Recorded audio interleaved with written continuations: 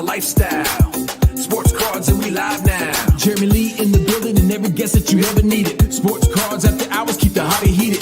Updates, hobby talk like you never seen it. Sports cards live and none could ever beat it. Sports cards is a lifestyle. Sports cards and we live now. Welcome to another episode of Sports Cards Live with your host, Jeremy Lee. All right, guys, what is up? Welcome to the January 2026 Fanatics Collect Premier Auction ending watch party, January the 22nd, 2022. My name's Jeremy Lee. Let's bring on our co-host for the 56th month in a row, I believe, none other than Mr. Adam Gray, the real 27 guy. How are you tonight, my guy? I'm now going to be the real 56 guy along with you. 56 months, 56 great months. I'm great, man. How are you? I'm good. I'm good. Looking forward to this one as we always do. We got a fun show tonight. Tons of amazing items as per usual. If you happen to be watching on Instagram, whether through my account or Adam's, coming over to the YouTube channel, jump in the chat with us. That is where the action happens. We've got cards. We've got talk. We got the chat. We've got giveaways. Thank you to Fanatics Collect for offering up. I think we got 4 different giveaways we're going to do tonight, Adam. 3 of them we're going to do kind of during the live stream. We're going to just have people we'll do 3 randoms throughout the evening. And we're going to do another one that I'll let Adam explain. It's going to be a fun one as well. Lots of great cards, Adam. I noticed you did a ton of reels for this auction for Fanatics, like 6 or 7, maybe even more. How many were there for this one? I don't know. It was a lot, though. It was like 10 or 12, yeah. Some crazy amount. Yeah, it was a lot. So my favorite, I think, was the same as your favorite, was the Babe Ruth autograph on the back of the business card from Julius Hanauer from the 1920s or 30s. What an amazing piece of history that is. I would love to own that piece. Just an amazing piece of history. The story that you told was phenomenal. And so thank you for doing that. It was great. Some great record setters happening tonight. I think we might see a few crazy things happen. There's a pair of cards, Adam, that I am super interested in. Yeah, I don't think I'm going to be able to do anything about that, but there is a pair of cards that I absolutely love in the auction tonight, and more. How about you? What are some of the highlights for you as we just start ramping up the episode here, the show? I like the dual Julius Ruth thing too. That was the most fun I've ever had making a reel. I don't want to tell you how many hours I spent making that reel, Jeremy, but learning about his family and basically like trying to picture where that all happened and took place and piece it all together was one of the most fun things I've ever done. It involved the white pages. Yeah, if you haven't watched it, please go watch it. I spent about 20 hours on that. Oh, I bet. It was so fun for me, but yeah, there are already a number of auctions that I think have set records. And for me, I'm actually the lead bidder on one of the items right now that I'm really excited about. Will I win it? Maybe, we'll see. But yeah, it's an exciting night. I don't think I've been as excited for a premiere, I don't know, in a long time. Maybe in a year, in a long time. There's an item that you are bidding on. And so what is often the case with you, and you're very transparent about this, is that you use cards to acquire new cards, which means if you're going to acquire a card tonight, you're going to be having to sacrifice a few cards. Have you rationalized that? Have you gotten comfortable? Have you identified the cards that if you win this card tonight, win the auction, that you're going to have to move out of? How do you feel about it? I have a group of cards that the payment will come from if I win, but I haven't narrowed it down exactly. I will say, as I look at the cards that I would have to sell, it's like it's beyond painful. It's like, I don't know, I can't do that. I don't want to do that, but I sort of have decided that I'm willing to do up to a certain amount. I think there's a low probability I win it, but I'm hoping that it doesn't go too high. You never know with some of this stuff, though. It sometimes has a big range, and if it ends on the lower end of the range, I might win it, or maybe it'll go too high. We'll see.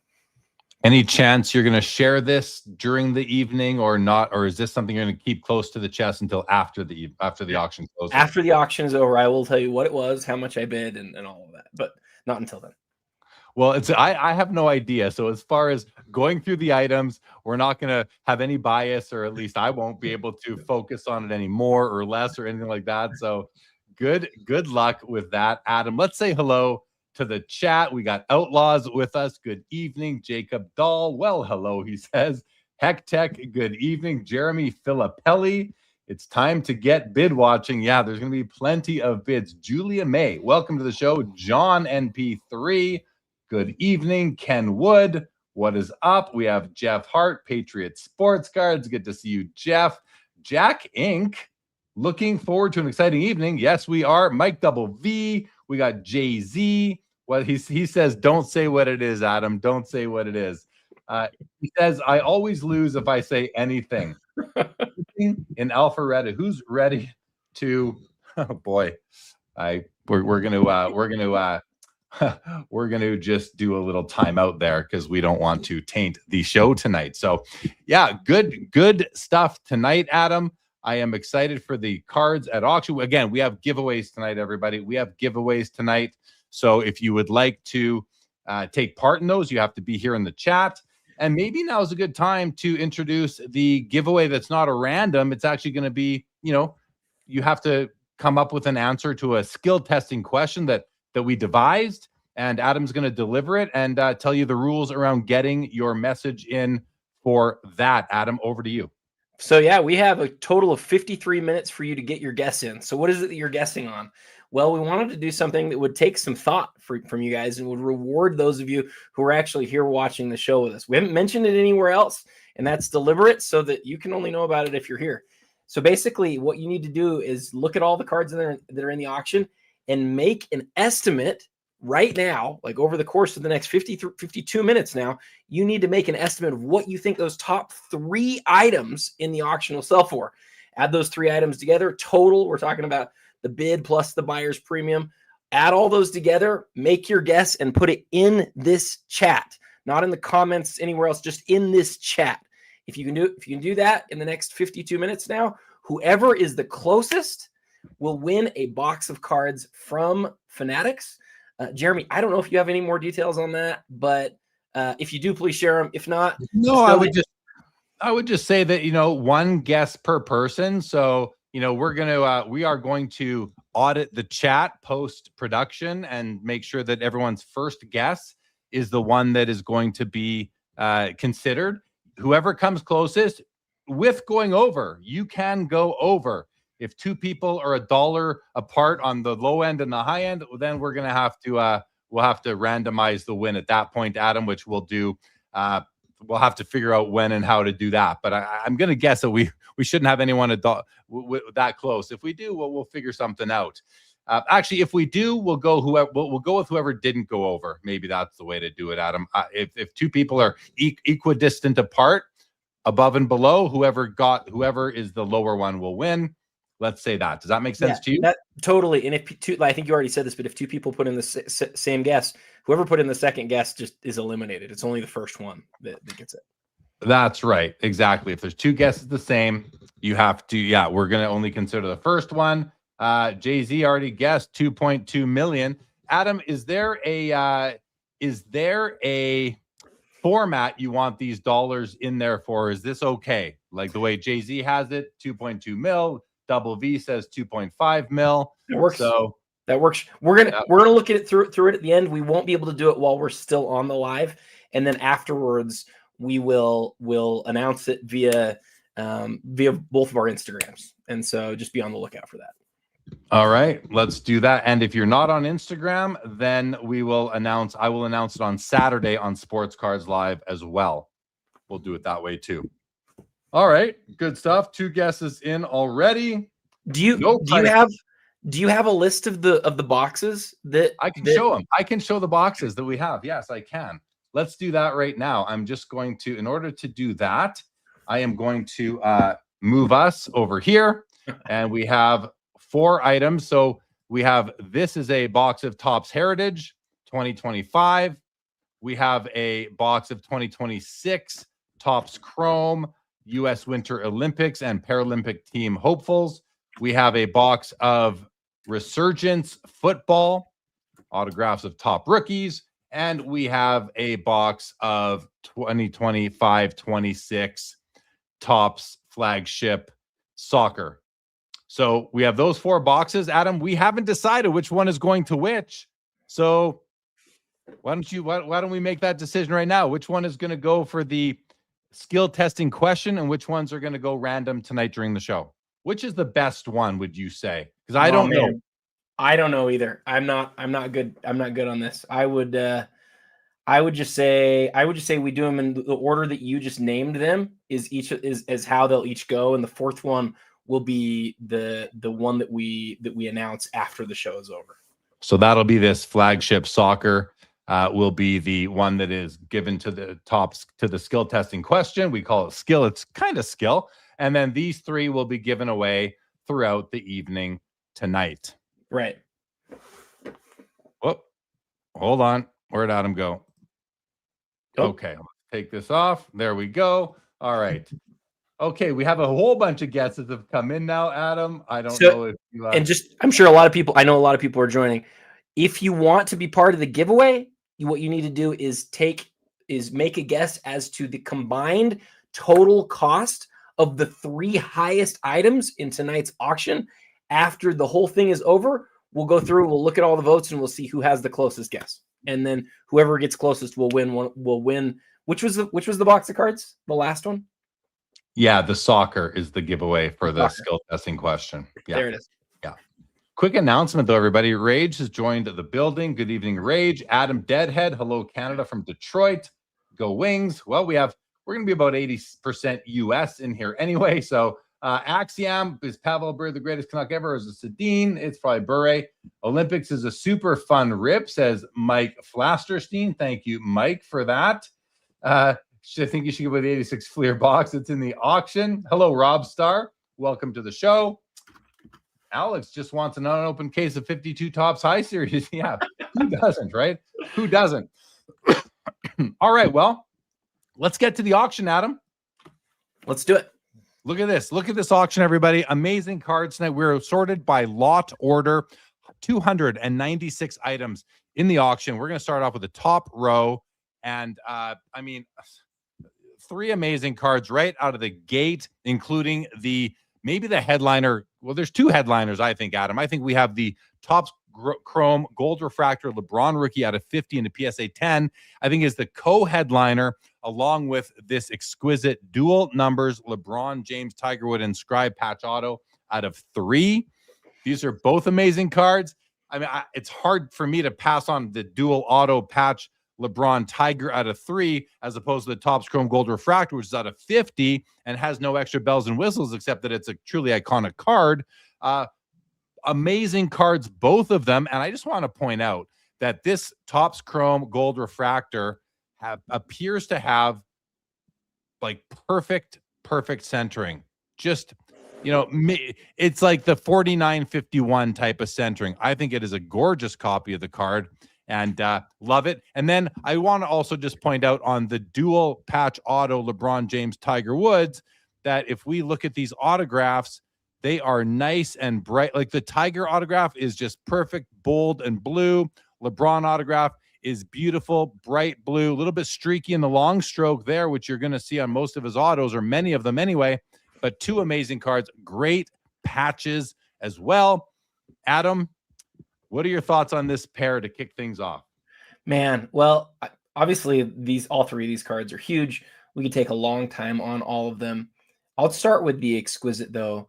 When I first saw this card, I knew I'd seen it before. It's a super well-known card in the hobby, but I sort of dove into it and asked, like, what makes this, as big a card as it is. The first thing that I actually noticed is the 30 in the middle. And my first thought was like, why did they do 30?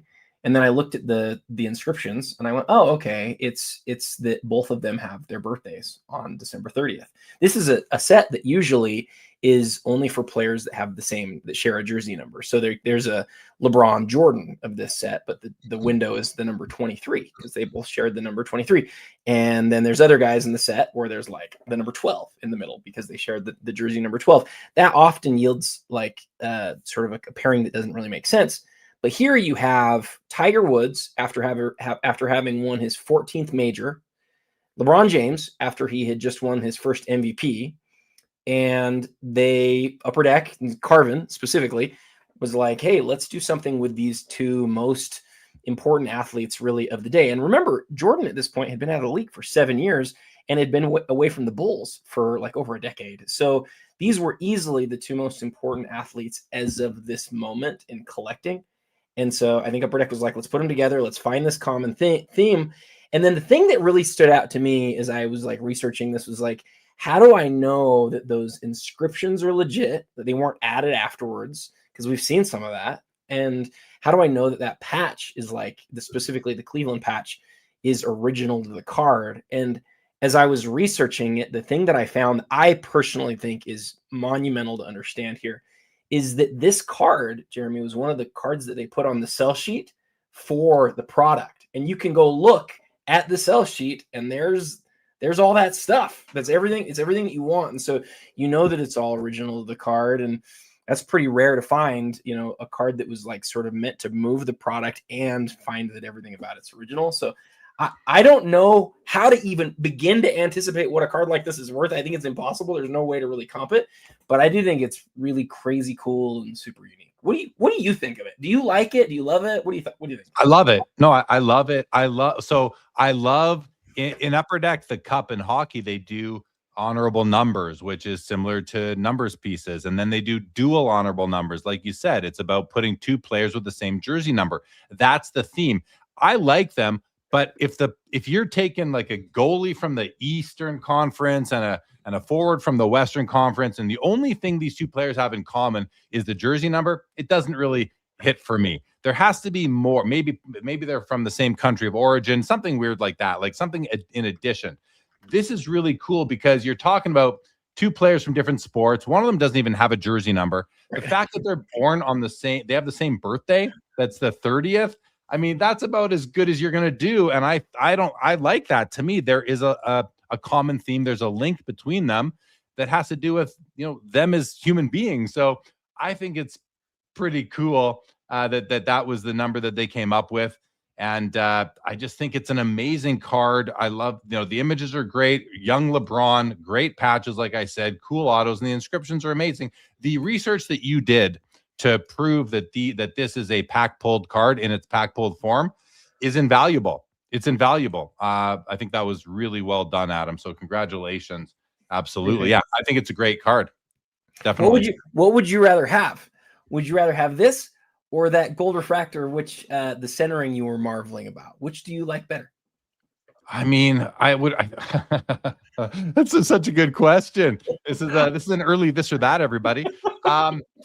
I think I would rather have this. I think this is a card that I would enjoy looking at in my collection more over time. It's something that I could take out of my collection and show to people, and they're gonna look at it for more than 5 or 10 seconds, like non-collectors, where any card that is just a card that has no bells and whistles, that is modern. I mean, vintage cards people tend to really appreciate more, I would think. But like, I'm talking about non-hobbyists. But yeah, this is a card that people are going to really enjoy. Like, look what Nick here says. He says it's the best Tiger card in existence.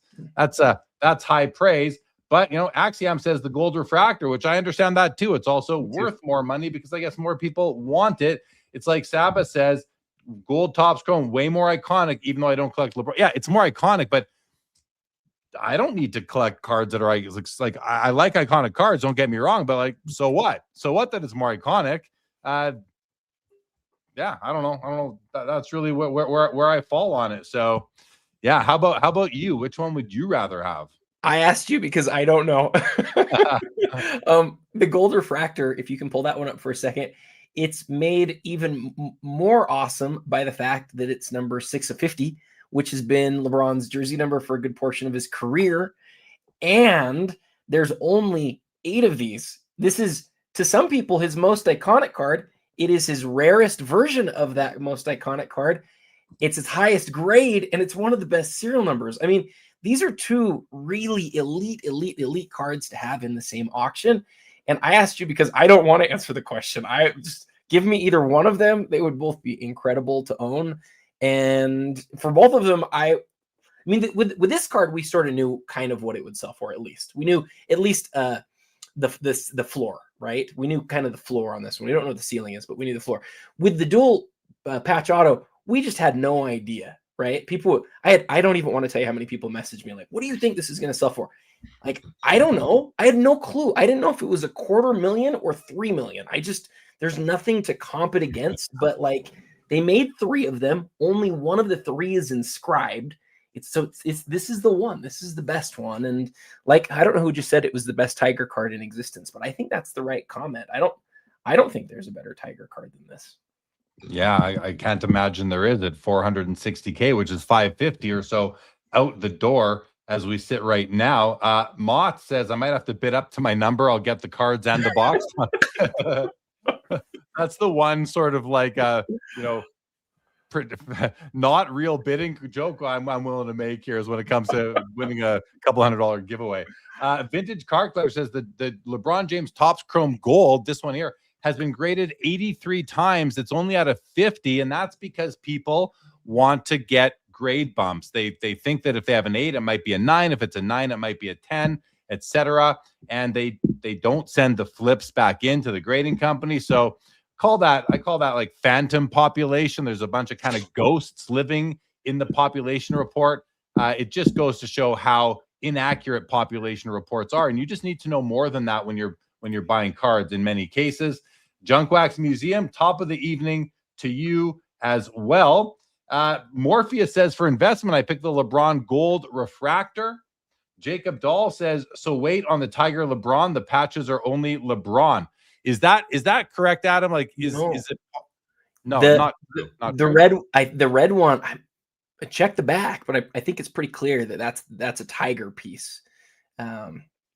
Let's zoom in and see it. The memorabilia has been certified to us as having been used by LeBron James in an official NBA game and by Tiger Woods in an official tournament in the autograph. So yeah, one piece is LeBron, one piece is Tiger. This might be maybe they're on the opposite sides. Maybe this is Tiger's shirt, although it looks more like no, that does look like it could be a shirt. I think I'm not sure.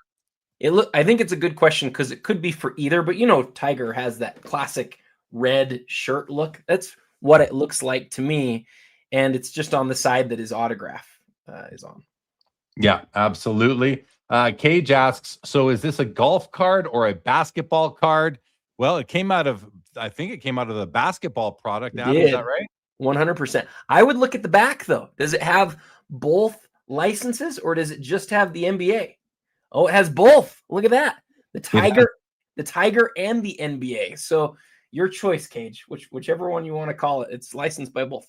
Yeah, it came out of an NBA pack. It did. So it did. I think it's but I mean, not really an important question, I don't think, but worthy of discussion anyway, I suppose.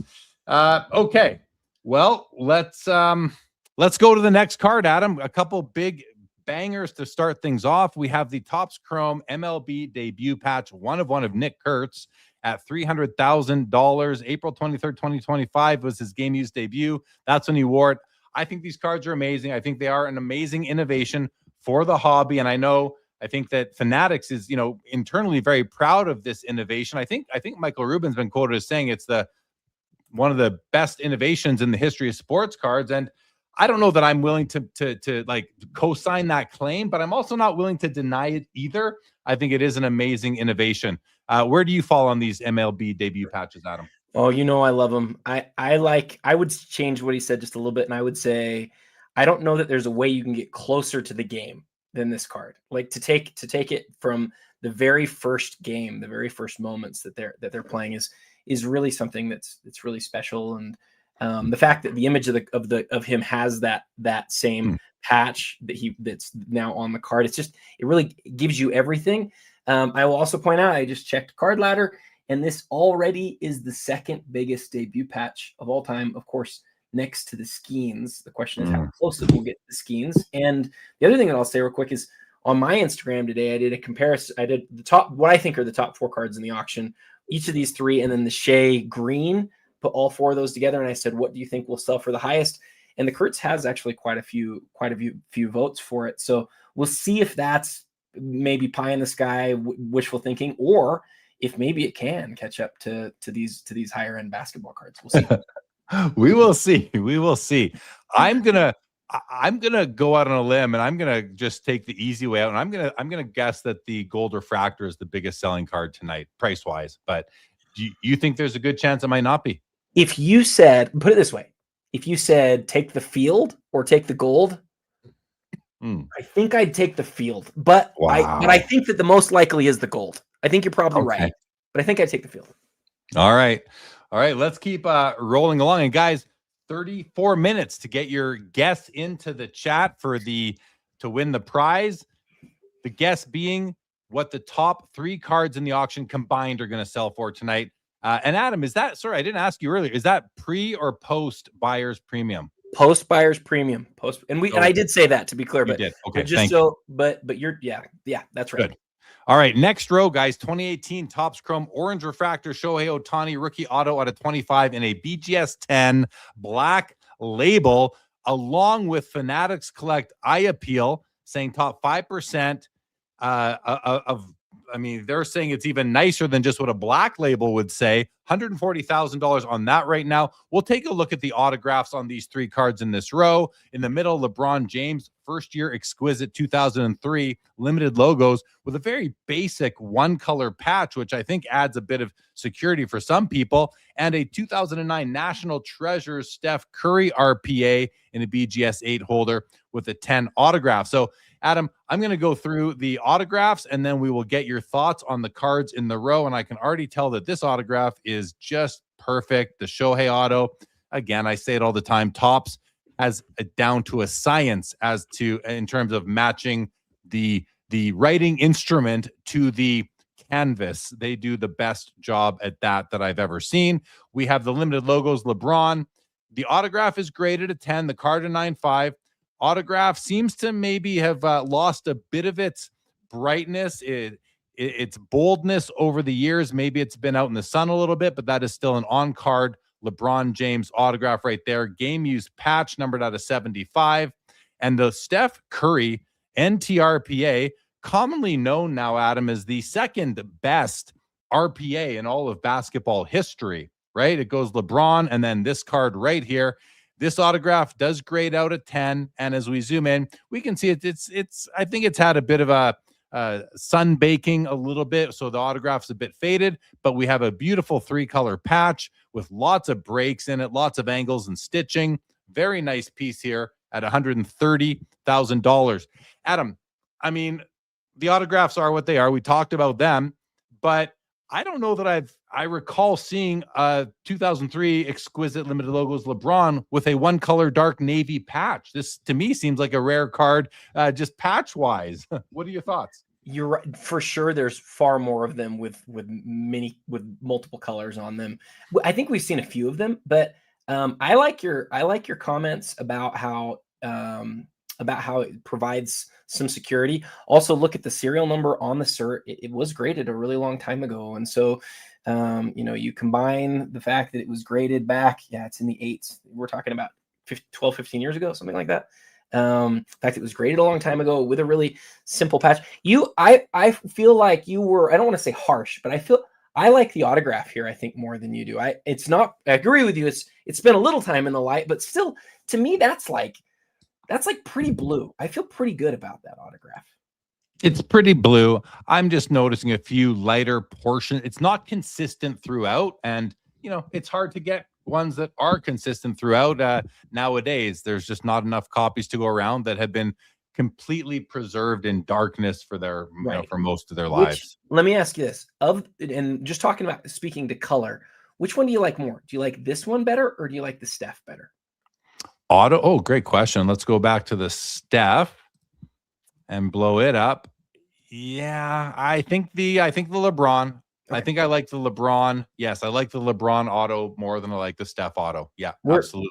Is that where you fall as well? Yeah, we're in lockstep on this one. The Steph is really an interesting one because when I saw it, my first reaction was, hey, now we've seen some of these over the years, but it seems like they're almost all 9.5s, and they are. Like the vast majority of these cards are 9.5s and 9s.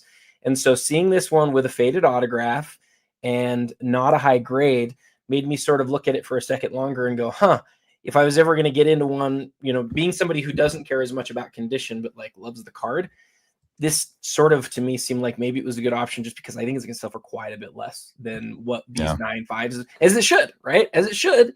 Like that's the reality, is that like we have to highlight when the condition is not as good, it's going to sell for less. But the flip side of that coin is that it gives somebody a chance at the card that maybe normally wouldn't have one. And so I like that about it, but there's no question it's not one of the better copies. Although the patch is nice, it's not one of the better copies of the card.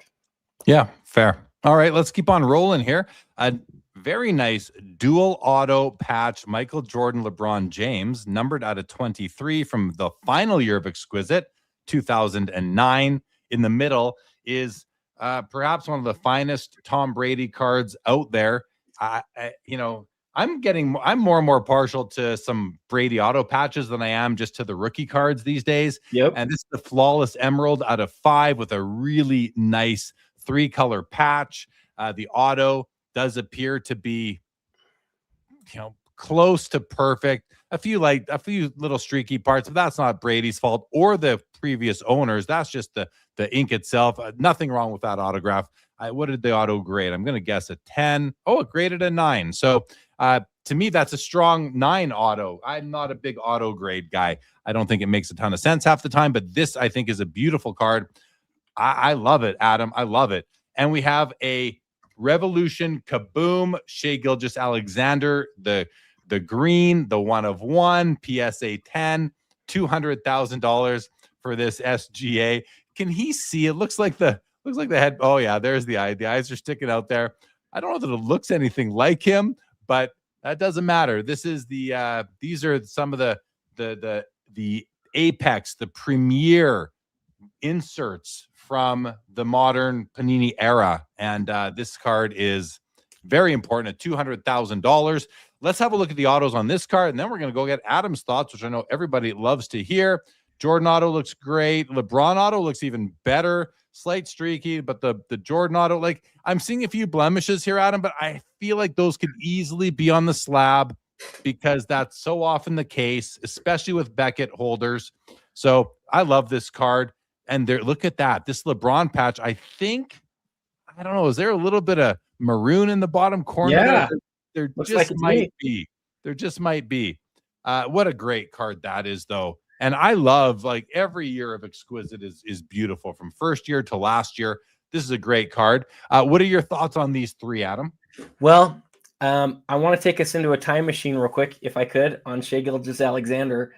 It was, I think, about 4 years ago that you and I sat here on the show, and his National Treasures Logoman auto was up, and there was a big Luka Doncic card that was also up. And I've given you a hard time over this a few times over the years because you're right. Whenever we argue, you're right like 99.9% of the time. But this was the 1.1 where I was like, it was really firm. I was like, Jeremy, like, Shai Gilgeous-Alexander is going to be amazing. The Thunder are positioned to do awesome things. And I think that this card is incredible. And now we know what's happened since then. Obviously, Shai's become an MVP and the guy who's a champion. And obviously, Luka still sells incredibly well. In fact, for more than Shai does. But it was a regular Luka RPA. And for Shai, it was his best card in existence. Now, fast forward all these years later.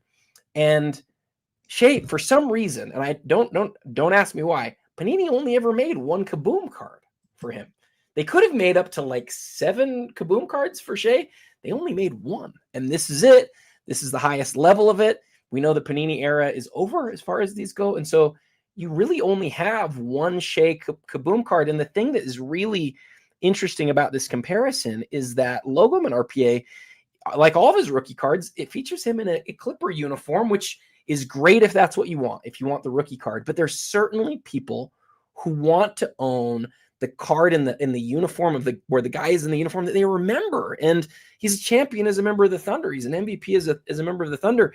I think this card easily has a case as being his best non-rookie card. But I think that you could also sort of say, listen, I would rather have this than even his best rookie card. And so that's why I included it on my top 4 today on my Instagram, because I actually think there's a chance it pops quite a bit, which I know is going to shock some people if it does, because it's like, oh, kabooms are crazy. I think this one makes sense. I really do. I think this one makes sense. I'm with you. I love what you said. For me, I don't need rookie cards as far as representation of my collection for every player. So I like unique. I like different, and so I think you made some great arguments there about this card. And we'll see what happens. Maybe you're right. Like Axiom says on the screen right now, that Shea is a monster.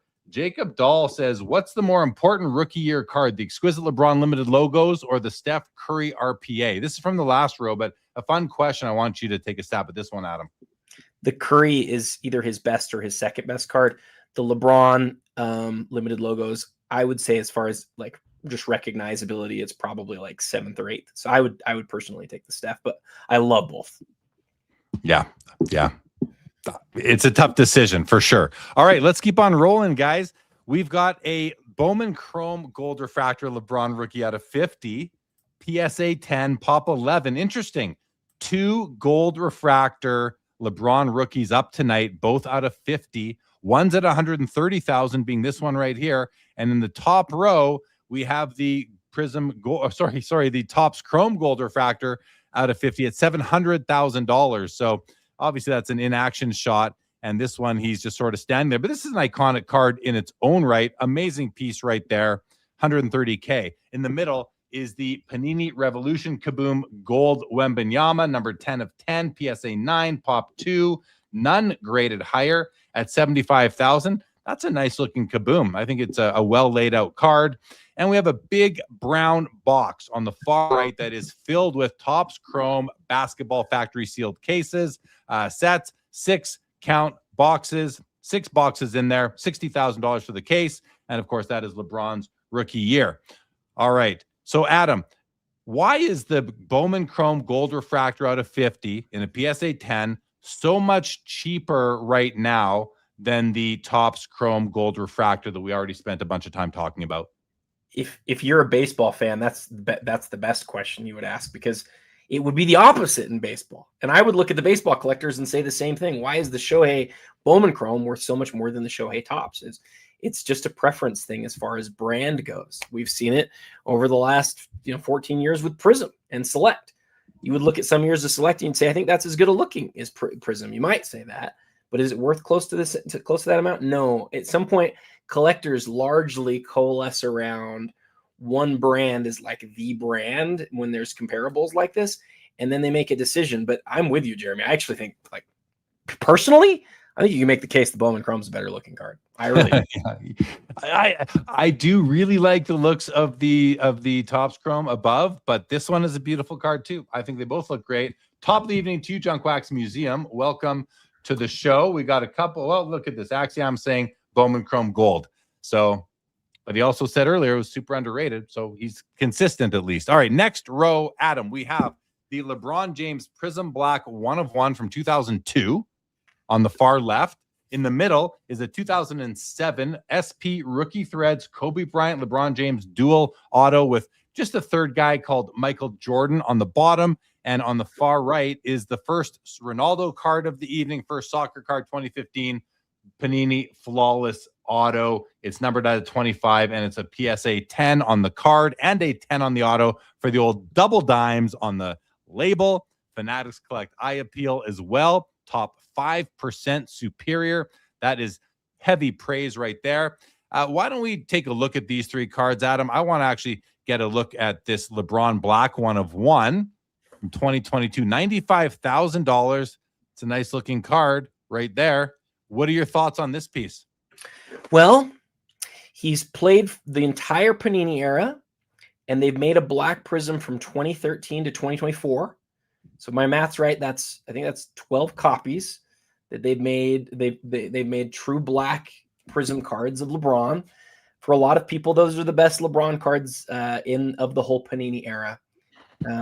We saw over the course of the last few weeks a Luka Black sell for $375,000. We saw a Shea Black sell for $150,000. And now we see LeBron. Now, the difference between LeBron and those two guys, I think it's worth noting, just to give those other guys sort of some explanation why they might sell for so much more. Those guys only have cards from 2018 onward. LeBron has cards from 2013 onward. So he does have more blacks, but he's LeBron. He's one of the most collected guys ever. And then you add in the fact, I had somebody message me this today. I haven't verified this, but he said he believed that this was, at one point at least, the only PSA 10 of all of LeBron's black Prism cards. So, you know, you put all those things together and you sort of go, wow, this is going to be a huge deal. I think it was at 95 just a second ago. Now it's at 110. And it's one of those you just don't know. You know, is it going to go nuclear tonight, or this is a huge auction, man. Like this card usually would be like a top 3 card in the auction, and it's not tonight. So pretty crazy.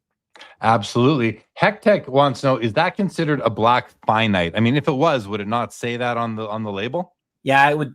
I think I should know this, but I think finite's more reserved for like football. For basketball, you just want it to say black Prism. This is the best of the one. Some people might argue that the Nebula is better than, but you can see the difference obviously between those. Yeah. This is the best black though, the one that everybody wants. All right. Good evening, Laura. Welcome to the show. Axiom does say that black finite is only football, so it may be the parallel or the equivalent anyway. All right. Middle card here is the triple auto LeBron, Kobe, and MJ. We're going to look at the autos because we love to do that. They do grade out of 10. Oh, that looks super solid. Solid. Yeah, great autos. Look at the serial number. It's 23 of 25. That covers off 2 of these guys anyway, Adam, and it's only one off of the other guy, so kind of funny. 80,000 on this. Great looking card. And one more thing, did I notice, are these sticker? They are sticker autographs. Yep. What are your thoughts on the card, Adam? It's the single greatest sticker autograph of all time. Yeah. It is. There's 107 non-sticker autos with these 3, and they're all like way into the 6 figures. So if you want to own a card that has just these 3 guys signing on it, and you know you don't want to pay the house price, then this is probably your only option. But I think you're wise to call it the 23. That's the best jersey. That's the best number that you could get at the 25 for sure. Yeah, that's a cool number. And those are things that I notice as a collector. I know some people don't really care about it. I personally notice it myself. All right, here's the Ronaldo. The card is the double graded, 10 on the card, 10 on the auto. People love that. There's the autograph itself. Looks perfect to me. The long stroke a little bit lighter, but no big deal there. Very nice auto. Beautiful card. It just oozes like class. It's a classy looking card to me. Flawless does a great job. I'm a fan of Flawless. 36,000 here, and that top 5% eye appeal as well as the PSA 10 is going to help the card out as well. Adam, any thoughts on the Ronaldo? No, I just want to say 2 other quick things real fast, which is one, we already mentioned this at the beginning, but guys, the counter is moved up an hour this time. That means that extended bidding, the normal window has been moved up an hour, which likely is going to lead to this ending sooner than normal. So if it feels like the bids are coming in hotter and heavier than usual at this point, it's because they are, right? People are aware that this isn't going to last as long. And now at this point, we have 16 minutes, if you're just joining, to get in on the contest to win a box from Fanatics. The contest today is you need to guess what the top 3 highest selling items in the auction will sell for in aggregate, add them all together, post buyer's premium, and whoever gets closest, it doesn't matter if you go over or not, whoever gets closest will win a free box of cards, and we'll announce that tomorrow. Yeah, very nice. Thank you for reiterating that, Adam. You got 16 minutes to get those guesses in, everybody. Let's go, MJ. Why is the auction ending earlier? Or I think they moved up extended bidding simply because these auctions were going very late. So this should move it down an hour. We started an hour early tonight. We've already been on for 45 minutes. Usually we don't come on for 15 more. So we accommodated, of course, the auction because we love doing this. And here we are now. And caller went and confirmed that LeBron is indeed the only true black 10 graded by PSA. Maury, what's up with Prism Blacks? Why so high for a vet year? Is it Mr. Wonderful's fund buying those? We wouldn't know that, but there's we're not going to get into the whole lineage of that right now, but they are very popular cards. Yeah. All right, next You're row. right. We need to keep going. I like it, Jeremy. Next row, Adam. We have the 98 Metal Universe Gem Master Deion Sanders 1/1 PSA 7. It's up to $32,000. It wasn't that high when I checked it out a couple days ago. We've got the Michael Jordan Jambalaya in the BGS 9.5. I love this card. So beautiful. Top 15% Fanatics Collect Eye Appeal. $70K right now on that. And we have a Luka Doncic Logo Man out of 5 from 2018 National Treasures. Adam, this is a rookie year card. BGS 9 Pop 1. None higher. $60,000. Great piece right there. And Adam, I have to tell you, no one knows this except me and the person who I talked to on the phone earlier today. But I think I'm 90% going to be at the Lakers game in March, on March 10th, when Luka and LeBron James will take on Anthony Edwards and the Minnesota Timberwolves. I was invited down to a suite at the game. I've never been before. I think I'm going to make the trip and watch Luka play, probably for the one and only time in my life. And LeBron too. I'm pretty excited. You know what the best part about this is? You forgot to mention you get to see Rudy Gobert play. That's the most important part. I did forget. And you know what? Who? I forget again. I'm just kidding. Yeah, I'm excited. But anyway, here's a Luka card. You know, we were talking earlier about when we were talking about the SGA and, you know, what team you want your player on. Like, I don't have a Luka card in my collection. If I were to get one, I think I'm going to end up wanting a Lakers one, just like Shaq. I like Shaq and the Lakers, not so much Orlando or Cleveland or anywhere else. So, but anyway, on to these cards. Let's hear from you on these three. Probably the best Deion Sanders card in existence. We're talking about the set of the 90s, the Gem Masters 1/1. It's kind of crazy that it's at auction, sitting incredibly low compared to what some of his other cards have sold for. I mean, we've seen like regular PMGs selling in this range. This is the Gem Masters, and so pretty shocked to see it at that price. And then as far as the Luka goes, the Luka is really an amazing story because look, we've seen in the last like 2 months, we've seen a Luka flawless Logo Man RPA that includes an autograph, and it's 1/1, sold for $4.7 million. So, you know, as you ask the question, like how many Luka Logo Man rookies are there? There's only 9 of them. 5 of them are this card right here. There's this and 4 other copies, but this is currently about 1.5% of what the flawless sold for. And that doesn't make a lot of sense to me. It feels like it's obviously not going to sell what the flawless sells for, but 1.5% doesn't make any sense. So that's crazy. And then I just want to know if this Jordan Jambalaya is your old copy, because it's pretty darn similar to your old copy, I think.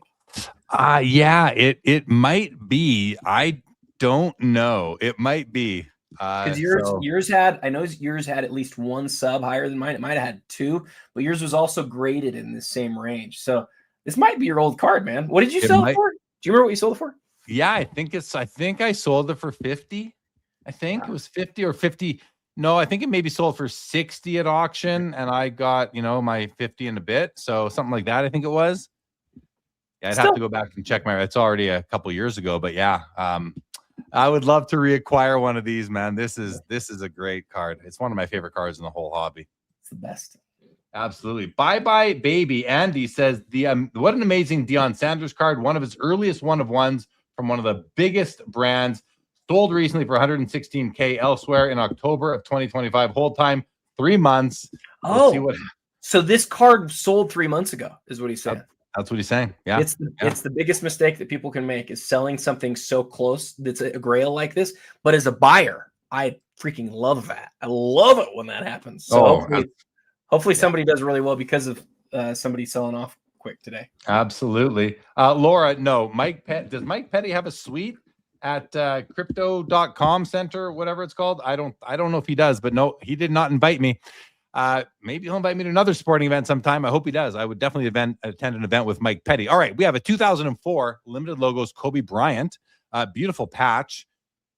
Auto looks good from here. What is the auto? Auto is graded on the back at 10, and the patch is phenomenal.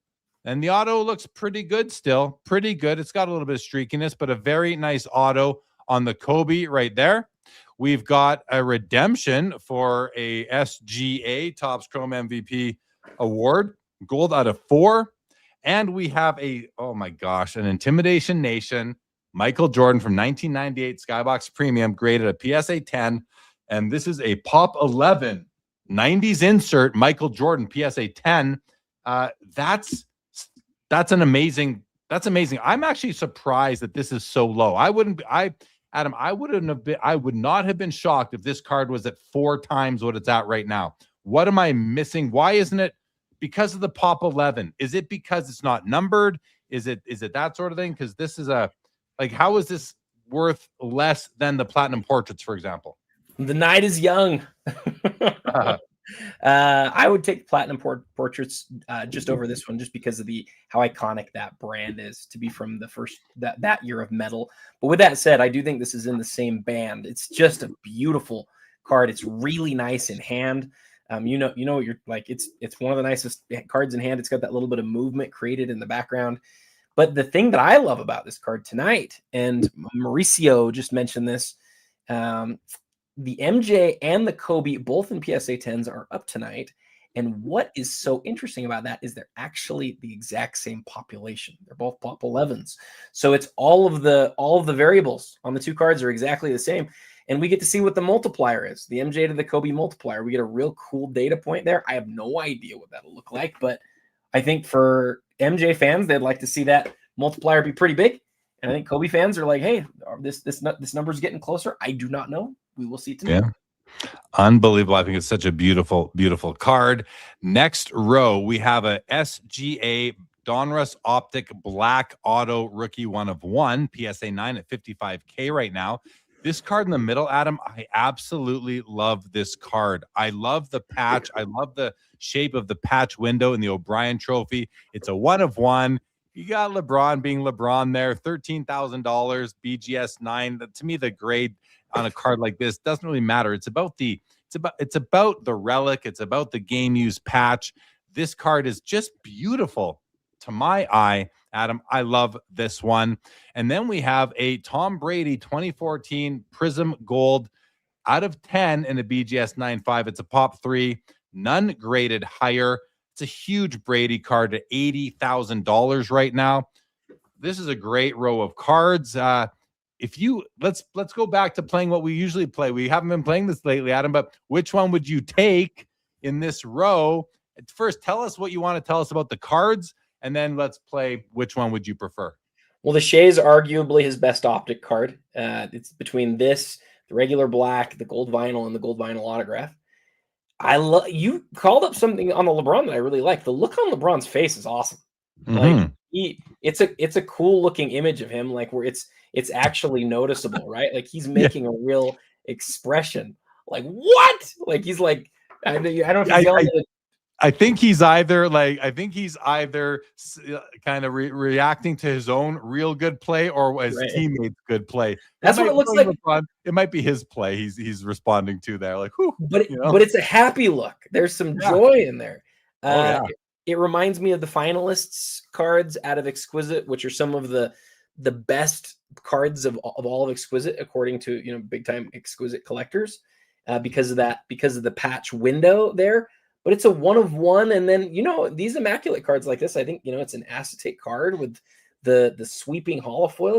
It's beautiful, and LeBron's down right now as far as his value goes. But Jeremy, I love that card. I think it's just a beautiful, beautiful piece of cardboard right there. Absolutely love it as well. All right, read the comments for some funny ones in there, everybody.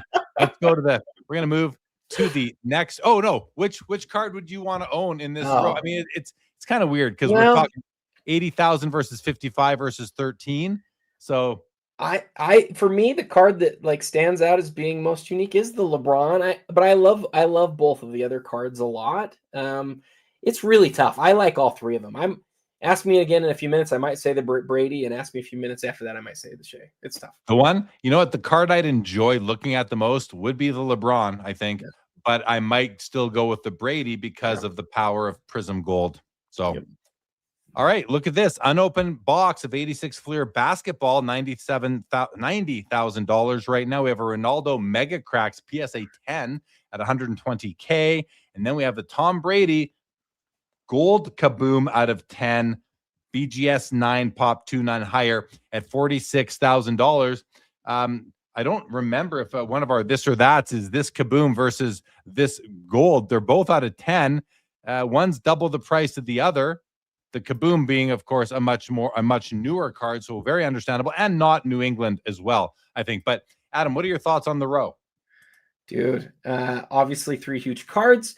I'm noticing the Brady most right now just because we've seen the explosion in kabooms that we've seen. But the Ronaldo being like the second most recognizable soccer card in that ultra high grade. I don't know. The box is the one that I think people have talked about a lot historically. And it would be really cool to own one of those. I think it'd just be amazing to open one. But I wonder, how many Jordans are in there? That's the real question. Isn't it like 2.86 or 3 or 4? I forget. I might be confusing with the Gretzky in hockey, but if I'm picking one, I think I'm taking the Ronaldo in this case over the other two options for my own collection. But yeah, owning an unopened box of 86 Fleer would be really cool as well. Welcome, Orlando. Good to see you, buddy. Thank you for joining us. All right, here we go. There's the Messi Mega Cracks rookie. It's a PSA 9. Top 30% eye appeal from Fanatics, $70K right now. In the middle, 96 select certified mirror gold Derek Jeter. These are, I believe, stated print runs of 30. It's a PSA 9, pop 12 to higher at $34,000. And on the far left is the 2007 exquisite limited logos Kobe Bryant, numbered out of 50, 46K. It's a BGS 8.5 with a 10 auto, and that auto looks really good from a distance. Let's have a zoomed in look at it. Yeah, the auto's very, very nice, but that patch is just gorgeous. I will say, though, Adam, I said it earlier, all exquisite designs are beautiful. This is a beautiful card, but the design with these lines coming like 6 or 7 in a row, I don't think it's my favorite design, but it's still a limited logos, on-card auto, game use patch, Kobe Bryant. I'm noticing a lot of blemishes. These are definitely on the slab, you guys, not on the holder. And there are ways to clean up your slabs and get rid of a bunch of this noise that you're seeing there. So don't let that hold you back. 46,000 on this one, Adam. And again, above average eye appeal. Let's go to you for your thoughts, and then let's play which one would you want to have. There's another Kobe limited logos earlier that we didn't really highlight as much. That is a card that I personally own, and I would argue is the best looking. I would agree with you. This is probably the least best looking, but it is the same as the rest of the branding that year. The rest of the 07s have these like wings, these lines that you're talking about. The regular cards have that. The RPAs have that, and so it reminds me of that. The only other thing that I'll mention here that is really worthy of note, Jeremy, is that one of these same cards, the number 2450, is a card that recently moved for 2.4 or 2 point something, maybe just $2 million. It has an inscription, a really cool inscription on it, and it's number 24, and the patch on it is a piece of the championship jersey, which is amazing. But it sold for one of the most expensive. It might be the most expensive solo Kobe card actually ever. Was another copy of this exact same card right here. Amazing. Well, this one's 46K right now as we sit. And if I'm picking one card in this row, I'm taking the Kobe, Adam. It's pretty easy for me. Yeah, me too. I like both the other cards, but for sure it's the Kobe.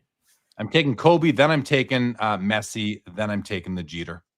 All right, here we go. Look at the two Currys beside each other, both 09 exquisite. We have the one on the left out of 30, the one on the right out of the one on the left out of 31. The one on the right is out of 30. They're both in BGS 9.5 holders. 22,000 for the card in the middle, 27.5 for the card on the right. We'll take a look at those autos. And then, of course, on the left is the 2002 Upper Deck Glass dual jersey auto of Michael Jordan and Kobe. Jordan in a Wizards uniform, which might get people in a little bit cheaper than if it was the Bulls. Great autos on the card. Only 10 copies produced. Game-worn memorabilia right there. PSA 9 on the card. Amazing card right there. And then on the two Currys, let's have a look at these autographs. That one's just fine. And the second one, oh, this looks even more just fine. Yeah, look at that. Bright blue still. This one, it's still really strong. Just maybe a tad lighter in color. Some really cool cards here, Adam. What's up with the different images and the different cards on the two Currys? Man, there's a long story here, but I don't want to make it too long. I'll just give you a few bullet points. Oh, by the way, before you do, the deadline to get your guesses in, and Laura waited till the very end, is like, it's over. So Should we give 5 minutes for someone who may not have who came in, or no, we can't go back on what we said, can we? We can't go back on what we said. We said it would be this time. I as much as I'd like to, We can't do it. yeah, There's more giveaways tonight. Let's give 30 seconds from right now, and then you put it, and then put your lines in, and we'll call it good. So if you want to put in your guess in the next 30 seconds as to what the top 3 cards will add up to post buyer's premium, then you'll be entered to win a free box courtesy of Fanatics tonight. So I'll go real quick on this. I don't want to. I'll just give you a few bullet points. Go ahead. So the 2 Currys, I had a friend message me today, and he's like, well, these aren't licensed, right? And it's a good question because he's in a Davidson uniform. But if you click on either one of those, Jeremy, and click on the back, look at the back, you're going to see the big NBA logo on the back. It's not that they weren't licensed. It's the Upper Deck needed to put these out quickly because they were losing their license. And they wanted to have him sign on the card rather than on a sticker. 3, 2, 1. That's it. Wow, we got 3 guesses. All came in right there at the end. And that's it. Every guess up until now is in, and other guesses aren't. So so they are NBA licensed, but he's wearing a Davidson uniform. That confuses people. The more confusing thing is, why did Upper Deck make 2 base cards this year? They did. One's number 72 and one's number 64. And the most confusing thing of all, and I want to know if you can figure out why, one of these cards is numbered to 30. The parallel was always numbered to the jersey number. One of them is numbered to 30. The other's numbered to 31. Do you know why the other one's to 31? I've known it because you've told the story here before, but I can't remember right now. Well, I'll tell you. Actually, the story is that nobody knows what the reason is, other than that they may have miscounted. It makes no sense for this one to be out of 31. And again, tonight we get a really cool comp because we get to see them sell right next to each other. I love them both. I think they're great cards. I don't mind that he's in a Davidson uniform at all. I like that they're early autographs and that they're the parallel out of Exquisite. I mean, it's the same card of LeBron James that sold for like $5 million, but his had a patch. Steph's doesn't have a patch because they didn't have patches yet. But does that make a difference of millions of dollars? To me, it's sort of a crazy thing. It does for me for a couple of reasons. One, less, fewer bells and whistles, but also just aesthetically, I think the patch adds a nice dimension from an aesthetics perspective. I prefer this card because the colored image versus this card where it's more sepia tone or black and white. And this one's also out of 30, so 3% rarer type of thing. But two great cards there. Adam, did you have any thoughts on the duel? No, I loved your thoughts on it. Those were great. To people who got their guesses in after the lines were put, don't worry, you missed out on your opportunity to win the first giveaway, but we have 3 more giveaways that we're going to get to tonight, and they're going to be just randoms. We're going to use the StreamYard giveaway tool for those. All right, here's another MLB debut patch. This is Marcelo Meyer at $38,000. On the left is a one-of-a-kind Messi from Eminence, 1 of 1. And on the right is a Shohei Kanji auto from Goodwin Champions at $50,000. We've definitely seen this card before. I love it. I love this Shohei. Let's have a look at this Messi. Is this one of those? Why is it? It seems thicker than I was expecting, and it's in one of these slabs that is really meant for unopened packs and things like that. It feels like. So, do you know what's going on with this card? Is it just an inch thick or something? Yeah, it's an Eminence card, and up until the most recent Eminence, where they changed it, the cards are just really thick. And as we've talked about before, unfortunately, PSA has yet to develop a slab that really does the card justice. And I think I speak for both of us when I say I'd rather have that card in a one-touch than I would in this giant monstrous thing. It's nice to have it authenticated by PSA. That's a very positive thing, but it just takes away from the presentation. If it was me and I owned it, I would take it out of the PSA slab and I would put it in a normal wood touch because it just presents so much nicer. And you wonder, like, would it be better to even send it to auction in a raw format than in this format?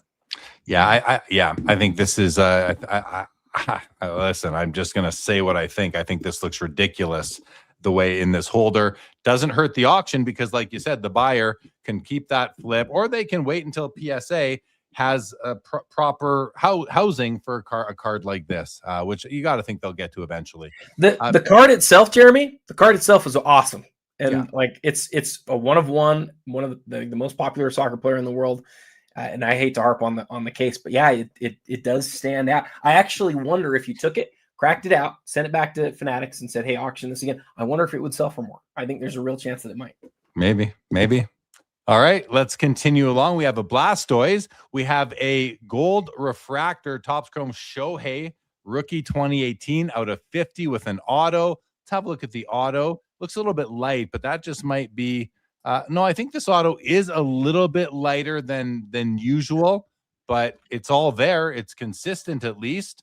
And then we have a Michael Jordan Legends Master Collection auto floor, I believe, jersey as well, numbered 7 out of 10. The autograph was more black at one point. It's faded a little bit, but it's still all there. A lot of people would still love that autograph. Adam, this card, I think you did something with this card a lot during this week. Is this a really, it's early too. It's 2000. This is an early MJ Mem auto card. What do you want to tell us about this piece? And I love the full body shot. I really like this card a lot.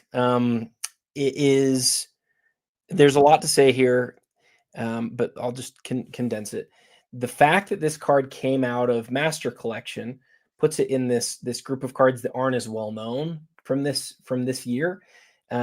Master Collection had a single, like the whole box, you knew what every card was in the box, except for it had a special pack that had one card in it.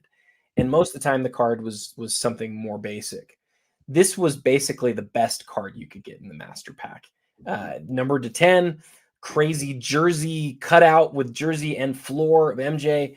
And the thing that I think is really like the most interesting thing about it, honestly, Jeremy, is like I didn't know this card existed until I was messaged about it. And I don't mean to be like, oh, I didn't know it existed, so it's so cool. But like, I don't think that there's another Jordan auto from this era that I would have been able to say that about. Like, I don't think any of this card has ever surfaced before.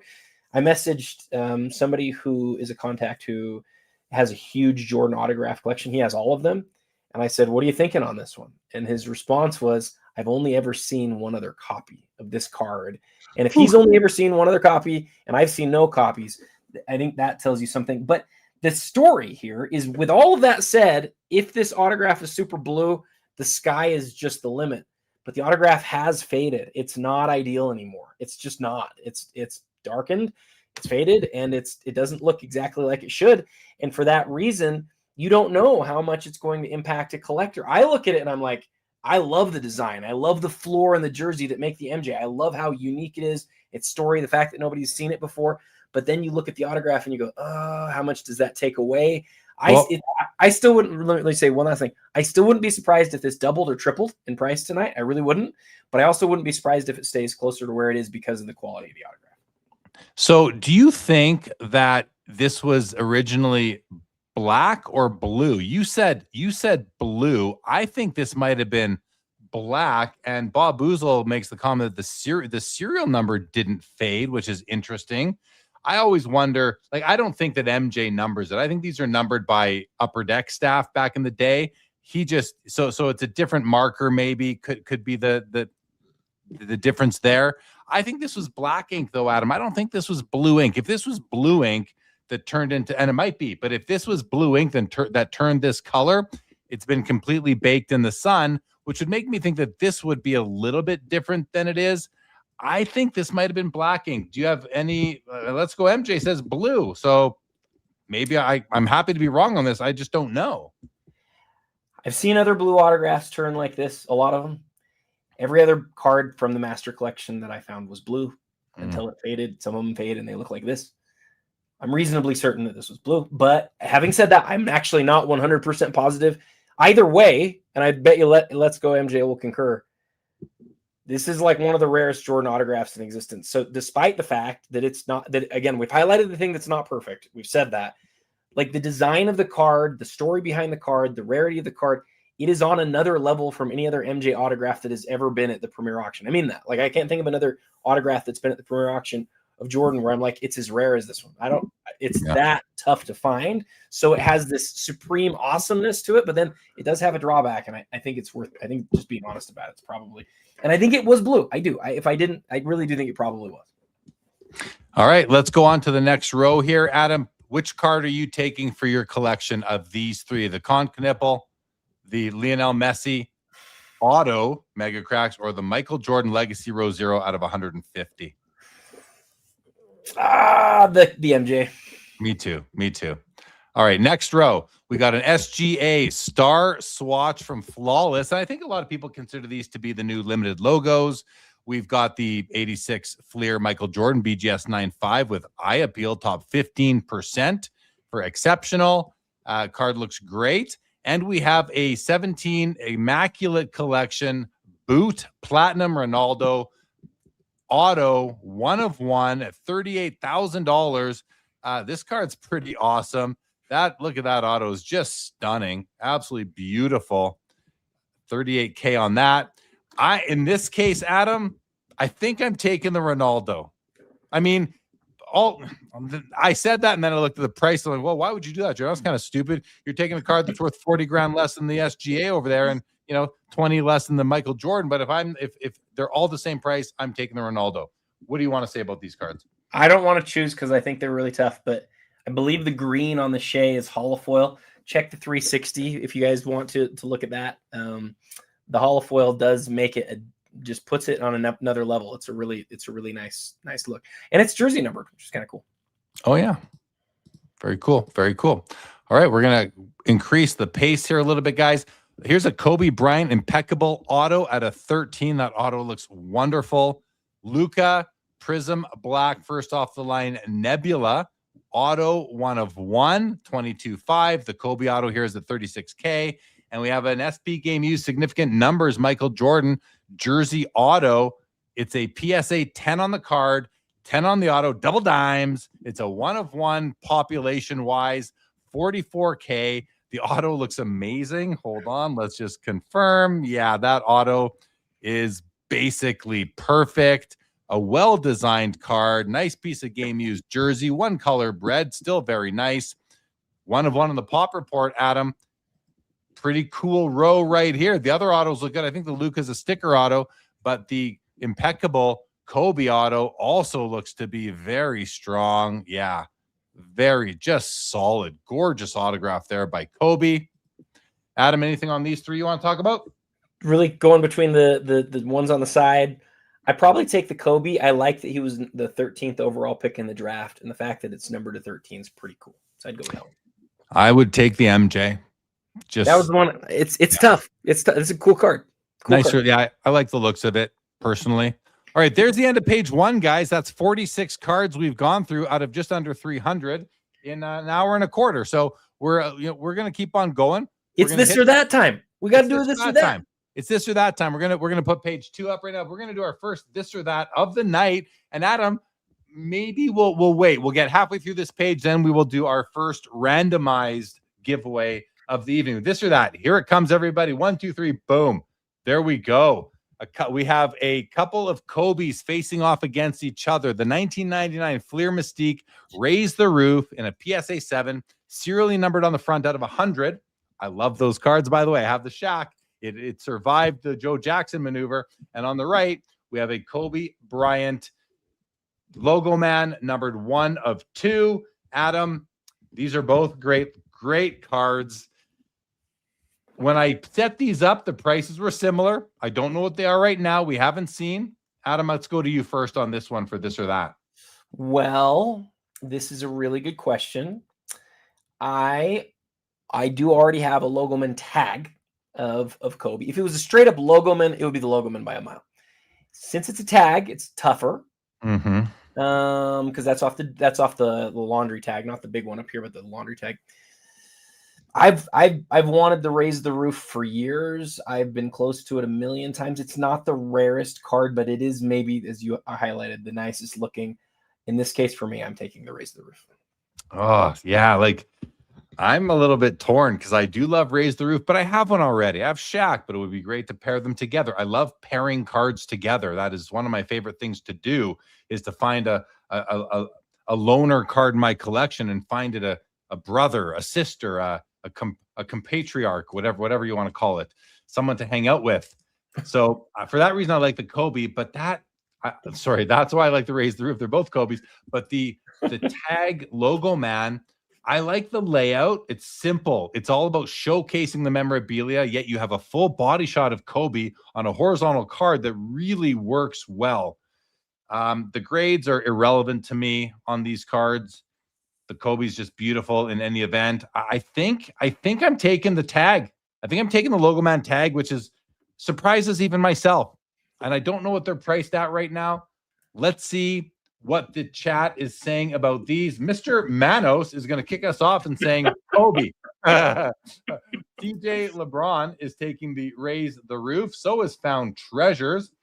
Living in Alpharetta says hands down Raise the Roof. VV Cards is taking the logo man. So is Tiger Nike Cards. Although I hope that these guys got these in after recognizing for certain that this was the tag logo man. But same with Bob Boozle. Same with Diamond Card. Same with Mr. Manos again. Bystander is taking the logo man, and I don't know why. Tiger Nike Cards, the logo man. Very good. Laura is taking the logo man. Vintage is taking Raise the Roof. I respect it. Julia May is taking the logo man tag. Bob Boozle, Raise the Roof, gives me flashbacks of middle-aged people doing hand gestures. Okay. Always love Bob Boozle's comments in the chat. Let's Go Jordan is taking the logo man. So is Courtside Investor. This or that is my fave. Thank you. Let's Go Jordan. And Sundin says gorgeous horizontal design, which I agree with. Rage is taking the Raise the Roof. And Larry Gitlin is taking the logo man. I think logo man wins this round, Adam, but to me it's close. They're both so cool. Yeah, it is. And I would have gone with the logo, with the tag if I didn't have one. But in this case, I'll tell you, man, that Raise the Roof, like you said, in person, that is just gorgeous. Absolutely. I love my Shaq. And let's keep on rolling now. Page 2, we're going to start off with a grand finale Kobe. Lots of Kobe all the time. Grand finale Kobe out of 50, PSA 7. Great card. On the far right is the Platinum Medallion MJ, numbered out of 99 from 1998. And in the middle is the Shohei Ohtani Topps Now Orange, numbered 50 of 50, autographed, PSA 10, Pop 2, none higher because it's a PSA 10 at $26,000. This is a fun one to decide which one we would take. I know what I'm taking. I want you to yes, I know which one I'm taking. I'd like you to guess which one I'm taking, Adam, because I surprised myself yet again. Well, I don't think you're taking the Kobe. It's either the Shohei or the MJ. I would have guessed the MJ all day long. That's what my guess would have been. It was the Kobe. You've never liked this set. You've told me how much you don't like this set. What happened? I'm warming up to this one version of it. I'm warming up to the because it's only got like one little hologram in the bottom right. I like the die cut. But listen, next month I could change my mind. Because I'm not going to get any of these cards, I can pick one just for fun. But yeah, that's the one. That's the one that in this moment, I'm not a huge fan of ultra platinum medallions, any of them from any of the years. I'm just not a huge fan of that card. The Shohei in the middle is nice, but it's really great. But I think I'm going with the Kobe grand finale. Any other thoughts on the cards though, Adam? Do you know the story on the Shohei? Yes, I think what was only the 50 of 50 autographed. Yeah, so there's the one the 50-50 that's inscribed. It was the one of one, and then there were 5 others that are called the orange ones. And they I can't remember the number on this, but this was one of the most ordered Topps Now cards ever.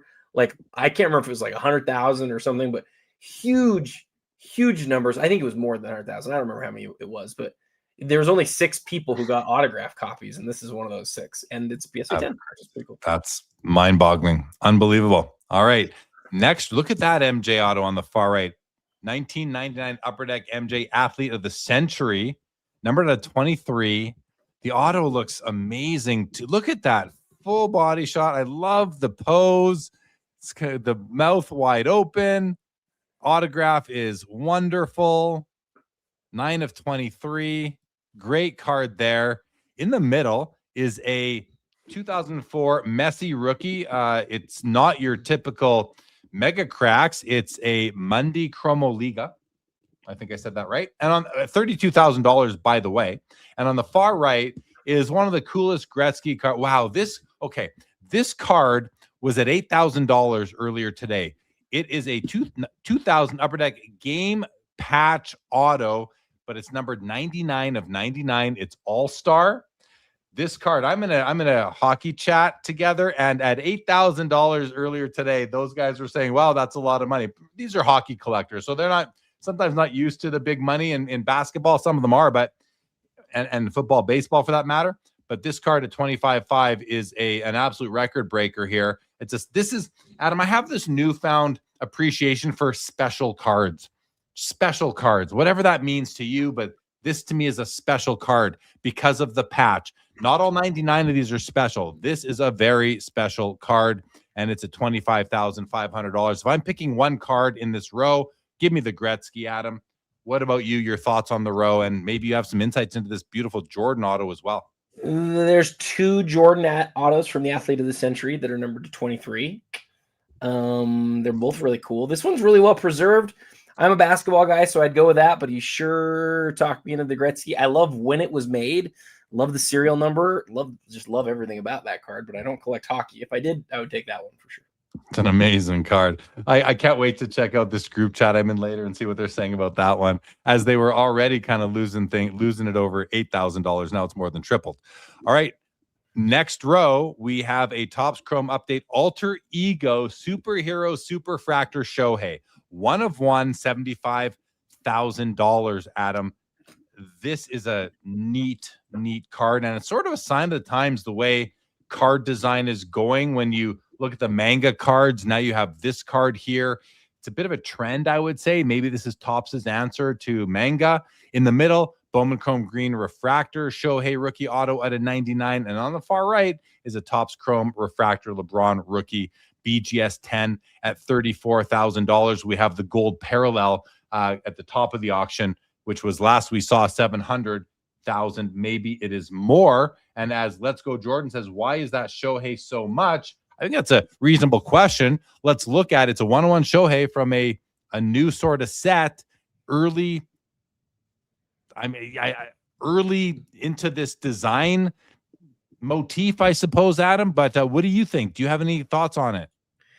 Man, I'm processing as we're talking right now. I, in general, have not been super moved by the art cards of the era, the kabooms. They don't really do a lot for me. There are some things about this that I really like, though. You zoom in, you see the kanji writing, the image of Shohei behind him. Babu's comment is always amazing. No, the Superfractor, the image of Shohei, yeah, the behind Shohei, like the whole thing, the whole alter ego thing, like it's cool. And it's something that this is me processing it in a matter of 20 seconds. I'd need to spend more time, but like I see on a very surfacey level right now some significant appeal, even more so than most of the art cards that we've seen over the course of the last 10 years. I see some significant, like it's really cool. It reminds me a little bit of like those 90s posters. Yeah. Like player posters. It's cool. Like it sort of leans into the like not childishness, but like it leans into like this sort of fun aspect and again, it's got the heritage of the Superfractor 1-of-1 to it as well. It's cool. And I'm guessing it might be the first alter ego. Had they done alter ego before? I assume they haven't. And then the other thing is that because the guys in the chat are kind of like, what's up with this? The Asian market as well. You've got the Asian player. You've got the Asian script on the card itself. I think that all might lead into it as well, right? They like their manga out there. They like their anime. And this is kind of reminiscent of that. So I could see it being very desirable in that market. Two comments I'd love to hit real quick. Let's Go Jordan says, okay, 90s posters fair, but $100K for a 2025 card. Everybody's trying to do the same thing where it's like, is this a card from this era that is going to be incredible? Shohei is certainly the athlete that a lot of people would bet on. We'll see if this insert is, but it's unique and it's cool. And I agree with Cage on this one too. The whole idea of the Fleer Pro Vision from the early 890s. That is what this is. Obviously, just there were tons of those, and this is that same type of thing, but it's a one of one of that. Well said. All right, let's go next row here. Mike, another Jordan Auto exquisite collection from 06, numbered jersey number 23 of 25. A beautiful Kobe card in the middle. Oh, the Eminence Farewell Diamond Gems. The way he's pointing to the sky. This card has got to bring out emotions from people. It's bringing them out from me just looking at this card right now. Beautiful, classy card. Lots of negative space. Nice gold writing on it. Wow, I think that's a special card, Adam. And then we have an SGA flawless rookie patch auto out of 15 in a BGS 95 holder at 27K, the most expensive card in the row. And to me, I like the other two more. Let's look at the MJ auto to start. The auto does grade out of 10. The card is slabbed as authentic, beautiful design, autograph. Certainly would not grade a 10 anymore. It has definitely had some baking. It's been baked a little bit and faded a little bit, but it's still all there and very legible, at least to call out the positive about it. And there's the Kobe card. I just want to see this. Look at all the 5X NBA champ, 2 times finals MVP, 18 All-Star, his career points total. There's the auto. Does the auto have what is this? This is, I don't know if these are issues with the slab, like the one touch, or if there's a bit of a auto issue there. I can't tell what's going on there, but you guys can zoom in and see it. There's the gem right there, the probably lab built diamond right over there, numbered 4 of 5, bottom left corner. Just a special card. Great auto, man. Wow, Adam. Am I onto it when I talk about how this card might elicit emotion from Kobe fans? Yeah, I like your call. It's supposed to be a goodbye to the NBA set that came out just after he retired. But now we look at it and we think about Kobe having left us early. And I think that's like a sort of a natural thing to do. I'm not saying what that should do to the popularity of the card or anything, but the only other color that I'll add here about it is that this is from the Eminence Kobe set. And when we say Eminence Kobe set, most of the Eminence sets have been like NBA wide sets, but this year they made a set that was just for Kobe. And the vast majority, and I mean the vast majority of cards, almost all of them were gold autograph cards. They made, I can't remember how many cards are in the set. It says it's card number 9. So my guess is that this is a 10 card set. I could be wrong, but they did a certain number of them that were white like this with black autographs. And to me, as I watched them come out, and I collected the first year of Eminence like hardcore, but I didn't ever buy into the Kobe only stuff. I would have looking back. I probably should have, but this to me was always like the autograph set that stood out is, like you said, is special and different because it really is different. If you see it next to the other Kobe autographs, you'll go, oh, there's a lot fewer of these, and they really stand out as different. I'd also point out that that's in holofoil there. So it's a really cool looking card. I'm with you though, that I can't tell if that's on the autograph on the card or if it's on the case. And that's kind of too bad. I wish I could tell that for sure. Yeah. Mollico says, classy card, classy host. Thank you very much, Mollico. Bob Boozle says, it's a nice tribute to a great career. Tiger Nike says, I love this image. So do I. TJ Braun says, gems in cards, I'll never understand. But you should. Diamonds are girl's best friend. That's what they say. So, I don't know. Why not put them in cards too? It might help you justify some purchases with your partner. You just never know. All right. TJ Braun, I want to be closer to the game, not closer to the pawn shop, because Boozle says breaking that out and taking to the pawn shop, the diamond. Okay, let's keep on rolling, guys. Okay, we have the Dan Marino Essential Credentials now numbered out of 8, back up for auction here. A PSA 8 on the grade of the card, and this card is a beast. I think we saw this card sell here for $108,000. Rings a bell to me. Do you remember that? Am I confusing with another card, Adam, or did we not see that happen here a while, like several months ago? I'm not sure. Are you talking about the LeBron? The Marino. I'm talking about the Marino. Oh, the Marino. Okay, sorry. You're saying I don't know if the one that we saw was number 8 of 8. I don't know if this is the same copy. I think this one might be a different copy. It might be a different copy. It's a crazy, yeah, this is 5 of 8. In any event, it's a crazy card, beautiful card. I love these cards, these essential credentials from 1998.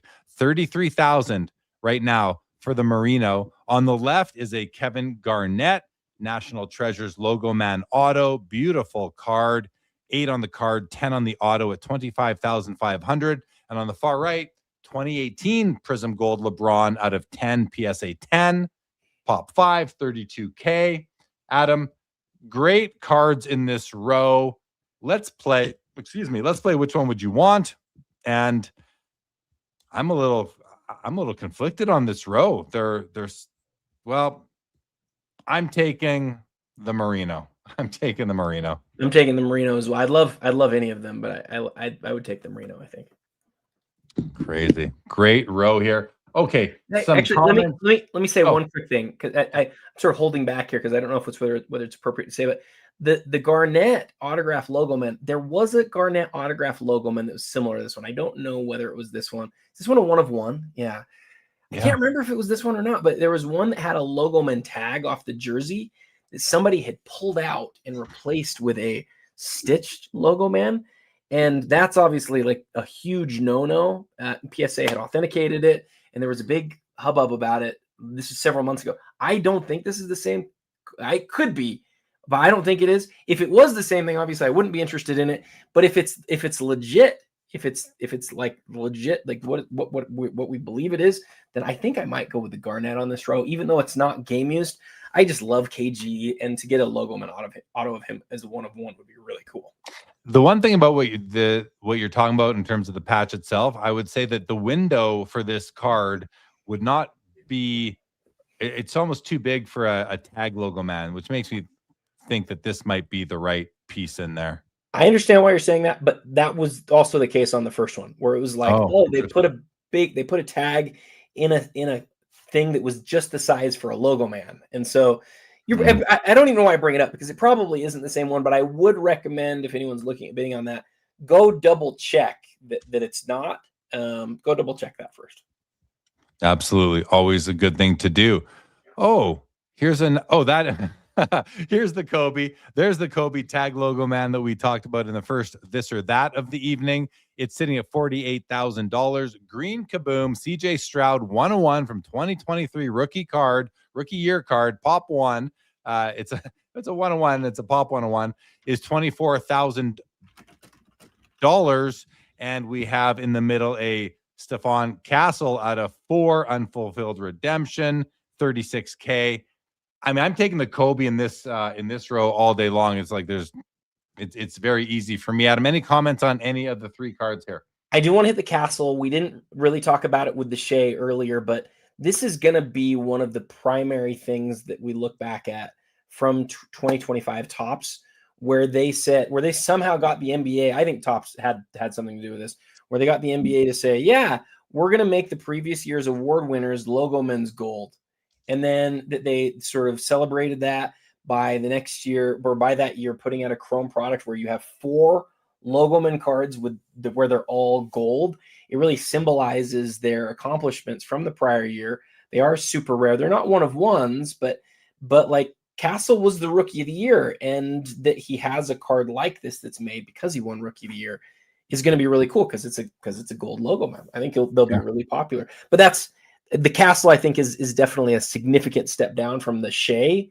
Castle's awesome, though. He is awesome. But the Shea that we sort of flew past earlier, I actually think that's a pretty huge card. Very cool. Guys, that is it. Andrew Anderson says, why is an unfulfilled redemption a slab? That is not a slab, you guys. Every raw card on Fanatics goes into these things. That's just a semi-rigid. It is not a slab. I'm surprised you guys don't know, because 3 of you guys have kind of like gone along with it, and I'm surprised you guys don't know that. Just because you watch this so much, but that's not a slab, guys. All right, next row is a LeBron James Eminence Championship tag out of 3, 32,000 on that. The more I hear Adam talk about them, the more important I think these things become in my mind. In the middle, Chronology Kobe auto at a 99. Beautiful image, beautiful card. And on the far right is the gold Kaboom Mahomes out of 10, 29,000 for the PSA 9. It's from 2020. Adam, I like, again, which card would I take? You know, I swear a week ago, I would have probably taken not the LeBron champ tag card, but now I think that's the direction I go because I think it's special. And I don't like Kabooms are cool, but they're not special to me. Chronology Auto is cool. It's beautiful. It's not special. It's not a special card to me. Special means something like you're not going to see over and over again year after year. And that's these champ tag pieces. So I like that LeBron. I think that's really cool. What are your thoughts on these three? What are your thoughts on my comments? I like all of them. I love your comments. I don't think most championship tags are actually super cool, but I think this one's the exception. Noobs. I do think this one's the exception because LeBron's Cleveland. This can sound like hyperbole, but like LeBron's championship in Cleveland is maybe the greatest championship of all time, and that one on that tag there represents that one championship. I also think it's really cool, and I didn't know this till I was researching this one. I think it's really cool that LeBron has 2 years where he has championship tags with the Cavs, and the first one was with Adidas, and it's a different sort of look to the tag, and the second year is with Nike. You'll notice this card is numbered out of 3. This is the only one of the 3 that's the Nike tag. The other 2 are both the Adidas tag. So if you're a Nike guy, you really get one shot at his, you know, and I know that that's really like parsing it out, like, oh, who really cares? But I think there are some Nike people out there. And yeah, that, like I said, I think that's the best. I think it's either the best or the second best championship I ever saw. I really do. Really, really cool card. All right, here's another cool LeBron with the logo man tag numbered 3 of 3 at $14,000. In the middle, of Herbert National Treasures RPA at a 99, and on the far right is a triple threads sapphire Shohei auto patch numbered out of 3, $25,000, BGS 9.5. The autograph is kind of a weird surface to put the autograph on. I think it kind of makes the card look a bit too busy for my personal liking. Like this is not, I would say this is not a well-designed card personally because of that. I also don't know about the weird patch windows. I know they're saying, you know, two-way star, that kind of thing. That makes sense. I don't love the looks of it. It's still a very cool card, no doubt. What are your thoughts on these three, Adam? Man, I love the LeBron tag, man. It's from the Upper Deck era. We don't see cards like that very much. I actually think that's a great price for that card. It's less than some sort of normal autographs of the era go for. And although I'm generally an autograph guy, like you're not going to find very many LeBron tags like that from this era. I think that's a pretty good price for a card like that. I don't know though. Maybe I'm wrong. Maybe that's when I should look at Card Ladder and go, oh, there's other ones, but there's not very many of these types of cards from the Upper Deck era. No, I think it's really cool. This one and the patch we saw earlier, the Lakers card where the patch is in the shape of the O'Brien trophy. That would be a nice pair to pick up. A couple of real special LeBrons right there. Okay, and good evening, Justin Bode. What's going on? Welcome to the show. Molecule says Herbert Price is coming back to earth as they should. All right, let's keep on rolling here, Adam. Oh, okay. So this row has one of my favorite cards in the auction, and it is not a Kaboom. So by process of elimination, you know I'm talking about that Brady patch card in the middle from Upper Deck Ultimate Collection 2004 super patch. Look at that piece. That is the Patriots chin, nose, eye. If only they moved that, you know, rotated it clockwise 90 degrees, it would be even cooler. But that is such a cool card. I just love it. 16,500 on that Tom Brady. And then we have a Kobe 2013 Kaboom PSA 10 at 42K, and on the far right is the Aaron Rodgers green Kaboom out of 1 from this year at $23,500. Three great cards. I don't know. I'm taking the Brady for myself. It's my favorite card in this row. Adam, what do you think about these three? I'm in love with the Brady. I'm sort of jealous of you that you highlight it the way that you did, and that I didn't highlight it during the last couple of weeks. When I first saw it, I didn't recognize it, and then I just kept looking at it, and then I went, "Oh, I know what that is." Just tip it sideways, And then the guy one of the original owners of it posted about it on his Instagram. He had like 7 or 8 of these at one point. He was like collecting them. And this was the one that he held on to for the longest. I personally just think like that's one of the coolest cards in the auction. It's so cool. So cool. Absolutely. I love it. I love it. He doesn't have big stuff from that era, right? Like he doesn't have other big patch cards. So it's like it's got to be the best copy of like his best patch from this early in his career, wouldn't you say? Best super patch, best big patch card. Yeah. I mean, look, you've got the whole Patriot in there, basically. Like, it's amazing. Amazing card. I love it. All right. Next row, we have a 2019 National Treasures Patrick Mahomes NFL Shield patch auto 1 of 1. Very, very cool card here, Adam. That's okay. Herbert in the middle, flawless tag, dual tag auto. You got the NFL Shield, you got the Nike swoosh. That's a really cool piece as well. And then on the far right is the exquisite quad jersey Michael Jordan auto in a BGS 9. Let's take a look at that auto. I think it's good, but it looked a little bit lighter to me. The ink is a little bit duller than it would have been out of the pack. Still all there. God, it's just too bad people love their Jordan cards so much that they have to display them all the time, but that's what you do when you love your cards, I guess. The Herbert and the Mahomes autos look really good. This is a pretty cool row, Adam. For me, it's the Mahomes. Just it's really easy. That's the card I would take here, and the money agrees with me. What do you think? Well, the Mahomes is a second-year card is like it's kind of a huge deal. It's a player worn / used Shield autograph, and he doesn't have any of those from his rookie year. I know he's down right now, but that seems like a really low price for this card. I don't know what I'm missing. It's a 1 of 1. Like that's a big deal card for me. It's what you're missing. Let me jump in. What you're missing, I think, is what you said. It's a second-year card, and I think that people will pay more for a rookie year Shield that he never wore in a game and maybe wore for a minute or two at a photo shoot sort of thing. They'll pay more for that than they will for a second-year card with an actual Shield that saw game play. And to me, that is just backwards. So to me, this is a far superior card to the rookie card. But that's just me. I'm in the minority. I just don't have that respect for rookie cards anymore that I used to my whole collecting career. I don't remember the last time we saw a Mahomes Shield move, but Shield autograph even. But there was one that did $4 million at the National back in like 2021, I think it was. There was that. But yeah, I wonder that was his best card. But I wonder like what else. I'm sort of looking at Card Ladder right now, and nothing. It's been a bit since we've seen anything similar to this. I guess in 2018 there was a Shield auto that moved for $50,000. So maybe I'm just off. I just expected him to be more, but maybe I'm crazy on this. So anyway, just going to the top of the auction quick here. The LeBron Topps Gold is up to $750. We haven't seen any further action on the dual LeBron Tiger. $380 now on the Kurtz. And yeah.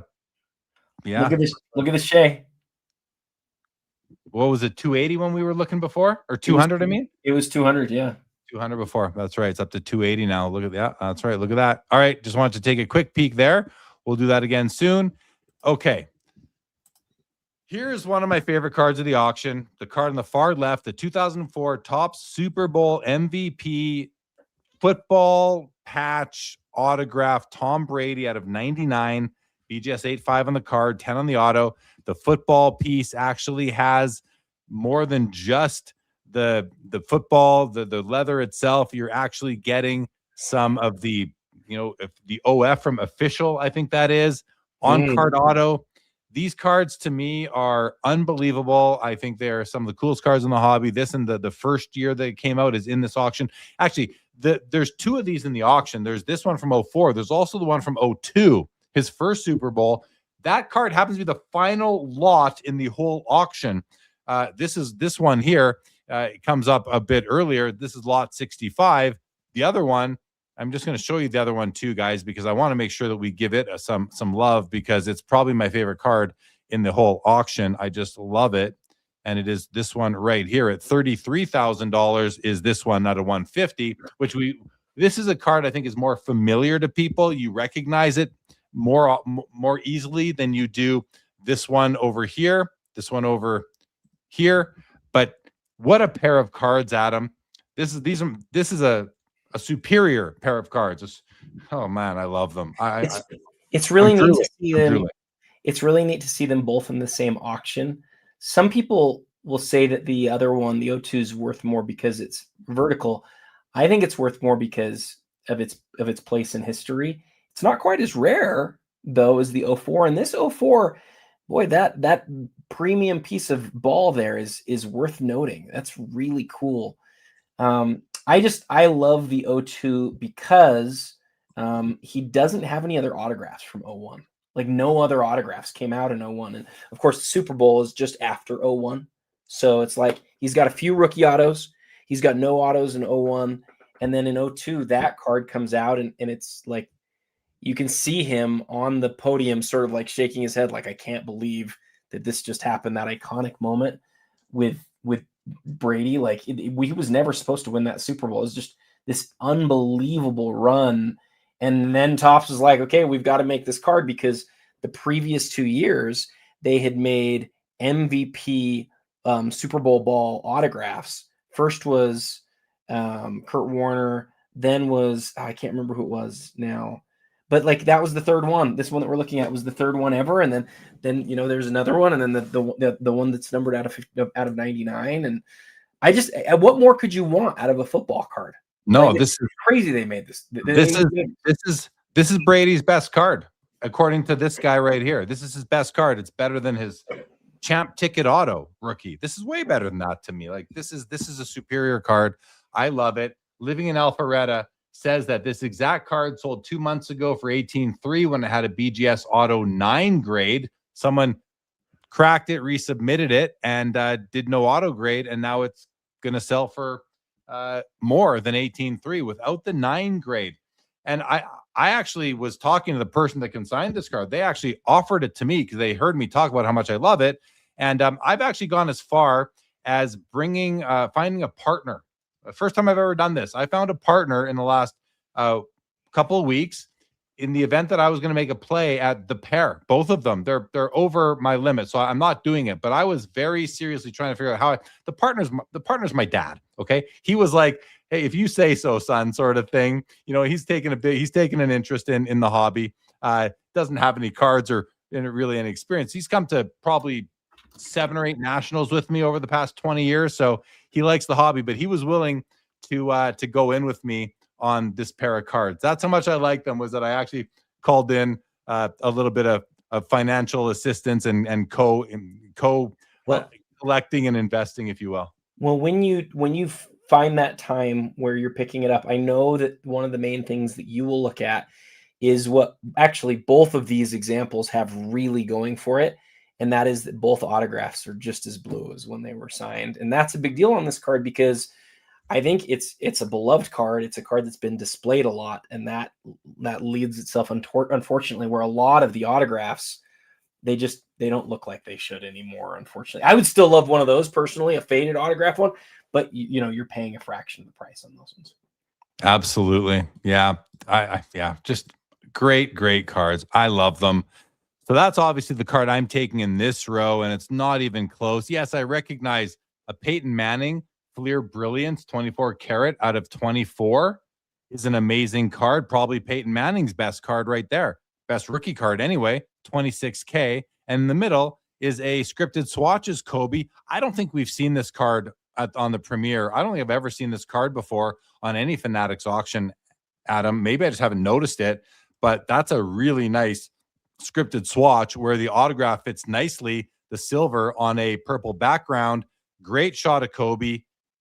Someone told me, I remember it was actually at Fanatics Fest the first year, a buddy of mine, we were chatting, and he's like, I love scripted swatches because it's kind of like you're getting an autographed jersey and a card all in one, which is interesting because, you know, you can get an autograph, you can get a jersey and a card all in one as well. But when you have the autograph on the jersey like this, it's pretty cool. Anyway, nice card here. This row is really solid. Someone just said it down here. Yeah, Sundin says decent. Oh yeah, just decent. Hey, Sundin, just decent. I think it's amazing. I absolutely love it. A syndicate, if you will. That's right, Bob Boozle. That's right. Hey, Adam.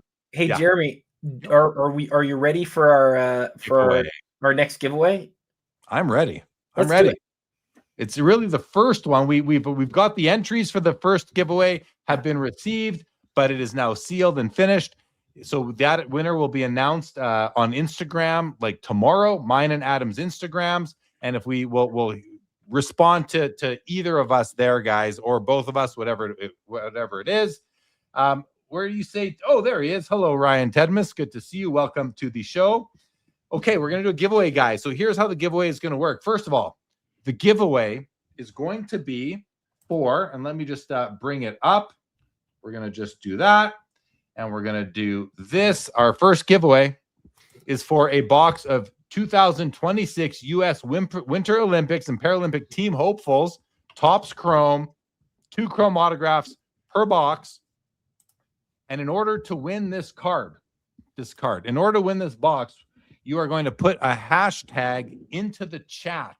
And I'm going to tell you what that is going to be. So the hashtag is actually going to be, and I'm going to set it up. I'm going to let you guys watch me set this up, okay? So we're just going to do this momentarily. Hold on. I got to get the controls. That's not going to do it. Let's see here. Nope. There we go. And I'm going to take the box off the screen now. And here's the setup. So I'm going to type in hashtag Olympics. Is that how you spell it? Nope. Forgot the M. Olympics. Olympics. Olympics. Here we go. I'm going to, right there. That's what you guys do. Click, type into the chat, hashtag Olympics. And every entry will be qualified to win that box of cards.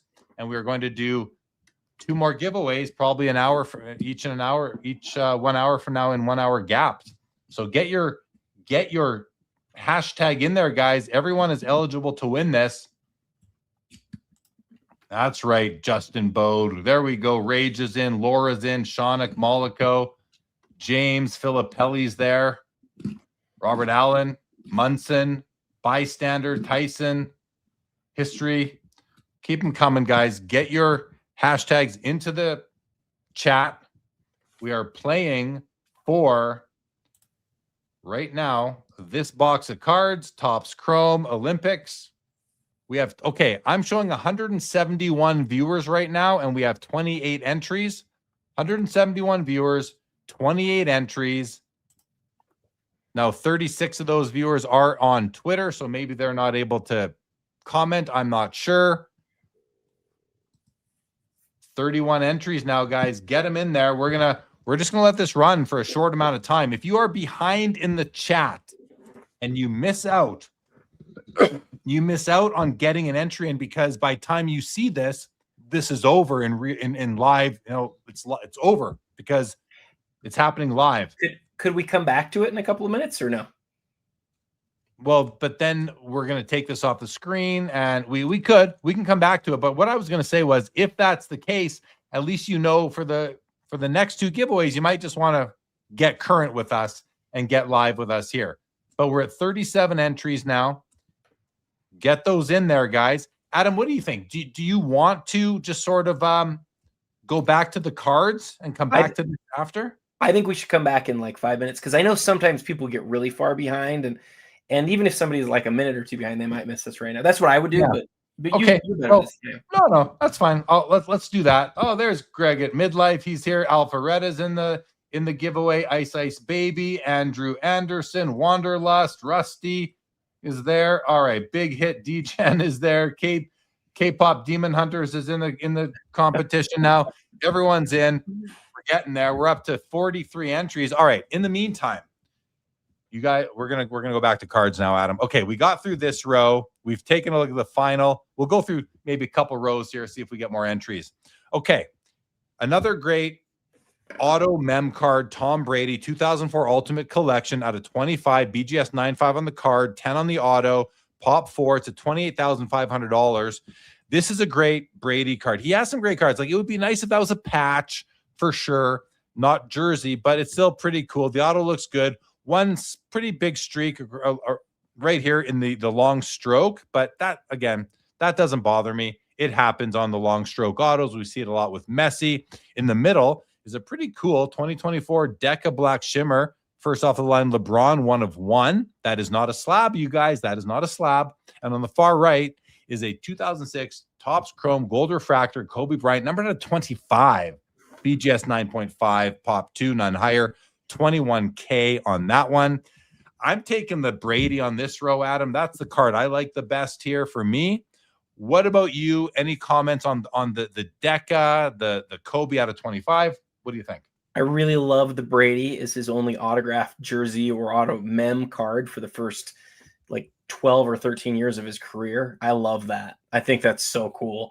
And I think it's super underappreciated. But I'm a basketball guy and a Kobe guy, and specifically a Kobe Gold guy. And this is his rarest chrome gold.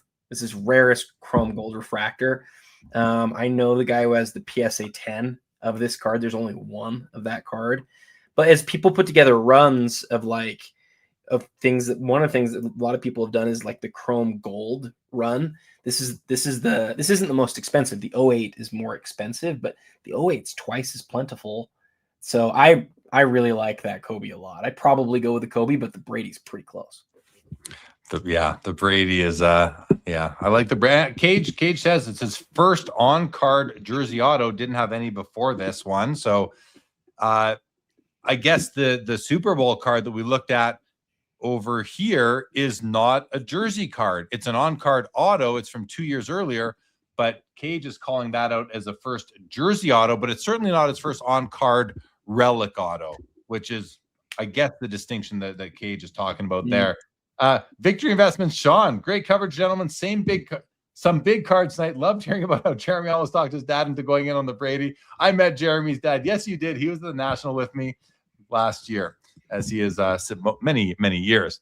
All right, let's go to the giveaway, guys. We're up to 49 entries now, and it looks like they have stalled out. So we're going to do the draw now, guys. We're going to do the draw.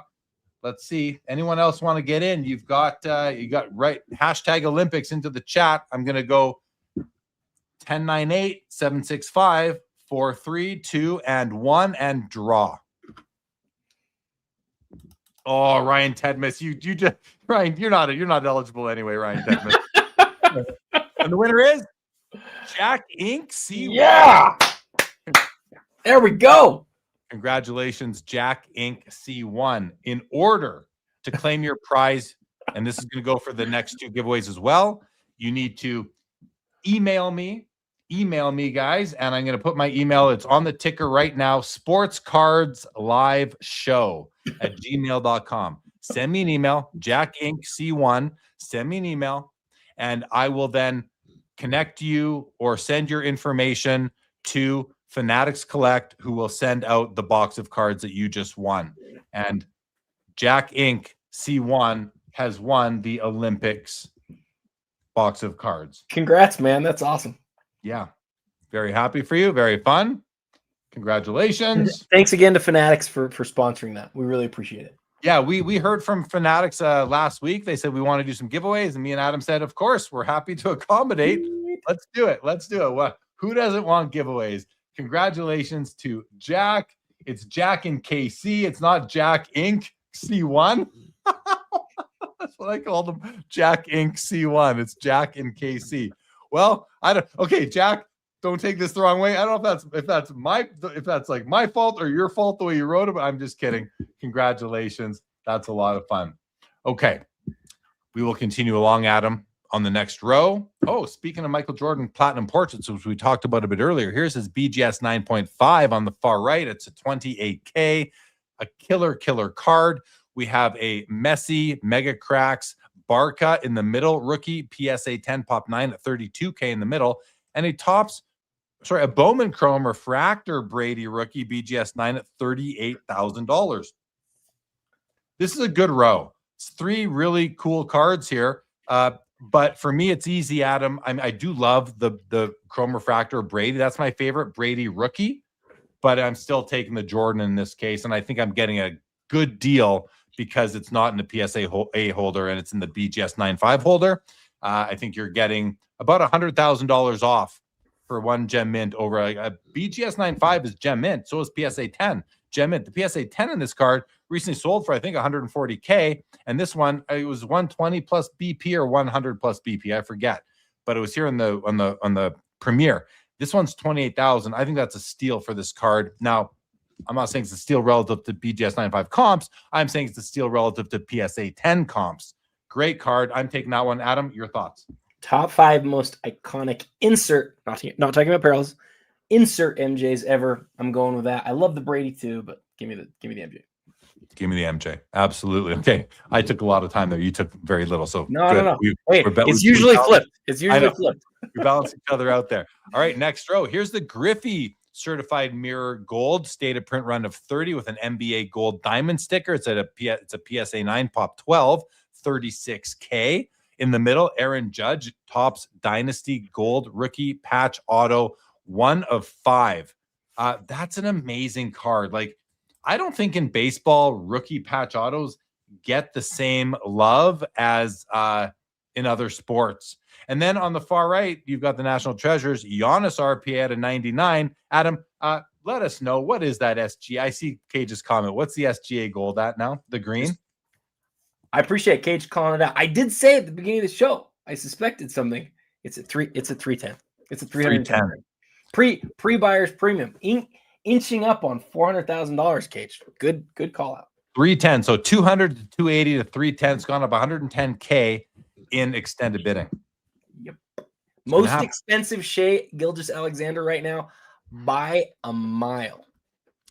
In this row, Adam, I would want to own that Aaron Judge card, and it's pretty easy for me. I think it's just a great card. What about you? What are your thoughts? You want to take a guess which card I'm going to go with? You're going to go with the Griffey. Dude, I love the Judge. I do. Oh, you are? I do. I love the Dynasty stuff is totally growing on me. And I don't just say that because, like, we're going to get more top stuff now.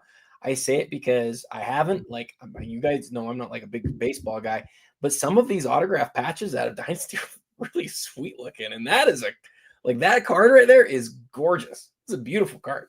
I love it. And I just noticed as you were speaking, I didn't even realize it was a BGS 10. I might have said it earlier. It didn't register. It's amazing. I did, but it's not why. The only thing I want to know is, does it have any hollow on it, or is it just straight foil? And if it's straight foil, I'm still going with it. But if that thing's got hollow on it, then I'm in love. I think it's straight. I think it's straight foil. I still like it a lot. It would have been because a lot of the high end top stuff does have good usage of hollow foil. Great looking card. Absolutely. Cool. All right. I'm just going to clean up all these windows here, guys. Good job, you. Oh, thank you, Adam. Thank you. All right. Let's keep. Oh, CR just got his guess in a little bit late. Hey, you better go look at the top of the auction here when you get a sec too. We'll do that right now. Let's do that right now. Here it comes. All right. The LeBron went from 750 to 825 in the last 10 minutes or so. It's not quite $1 million yet. It's almost at $1 million. It's 9.9. Is that right? I'm not good at mental math. We're just two CPAs here on the show. We don't know what we're doing. Yeah. Retired CPAs. Retired CPAs. We should definitely start a new podcast called like Retired CPAs Talk Cards or something. Because we don't do enough content together. Because we don't do enough content, yeah. I still keep up with my professional development, though. Keeping my I don't. I let that CPA license it's gone. You can check Doppel. It's all gone for me. All right. We already saw. Did we not see this LeBron already? Why am I? Oh, this one. Oh, you went back to the top. Oh, I'm on the top. That's okay. My bad. Sorry, guys. Okay, here we are. Too many windows open. We'll close those. We'll go back here. Okay. We have the Giannis Antetokounmpo Logo Man patch 101 BGS 9.5 at $32,000. Great looking card from Flawless. We have a Skybox Dominion Game Day Kobe Bryant PSA 10. It's the Warp Tech. It's a Pop 2. It's only a 45.50. That seems light to me. I don't know why. And on the far right is the Bill Russell tribute patch on a Anthony Edwards Flawless autographed 1 of 1. Pretty cool booklet right here, Adam. I don't call these booklet cards. I just call them booklets. Anyway, it's at 19.5. In this case, I'm taking the Giannis. In this case, I'm taking Giannis. I don't collect booklets. That's one for me. What are your thoughts? I'm taking Giannis too, just because I really like logo men. But for the price, I love the Warp Tech here. This is like probably the Warp Tech set that gets the least love, and I've never really understood why. Dominion's super low end, and so pulling one of these was really tough. This is the highest of 3 levels. There's 2 cheaper levels. One of them is really cheap, and then the one that's just a little bit more is like very difficult to tell the difference unless you understand the set. But then the Warp Tech is very cool, very different. I don't know if there's more than a couple hundred of them in the world. It's not like it's the rarest card, but it's not an easy card to find. But a pop too, like sometimes you see Kobe sort of caught up in some ways on like low pop stuff. But can you imagine if this was Jordan and it was pop too? It'd be like $100,000 or more. Seriously, it'd be like $100 to $200,000 or more, and Kobe's sitting here at $6,000. Yeah. 2 guys, 1 PSA, 1 CPA, kind of. All right. Oh, this is a nice road too. We have a Topps Gretzky PSA 9 on the far right at $40K. Looks pretty nice. In the middle is a 52 Bowman Mickey Mantle PSA 8 at $27K, and on the far left is a dual patch auto Steph Curry, Klay Thompson out of 5 from Flawless, game worn, beautiful card. I thought at first it was a booklet. I'm like, no, they just did a great job designing this card. Those autos are stunning as well. Yeah, this card is phenomenal. It's phenomenal. This card's amazing. Why did we both think it was a booklet though? Because I thought it was a booklet too. Just looks that way, but it is. The fact that it isn't is so cool. I love it. Are you sure it's not a booklet? I'm sure. Yeah, I'm sure. Like I really thought, but yeah, that card's awesome. It's awesome. It's awesome. Here's the Mickey Mantle. Look at the centering on this card. The centering it's not perfect, but it's very nice. Great image. Slight registration defect, but not too bad. I don't know that this is a reholder too, by the way, guys. This is not a card that was just graded. This is an early graded PSA card that someone reholdered to get it in the new slab. So it does look better in the new slab, but you got to wonder if this would be an 8 today, just with, how PSA standards do kind of ebb and flow over time. But this is a great copy still nonetheless. I love it. 27K on that one. The Gretzky, take a quick peek at this one. It's a PSA 9, same case, early grade new slab. So this is graded many years ago, decades ago, actually. But the card looks good, slightly off center to the right, but well within PSA 9 standards, likely even within PSA 10 standards. Great copy. I wouldn't even have been surprised if PSA put this in a 10 holder. But again, guys, we can't see everything here in 2 dimensions. So I thought I saw something weird in the top right here in the corner. I don't think I do. This card's mint. I mean, there's no doubt about it. This is a mint card. Look, the edges, the corners, the centering is great. It's not perfect, but it's great. This card's amazing. I'm actually surprised that it's not a 10, but again, there could be a scratch or something somewhere. So we won't, I won't say anything more kind of about that, about the grade it is. So Adam, your thoughts on the row other than the dual? Well, I really like the dual a lot. I still don't understand why I thought it was why you and I thought it was a booklet, but the only color I can add that might be interesting is that these two didn't have any duals until the last couple years. And now that we've switched from Panini to Topps, there's a pretty good chance we're never going to get another playing days dual of the pair. The fact that it's got the patches on it is really cool. I'm still just trying to figure out why we both thought it was a booklet if it's not. Well, anyway, it presents like a booklet, but it's not. And because look at the word flawless. It's a card. It's just a simple 2.5 by 3.5. They both got those autographs nice and small. Can you show the back of the card real quick? Yeah, sure.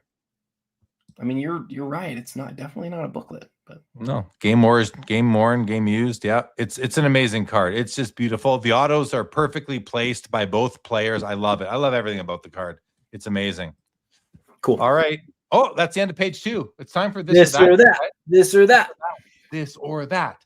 This or that. Here it comes, guys. This or that number 2 is right here. And right now, let's go. Let's go. Let's go. Here we go. Boom. Well, this has changed since I created it, Adam. When I made this, which was just like on Tuesday, I think, 2 days ago, the SGA and this LeBron were around equal. Now we're going to be biased by the prices because the SGA is almost $400,000 and the LeBron Bowman Gold Chrome Refractor is not even at $100,000. I don't think, unless it's moved. I think it was. I think when we got there, it was like 130. Oh, was it? I think so. My bad. Maybe I'm wrong. I could be wrong. But well, why don't you? I'm gonna go find out what the LeBron is at now. Well, which is 145 plus BP. So it's at like 175 right now. The LeBron, where the SGA is at like 380 or something. I really like everything I already said about the Shea. The fact that it's his only Kaboom. The fact that like you can say the Shea green, and we sort of know what we're talking about. It's legitimately probably his best card, at least according to tonight. And according to a lot of people who love Kabooms, whereas for LeBron, it is a great card, but it's not on the list of like greatest cards. It is a 10 though. So yeah, anyway, for me, it's the Shea by a lot. Yeah. You know what? I mean, I'm going to go with the Shea too. And I admit I am swayed by the value. I'm swayed by the price being paid tonight for that card. Otherwise, I might have gone with the LeBron if I didn't know that the Shea was worth 2.5 times as much. From a pure aesthetics perspective, though, I think the LeBron is a nicer card. I'm not a huge fan of the way green Kabooms look. I think the green clashes with a lot of colors. And so I don't love it, but hey, take it in this case. You know whose take I like is Daniel Brown's down here, where he says, give me the Shea gold logo man over the green Kaboom. I love that take because I think that the gold logo man's like a really significant piece. I do. And with that said, I think that the way that people love Kaboom, the Kaboom's clearly the answer, but from a like your collection perspective, I can see a lot of people choosing the logo man over the green Kaboom. A lot of people. Yeah. Well, Lantern has taken LeBron. Munson says neither. Bob Boozle says Shea is the future baby. Shea. Diamond Card Collector says 145. Don't know what that means. Okay. Mollico, still rather have the gold LeBron. Le Stadium Sports Cards taking LeBron. Bystander, show me the money. Green Kaboom. Yeah, right. Larry Gitlin has taken Shea Gilgeous-Alexander. Shamak has taken LeBron. Iowa Dave, what's up, Dave, is taking Babyface LeBron. So is Justin Bode. So is the Cardboard Man. Dan Brown has taken the Shea, I think. Boozle is taking nobody. Mollico, give me LeBron and $300K for other assets. Thank you very much. Yeah, right. But that's not the deal. This isn't one of those things where you're getting $300K as well. It's one or the other. But I hear you, Mollico. Diamond Card says I take the LeBron. I did own one at one point in time, and I miss it. Very good. He says I'm probably the highest comp. Sadly, Cardboard Man, Kabooms are the most overrated cards ever created. That's a strong statement. LGC, LeBron is a big baby, so take the Shea. Living in Alpharetta, Shea Gold Logo Man all day. Flint Hall, Diamond Collector, steals Brady cards. He's hoarding them all. Laura says LeBron, and Gennady says Shea. Sundin, Kaboom, and Bob Boozle, I don't know. Flint Hall, and Kaboom for 7th. Hanuman. All right. Thank you for playing this or that. Stale Prod says green Kaboom to the moon. Before we keep going, something that we haven't really highlighted since the beginning of the show is that this show started an hour early this time because Fanatics moved up kindly, especially for those of you on the East Coast. They moved up the extended bidding window. I don't know if you guys noticed, but we have been in the 1 minute windows for 45 minutes now. And I don't know how close we've gotten to zero, if we've ever gotten close. But this auction, although I think it'll probably go for a little while longer, it could end anytime. So it's worth planning accordingly. That's right. We've been going for 2 hours and 15 minutes. And usually at this point, we've only been going for 1 hour and 15 minutes. Let's keep on rolling, though, guys, with this Josh Allen Kaboom Gold PSA 10. I wonder if the consigner was banking on him playing again this season, but 18,000 on that one right now. That is I like gold kabooms better than greens. Like aesthetically, they're just much nicer. There's the Raise the Roof Kobe that we talked about earlier. It's at $35,000 for the PSA 7. That seems like a lot of money to me for that card in a PSA 7, but I love seeing the love that Raise the Roof is getting because it's one of my favorite cards. And on the far right is a Topps Dynasty Shohei Ohtani patch auto at a 5 PSA 8, $40,000.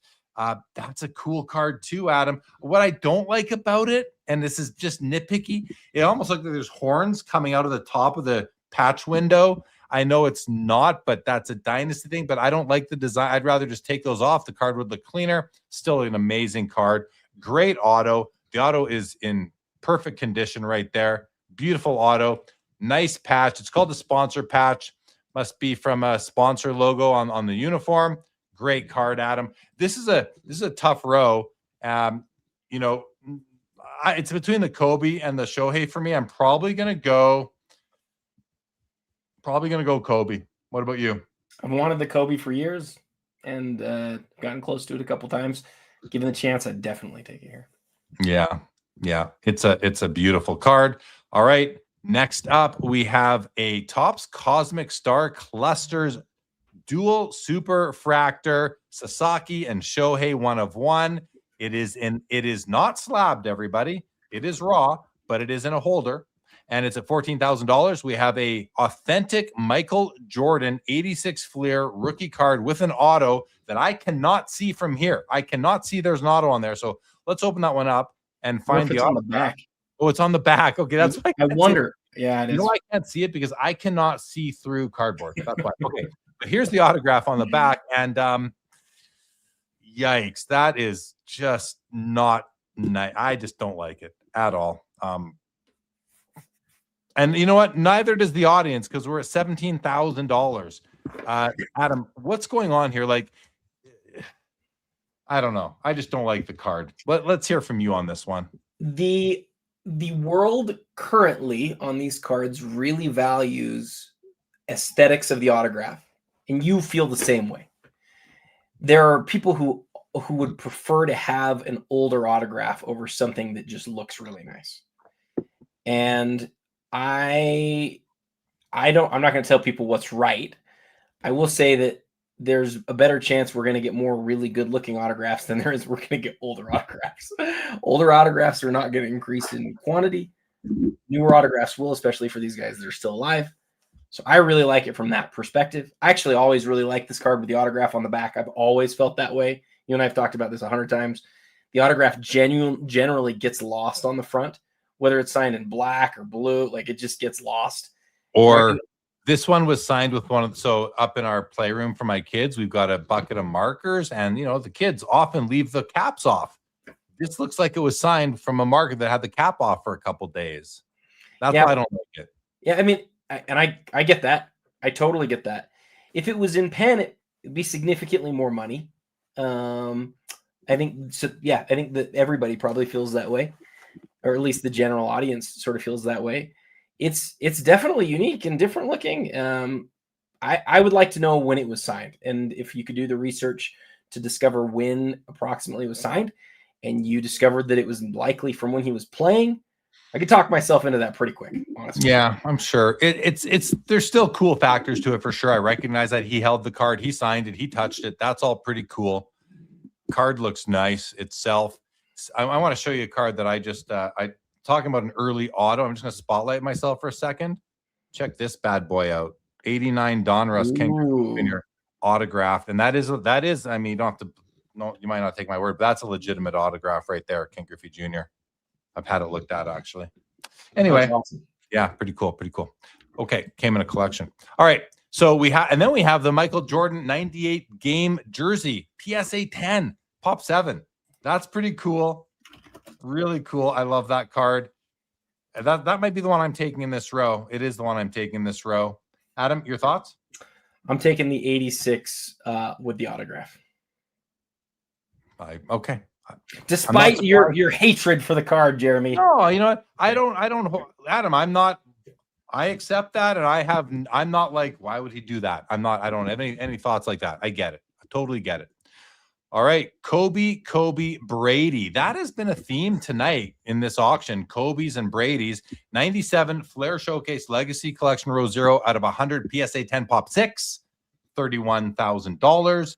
Flair Showcase Legacy Collection Row 1 out of 150 PSA 10 Pop 1 of 10, which makes it a Pop 10. It's at $60,000. It is at double. The 96 is at double the 97. They're both PSA 10s. And the 97 is only 100 cards made. Adam, why? And it's a Pop 6. Is this a vertical versus horizontal? Because I actually think that the 97 is a nicer card myself. Why is it half the price of the card that has 50% more print run and almost double the PSA 10 population? What's a rookie? That's the first part. It's significant. Okay. So, yeah, but that makes sense. But the most significant part on this one, and I personally think this is a huge deal. I was like scrolling through the auction, doing what I always do. And when I hit this one, I was like, why is this one so expensive? At that point, it was $29,000 for the 96. And I was like, why is that $29,000? And then I looked at the slab, as I would, right? And I went, oh, it's PSA 10. And then I thought about it for a second. And I went, wait a second.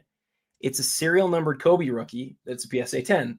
And then I asked this question: how many PSA 10 serial numbered rookies are there of Kobe Bryant?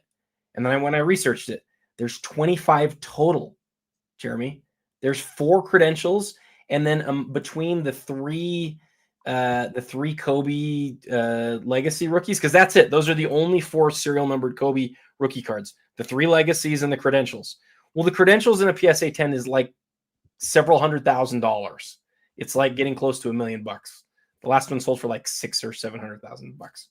Wow. Then there's these 3. There's 25 total across all of them. And then I went, oh, this is a really big deal. And so it's not even a little bit surprising to see where it's at right now. But I guess what's surprising is I just didn't ever really think about it being like in that class. But then when you do think about it, it's like, oh, like people love PSA 10s. They love serial numbered stuff. It's literally like the second serial numbered set ever. The only thing that came before it in basketball, that was the Ultra Platinum. So it's like one of the first serial numbered sets. Yes, there's 150 of them, but it's like it's a Kobe rookie. It's one of just a few PSA 10s. It sort of has everything going for it.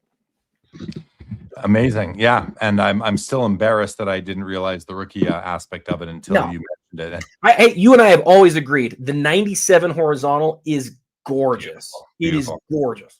Yeah. So I'm with you. I'm with you there. Leaf Certified Materials Mirror 1 of 1 Tom Brady PSA 8 from 2006 is at $17,500. Give me the Kobe on the far left in this row, Adam. I mean, I would love the middle Kobe for sure. Sure. But that's a case where I'll take that one and keep the 30K, because that's how we play this game. All right, Kurt Schilling, Gem Masters 1 of 1 from 1999 Metal Universe PSA 7 is at $4,000. It's low. Okay. Yeah, I would say so. Topps Merlin UEFA Superfractor Messi Auto 1 of 1, card grades an 8, auto grades a 10, $55,000. Is that a sticker auto? I think yes, it is. Yes, it is. Great looking card though on the Messi. And on the far right is a Messi Mega Cracks Barca Campeon. I don't know if I say that right. PSA 10, $17,000 with eye appeal top 30%. Yeah, I'm going to take the middle, the sticker auto, and I'm going to break my my no sticker policy because I have to pick one of these 3. And plus, look at the value. So 3 times the next card. I like that we're speeding up a little bit just because we have, but we're getting out on time. But like I love the Superfractor element of it, but I'm sort of just going off the price to choose the Messi. I remember Kurt Schilling. I remember him being a big deal. This is probably his best card in existence. It is the highest price Schilling already, which is kind of crazy to me. But we've seen other like commons from this set stuff for a lot more. So I'm surprised it's as low as it is. From baseball or basketball? That's a good. Well, that's a good point. And football too. It's Yeah. because it's in that is in all three sports. Let's have a look at this card, guys. Look at this card of Wemby. It's a manga. He is literally sitting on a flying saucer in this card. I'm just pointing that out. This is the flying saucer, and he's like sitting on top of it. He's not even in it. Anyway, it's a cool looking card. It's a comic book style card, and it is sitting at $22,500. In the middle is a Devin Booker Panini Black Prism 1/1 auto 8,500 rookie year card, rookie card, and on the far left, I don't know what those are. One piece cards at $26,250. I'm taking the Wemby in this case, Adam. I'm taking the Wemby because it's the only flying saucer card I would probably ever own. Any thoughts on these three options? Do you like the Wemby more or the Shohei artsy card that we saw earlier? I like this. I like the Wemby flying saucer card more. Oh man, I like the Shohei more. Yeah, that's fun. Fair. Let's go. Jordan says, I don't understand the flying saucer even less than the Shohei. Me too. Me too. Exquisite Collection Black D Wade 1/1 from 2004 BGS 9 at $9,125. Last month we had a couple cards very similar to that. In the middle, Michael Jordan MJX Auto at a 50 BGS 8.5 at $19,500. And on the far right is the 97 Upper Deck game jersey Michael Jordan in a BGS 9 for $22,500. It's from the 1992 NBA All-Star game used jersey as well. I don't know if I knew that before, Adam. We've seen these cards before, but you can pick up his first and second year Upper Deck game jersey card in this auction tonight. Adam, in this case, like I'm going with the MJ game jersey for me, but what do you want to tell us about the MJX or even the D Wade Black? MJX is one of his earlier autographs. It's one of those cards that you wouldn't expect to be autographed, right? Like it's not designed like an autograph card typically is. Definitely sells for far less than other similarly rare autographs of that era. I would go with that because either that or the auto's faded too. You can't see it in the first place because of a poor design, but it's also pretty faded on the yeah. Yeah, you're right. It's between that and the jersey. The jersey is actually a pretty nice copy. I had one for a long time, but a 9 on that is a big deal card. So I'm gonna switch it. I'm gonna go with the jersey, and the Wade's obviously really nice too. We have a Steph Curry Nighty Night Kaboom PSA 10 27.5 from 2022.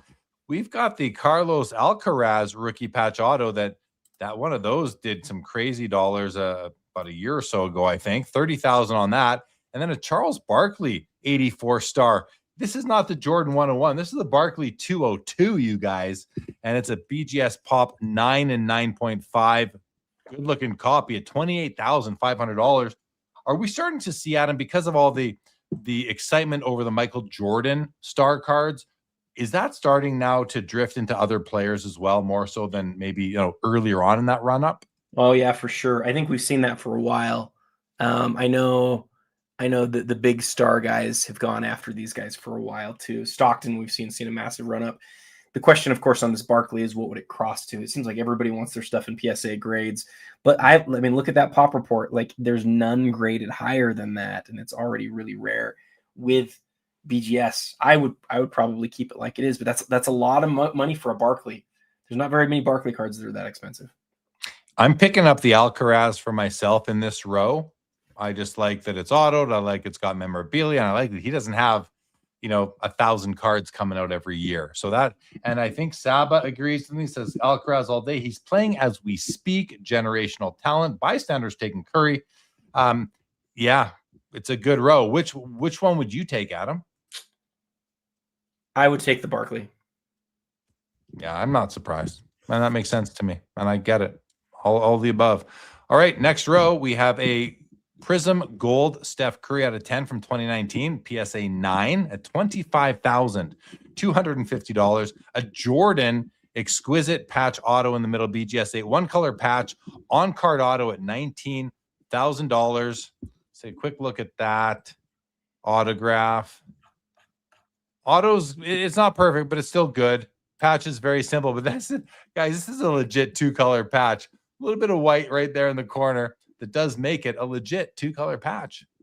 And then on the far right is like, I don't know. It's a Pokemon card. It's a Pokemon card. It's a trainer card. It's at $9,375. Let's keep on rolling, Adam. Next row, SGA Prism Sensational Choice Auto out of 8, PSA 9 rookie at $6,250.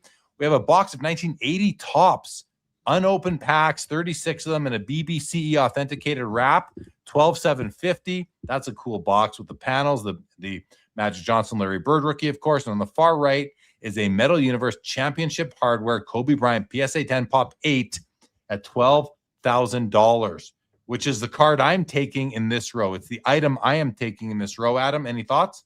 I'm opening my box of 1980 Topps and having a flippin' blast opening it. It would be incredible. Those boxes are known for either having usually either 0 copies of the big card or 2 copies of the big card. So that would be kind of fun to bust that open. That would be fun.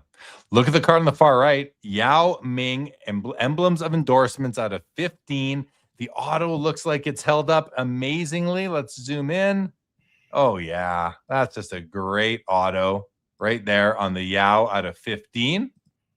We've got the 1/1 D Wade 05 Exquisite Rainbow. And we have a Cooper Flag Topps Chrome Future Stars Red Refractor Auto out of 5. These cards are on the lower end of the Premier, 8,600 up to 12 grand right now. I'm taking Yao Ming in this, and it's not even close for me, Adam. Where are you at? Easily the Yao. Give me the Yao. Hey, we've been on the same page more tonight than ever, I think. We should do a show together. Wouldn't that be fun? Do you think people would come and watch? I hope so. I hope so. All right. Next row is a PSA 9 MJ rookie with eye appeal, top 30% at 25.5. We have another Shohei. This is a Donruss Optic Orange rookie auto at a 25. So that's going to be an unlicensed card, I believe. $14,500. And on the far right is a Michael Jordan U.S. Flight Team Onyx PSA 8 out of 23. This is a card I don't feel like I've seen much, Adam. Yeah. Look at that. There's a serial number right there. That's right. The story. That's the story. There's lots of colors and things on this set that people sort of get confused, but this is one that's easy because it's a serial number, and that's why it's a lot of money. Yeah, and it's Pop 2, 3 graded higher. I'm surprised that it's not even more, because if this is a card that the MJ collectors want, I'm sure they want the PSA 10s, but there's only 3 cards graded higher. Can't be enough to go around. You got to start going down in grade and just owning the card. Anyway, maybe it's not a very important card outside of but it's out of 23. That's important. That's just important. Anyway, great row right there. Kobe Jambalaya BGS 9s at 19K. There is the Garnett numbers patch out of 21 in a BGS 9 holder at 14.5, and a Michael Jordan chronology out of 99 BGS 9 auto. Nice big silver paint pen auto is at $24,000. This is a tougher row for me, Adam. I kind of want to go Kobe Jambalaya. I think, yeah, but how do you not take that Jordan auto? I mean, let's look at that auto. It's just huge. And it's nice, big, and silver. Great image. You got Larry Bird on there as well. It's a really cool card. It gets cooler as you get closer to it as well. I think I'm still going with the Kobe Jambalaya, though. Which direction would you go? Trivia question. Which Kevin Garnett card, standalone Kevin Garnett card, is the most expensive in his history? 2003 Exquisite Collection Numbers Pieces. How did you guess? That was so good. It is this card. It was the 21 of 21 copy of this card. Sold for I think it was like $130,000 or $160,000. So when something like that happens, it is definitely, I don't really believe in the rising tide lifts all boats with all types of comparisons. But in this case, I think that happened. 21 of, the fact that there's only 21 of these, it's not one of the more common ones. He was obviously still in his heyday, still with Minnesota. It's really a key Garnett, and I loved Minnesota KG. So for me, although it's the cheapest, the card that would fit best in my collection is the Garnett for sure. Yeah, I love it for you. I'll take the Kobe Jambalaya, and then one day I'll try to One day when actually earlier tonight, I would have taken the MJ too. So I've not. Hey, look at me! Congratulations to me. I picked up the pair of jambalayas tonight in my imagination, which is always a fun way to do it. All right, we've got the Shohei Exquisite Tribute Auto out of 99, 17.5.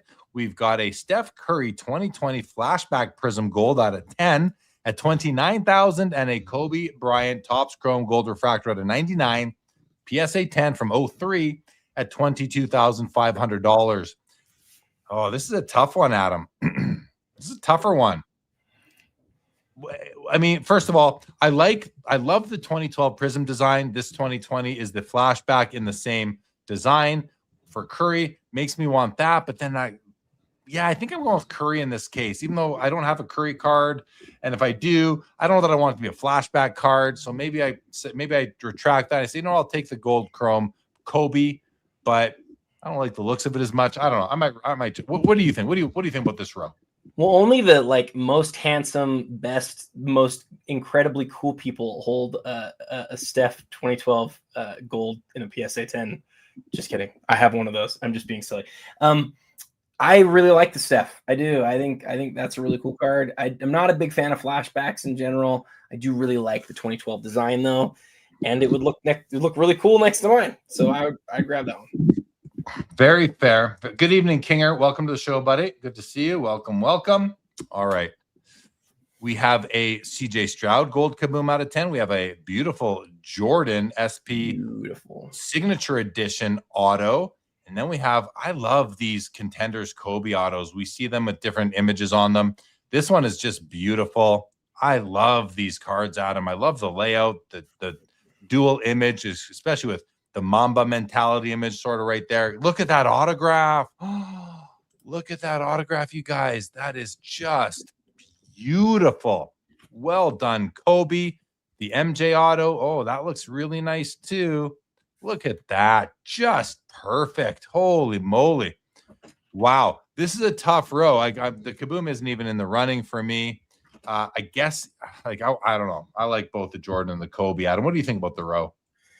Man, I think that this one's way easier for me than it is for you. I think this Jordan autograph's one of the nicest cards in the whole auction. Ooh. Look, can you look at that one on 360 real quick?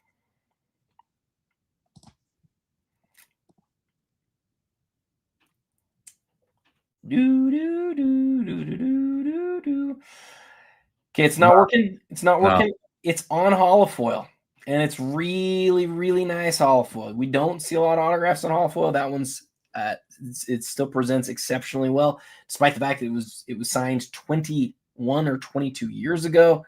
To me, it's one of the nicest Jordan autographs you're ever going to find, man. It's that card by a mile. In fact, if I was to make a top 10 list of this whole auction, which I did, I would put that very high. Which I did. You know, I'm going with that one too, Adam, because it's out of 10 as well, which I didn't realize. Didn't notice really at first. And there's several alternatives to this Kobe auto as well. And the serial is in holofoil to even just add that cherry on top. Yeah. I love that card. I love yeah. You're going to take the Karl Malone on this next row, though, because you love Karl Malone. You convinced me on the Jordan there. On this next row, I am taking I don't really love any of these cards. It's my least favorite PMG are these 98 gold ones out of 50. I think they're nice. I still like them, but it's like my least favorite of the PMGs. Doesn't mean I don't like it. I prefer the reds, the greens, and the champs. The Karl Malone is the one. Yeah, that is the card I'm taking in the row because I do like it. I do like that card, Adam. How come you're not taking your case of the cup? You're a hockey guy. Oh, I didn't even look at what it was. The big brown boxes just don't excite me for these shows. But the big brown box of Upper Deck the Cup 2015, yeah, that's probably what I would actually take. So you're right. McDavid's a rookie in 2015. Yeah, McDavid's a rookie in 2015. Yeah. That's a cool case. Oh, yeah. Give me that. Cool. I'm taking that case by a mile for sure. Oh, Adam's guys, I want to just take a moment. We should all take a moment and really recognize the moment that Adam became a hockey card collector. So that's amazing, Adam. Thank you. I need a McDavid. Cup all day from Monaco as well. Okay, this Tyrese Maxey card, I just don't like what's going on the interior of the background there with the red and the blue. Doesn't look good to me. The Mahomes ticket auto BGS 9.5, I love it. I love that at 24K. And the Bowman Chrome Gold Refractor Aaron Judge out of 50. Ooh, I really like that too. PSA 10 Pop 3. 3 really cool cards here. The autos are both great. I don't know. I guess I'm gonna just take the Judge in this case. But how about you? What do you think? This is a really tough row. I like all 3 of these cards. Maxi right now is just a beast, man. I gotta go with a Maxi. He's too good. He's so good right now. Like how we were talking about Shea a few years ago. That's how I feel about Maxi. Except for Maxi doesn't have like the guys around him that Shea has. Maxi's freaking awesome. So I'm gonna go with the Maxi. So who are you gonna go with? The Maxi. He's going Maxi, everybody. He's going, okay, time for this or that. We're making our way through this. We need to do another giveaway too. We got to do giveaways. We got to check the top. We got to do it all. It's giveaway time. We'll start with a giveaway. Before we do a giveaway, we're just going to go to the next page here and just sort of let that sit there right there. Ooh, some nice cards there as well. All right, it's giveaway time, guys. So I'm going to bring back up the giveaway tool, which we're just going to go backwards. And we are going to pick tonight's live stream. And then we're going to show you guys what the giveaway is going to be for.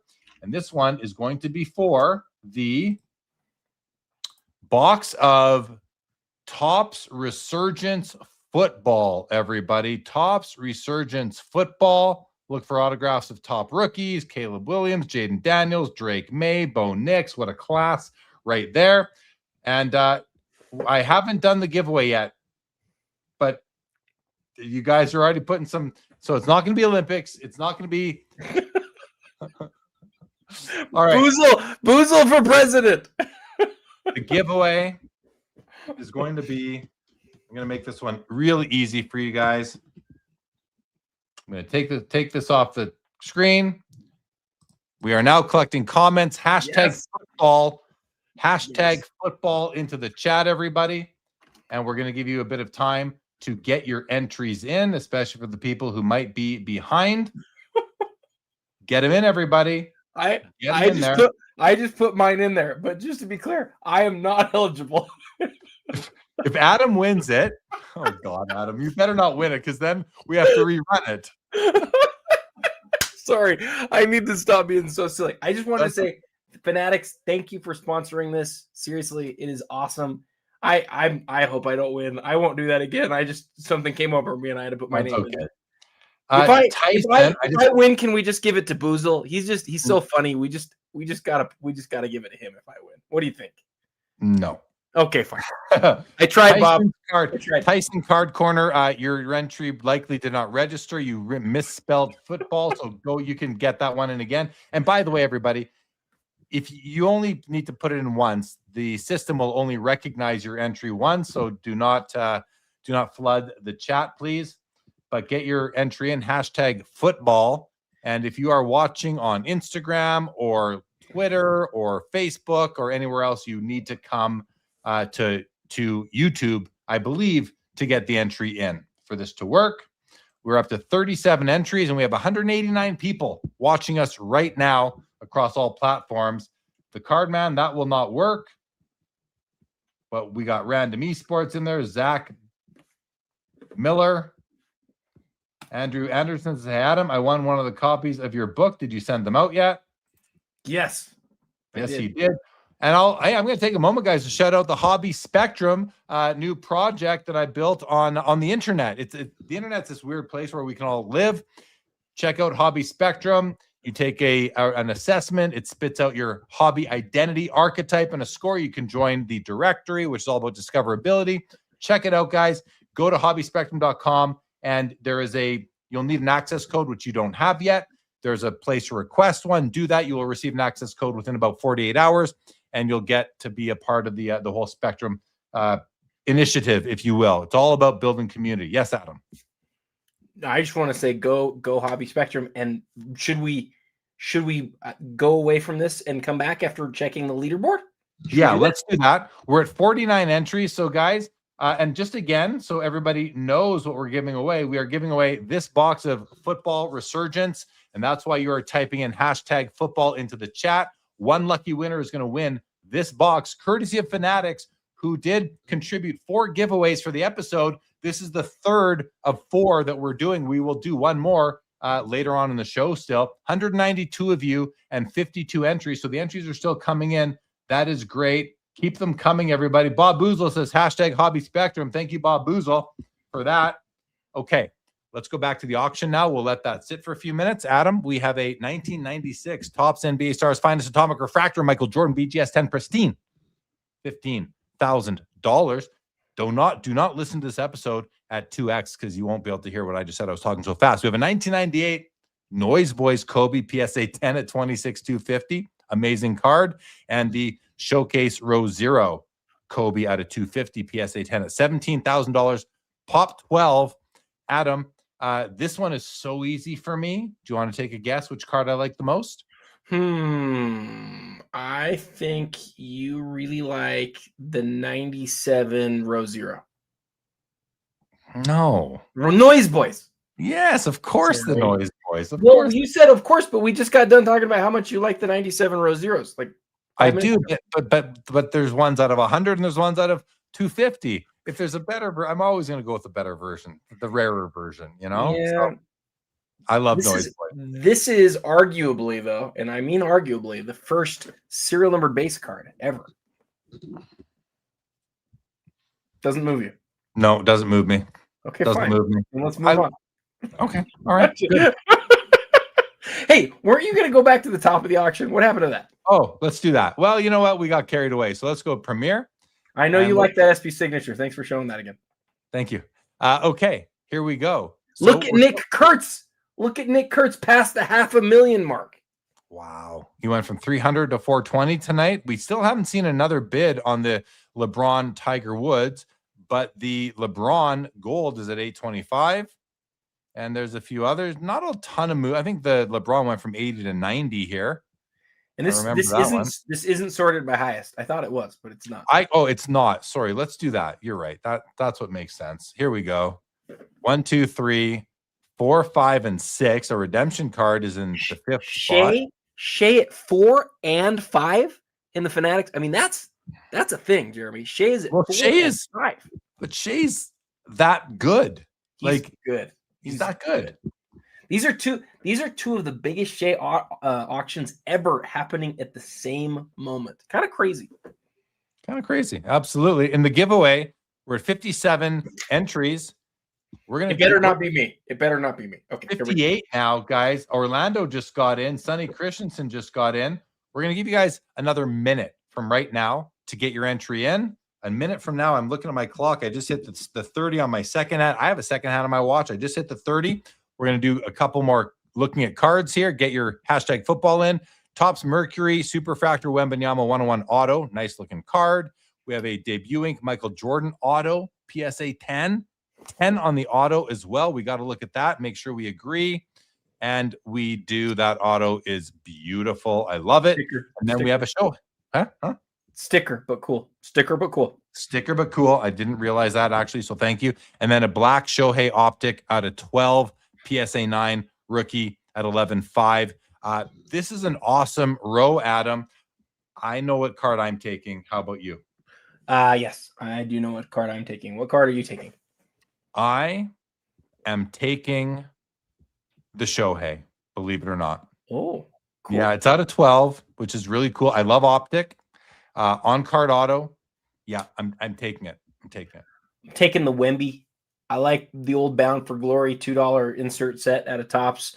They took that and they made it into something really rare and cool here. I actually really like Wemby's 2023 autographs, and that so many people passed on them, being that they're not NBA licensed, but they are from his rookie year, man. They are. So very, very cool. I also want to highlight, Cage left us a super nice comment. He just said, we have a whole bunch of positive energy. I don't know where it went. Sorry, there's so many comments, but thank you, Cage, for the nice comment. We always have a lot of fun on the show. And it's good to have you in the chat, man. Appreciate it. Cage. Thank you, Cage, for that. Appreciate it. Okay, we're going to run the giveaway now, Adam. We are at 63 entries. We're going to boozle. 3, 2, 1, draw. Give me Boozle. Just don't say my name. Just don't say my name. You didn't win. It went by you. The winner is Bro. Brown coin with the win. Congratulations to Brown Coin Mylop. There's no N there. It's Bro You Coin Mylop. I know there's no N. I'm still calling him Brown Coin because that's what I see when I look at it. Brown Coin Mylop. Congratulations. My email address is going across the bottom. Send me an email address. Let me know who you are, and we will get you this box of football cards sent out by Fanatics. Thank you for being here, and you've been here before, so always appreciate seeing you there. But Bro Ucoin, for you to be eligible, you must tell us where your user ID comes from within the chat, or you will not get your prize, and it goes to Bob Boozle instead. And by the way, I'm not alone. Even Cage says it's Brown Coin. I am with you. Yeah. And look at Cardboard Man too. Bro Coin. Bro Coin. Emailing now. Okay, thank you, Brown Coin. And let us know what the what your name actually means. It's always fun to learn. Laura, you're suspended. You're calling him Bro. It's Brown Coin. It's not Bro. Just kidding, Laura. You're never suspended. You are a loyal viewer, and I greatly appreciate you. All right. Well, congratulations to Brown Coin once again. We still have one more of those too, right? One more giveaway. One more giveaway. How long do we want to wait before we do that? Because we've been on for 3 hours almost. No, it goes by so fast. Like Cage was saying, we're having so much fun. I literally feel like we're 45 minutes into me. But you know what? The clock is not going below 50 seconds. I think there's another hour of show left. I thought I saw it get to 30 once. Are you sure? No, we need to go back and audit that just to make sure. Brown Coin comes from Adam Gray. Not so gray. I don't brown hair? Adam Brown? Adam Gray? I have to say, my daughter was looking at me the other day and she said she saw my first gray hair over here. I've held strong though. I'm 42 and that's my first gray hair. That's pretty good. Well, once you get to my age, Adam, you just shave the head and then you have no brown to worry about at all. I do not. Boozle, I have no places to be. I'm just happy to be here. But I just want to point out, I think that the sometimes this auction ends around 10:20 our time, Jeremy. This auction could end anytime. That's all I'm saying. It could. I think I think my feeling, my gut is that it's gonna go for another hour. That's my guess. While we're just sort of shooting the breeze, can I tell you about the card I was bidding on tonight? Because I lost. Yes. Well, do you want but like make us think about it. Like, don't just tell us. Think about it, guys. Do you want me? Should we let people make a guess? Does anyone want to guess what I was bidding on tonight? Is that what you're saying? Yeah, but hold on a second. No. Okay. In the next couple minutes, I will tell you all what I was bidding. Let me ask you this: Have we gone by the card? You want me to tell you that? Yeah. Have we reviewed the card yet? We have not. We have not got to it yet, even. Mm-mm. Okay, well, that's a good hint. So then I don't know. But this Kobe right here. No, and I'm not trying to like tease it or anything. If anyone wants to, I don't know whether I should say it or not. Let's not say it. We won't say it until we get there. Let's do that. Okay, fair enough. All right. Let's Cage says the case of the cup. Well, we went by that one, so I almost just spit my water out at that one. Keep the guesses coming, guys. All right, next row, Adam, we have the Josh Allen rookie auto Prism out of 10, gold, 36K. We have the Flawless Mastercraft Brady triple patch 1 of 1, PSA 10 game use, $13,000. I like that card, and I also just want to look at these patches because they are what I would call special. It's maybe upside down in the patch window, but that's okay, I guess. It's not ideal, but that's a nice looking card right there. And then we have the Kobe Bryant Chronology dual patch auto. Let's have a look at the auto. First of all, you have yellow in both patch windows, which I think is like critical to ultimate beauty in this card. And the auto is very nice. It's I don't think it's like perfect anymore, but it's still very strong. And it's a BGS 9 on the card. Very nice card overall. $17,250. Adam, if I'm picking one card for my collection here, I'll tell you what, it's not the one at 36K. It's either the Brady or the Kobe. I think I'm going to take the Brady because of this new like special card weirdness going on in my head lately. How about you? So I like the Kobe a lot. I think it's a really cool card. They made a lot of different versions of this card, and they decided to make the one out of 25 with his initials. I shouldn't say a lot. They made like 4 or 5 different versions, but I like the KB window. Kobe's autograph here is phenomenal. The only thing it lacks is hollow foil, but it's sort of so classy, it kind of doesn't feel like it needs it. It's really nice. It's a beautiful, beautiful card. Absolutely. Okay. Another MJ auto, Upper Deck Ultimate Collection. Auto, oh, I want to see the auto. Is it perf? What's going on here? It's pretty nice. It's pretty nice, but it's not pack fresh, unfortunately. We also have the green Kaboom of Angel Reese, rookie 1 of 1, 17.5. And oh, I like this card. Contenders Optic Gold Vinyl, Steph Curry 1 of 1 ticket. That's the card I'm taking in this row, Adam. That's pretty easy for me because I just love that gold vinyl Superfractor motif. I love the full body shot on the Steph here. I like the ticket. I like this card a lot. That's the card for me in the row. Where are you at? I'm taking the MJ because any Jordan autograph is awesome, and that's actually, I think it's a pretty nice one. But I want to ask you something about it. Can you look at it again real quick? I want to ask you a cool, geeky card question. So sometimes I look at the autograph to see how blue it is. Sometimes we've never even talked about this, I don't think, but sometimes I look at like cards like this that are mostly white, and I look at the stock, and I just sort of ask myself, is it like yellowed at all? Not like really yellow, but like just not as white as it originally was. Do you do that? Do you know what I'm talking about? Yeah, I do it, but I don't like go to do it deliberately every time. No, I don't do it. But what I do is, and it's happened to me before where I've bought a card for like a set I have, and I look at that card and I notice that, wait a second, this card is not the same white as the rest of the card. It happened to me with a Panini card, a Stickside Signatures Ovechkin I bought. It's funny because it's a card I'd sold 10 years earlier, bought it back. Whoever had it in the 10 years had it out in the sun. I added it to my set, and I'm looking at my set, and I'm like, wait a second, this card had like a pink tone to it, and the rest were dark white because I store my cards properly. So yeah, the problem with what you're getting at is that you find out when it's too late. You've already bought the card, and then you put it against other cards, and you're like, wait a second, I didn't realize when I bought it that this card is discolored. And it doesn't, like, unless you're putting together a set, sometimes you might not even notice, but sometimes stock feels a little bit older, or maybe the word is weathered, based not on anything that's actually touched it, but based on just the light it's been exposed to. Yeah. And sunlight, or even lights from like just like the fluorescent lighting that you might have in your house or something like that. It can feel like it's not pack fresh. You use that phrase. Really like that phrase with cards like this. But with that said, I'm not even indicating that this one is yellowed at all. I don't know. I would look at the images really carefully, but the autograph to me looks pretty good. Not great, but it looks. It's pretty good. It's pretty good. It's not good enough for my collection. And I mean, I don't mean to sound stuck up because I'm not buying any MJ autos. But if this was a player who I collect cards of and the auto was like this, I'd wait for a better auto personally. Why do you hate MJ autos? That was good. Okay.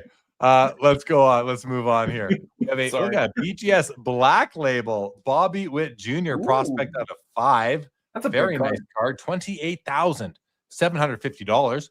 Beside it is the UEFA Champions League Footwork Superfractor Messi 101 at $25,250, and then we have the Orange Refractor Ronald Acuna $19,250.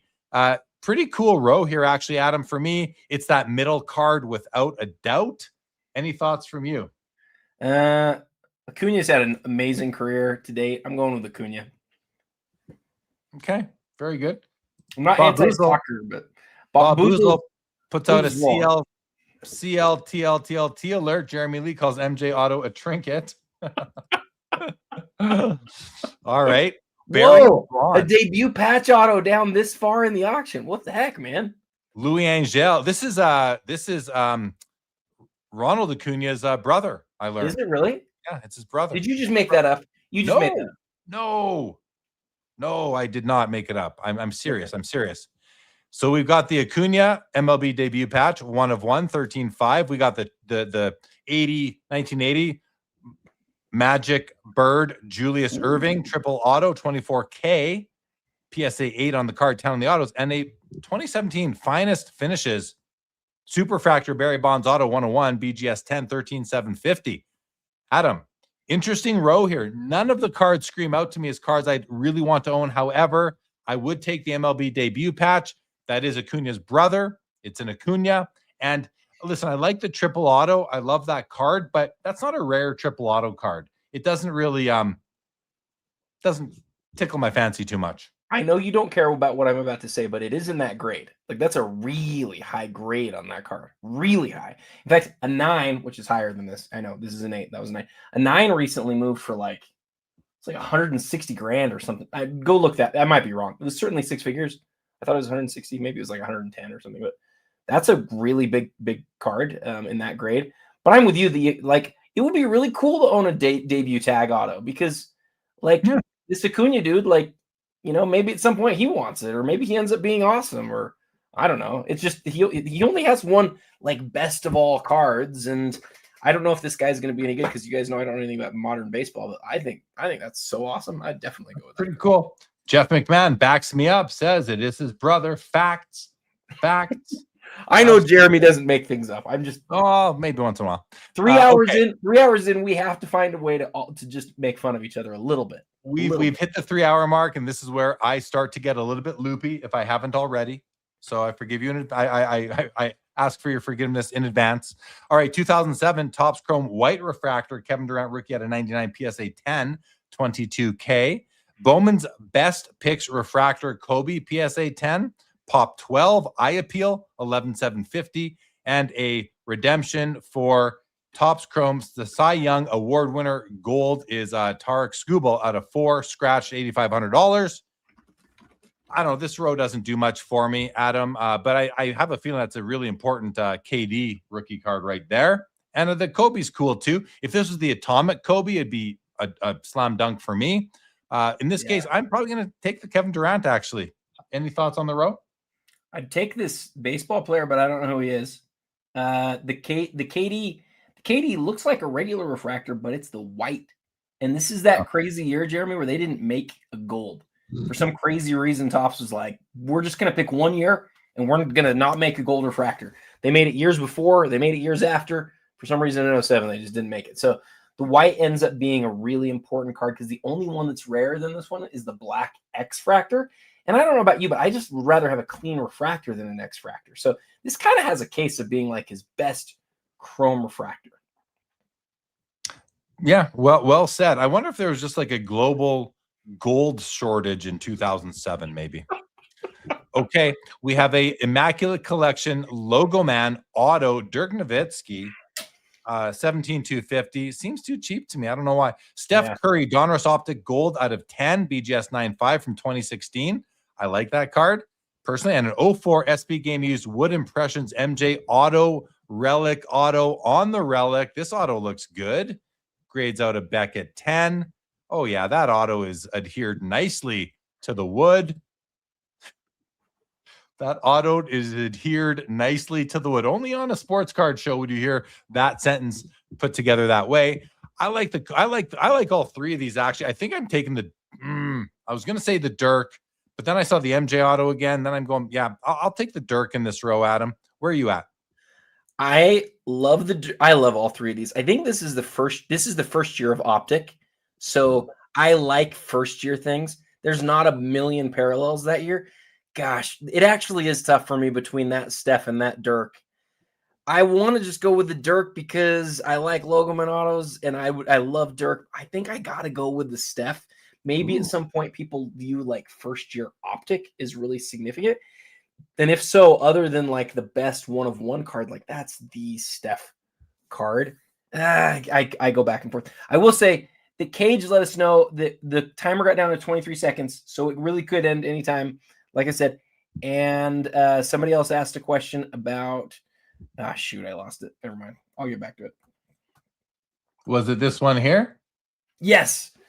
I don't know. Which of those two cards do you like better? That's tough. Oh, 96 chrome gold, Topps Probably chrome gold. the Yao. For Yao, that's like legit one of his best 5 or 6 non-1-of-1 cards in existence. For Kobe, I love that card, but it's not like one of his best 5 or 6 cards in existence. I'd go with the Yao. I'm taking the Kobe. I'm taking the Kobe. I'm taking the Kobe because I don't collect a lot of basketball anyway. So if I'm gonna stick to the guys that I really would collect and not just bring Yao. That'd be random for me. So Yao's got this global, like he's so loved globally. Like how many guys would you say globally are loved more than Yao? Yeah, not many. I know you don't care, but anyway. All right. Ooh. Oh, wow. That Tiger Woods at 13.5. I love that card. I want that card. I need that card. Do you need that card? I do because I have the Hulk Hogan from the set already and the Mike Tyson. And you need this card, but you don't need it in a 9.5. No, I do not need it in a 9.5. Absolutely not. What about this Kobe Bryant gold standard bullion Adidas tag patch 2/2? Like, is that a special card, Adam? Maybe not. I think it's a special card because I love the early Panini era, but not everybody even knows the early Panini era. This card is freaking awesome. Serial number to 2.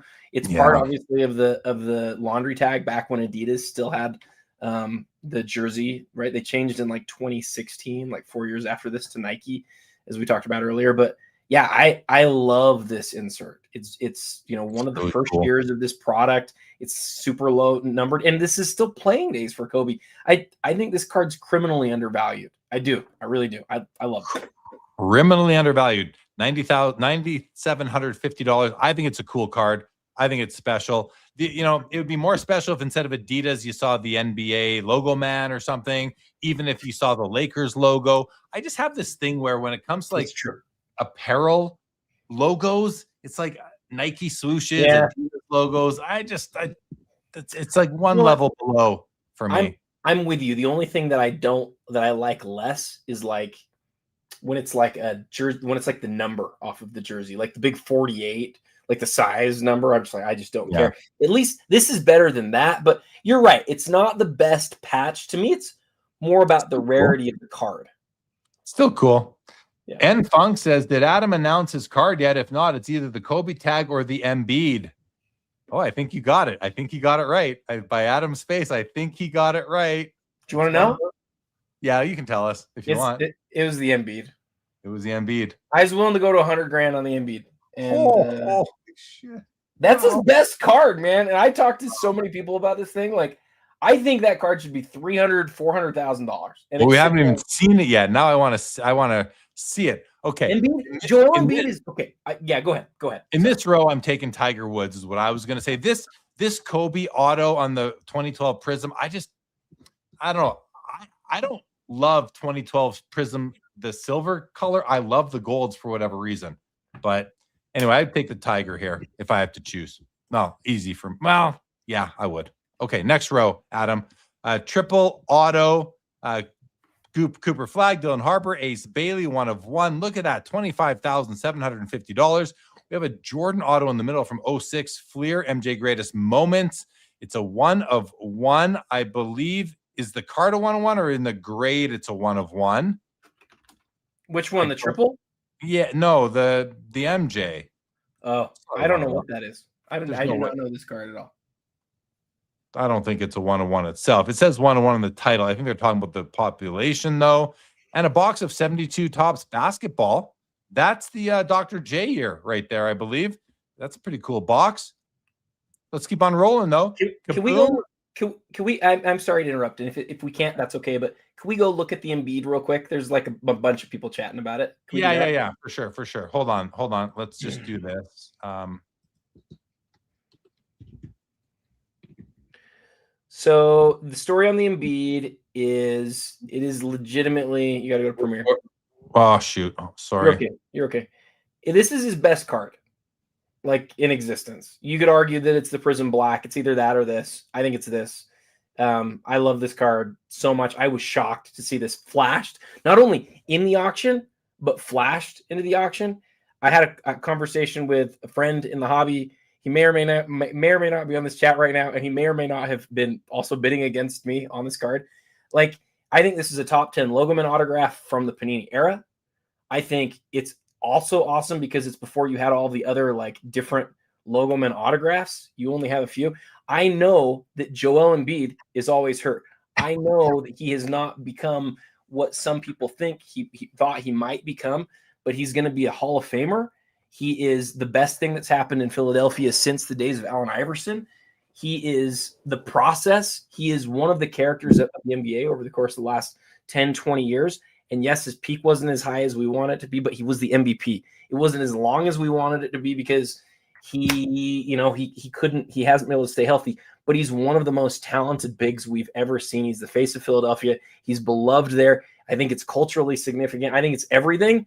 And I'm not a Joel Embiid fan, but I freaking love this card. And so I said to myself tonight, I'm going to 100 grand. I had a conversation with somebody else who is here on the chat. And I said, the card's going for 150, and I think it should be at least a $300,000 card. And here it is. It's almost at 150. It was just, it just had to get here. It had to get here. So I have to drop my comment, Adam, which is you said this card is you made the comment like this card is everything. It's just a little bit less than everything because it's not a game used patch. It's not a game used logo, man. It's player worn. And so to me, it loses a lot of what doesn't lose anything because it's not game worn. But if it was, I think then you're looking at a much more interesting card. So listen, the best card maybe of the whole Panini era is the Steph Curry that is the exact same thing as this.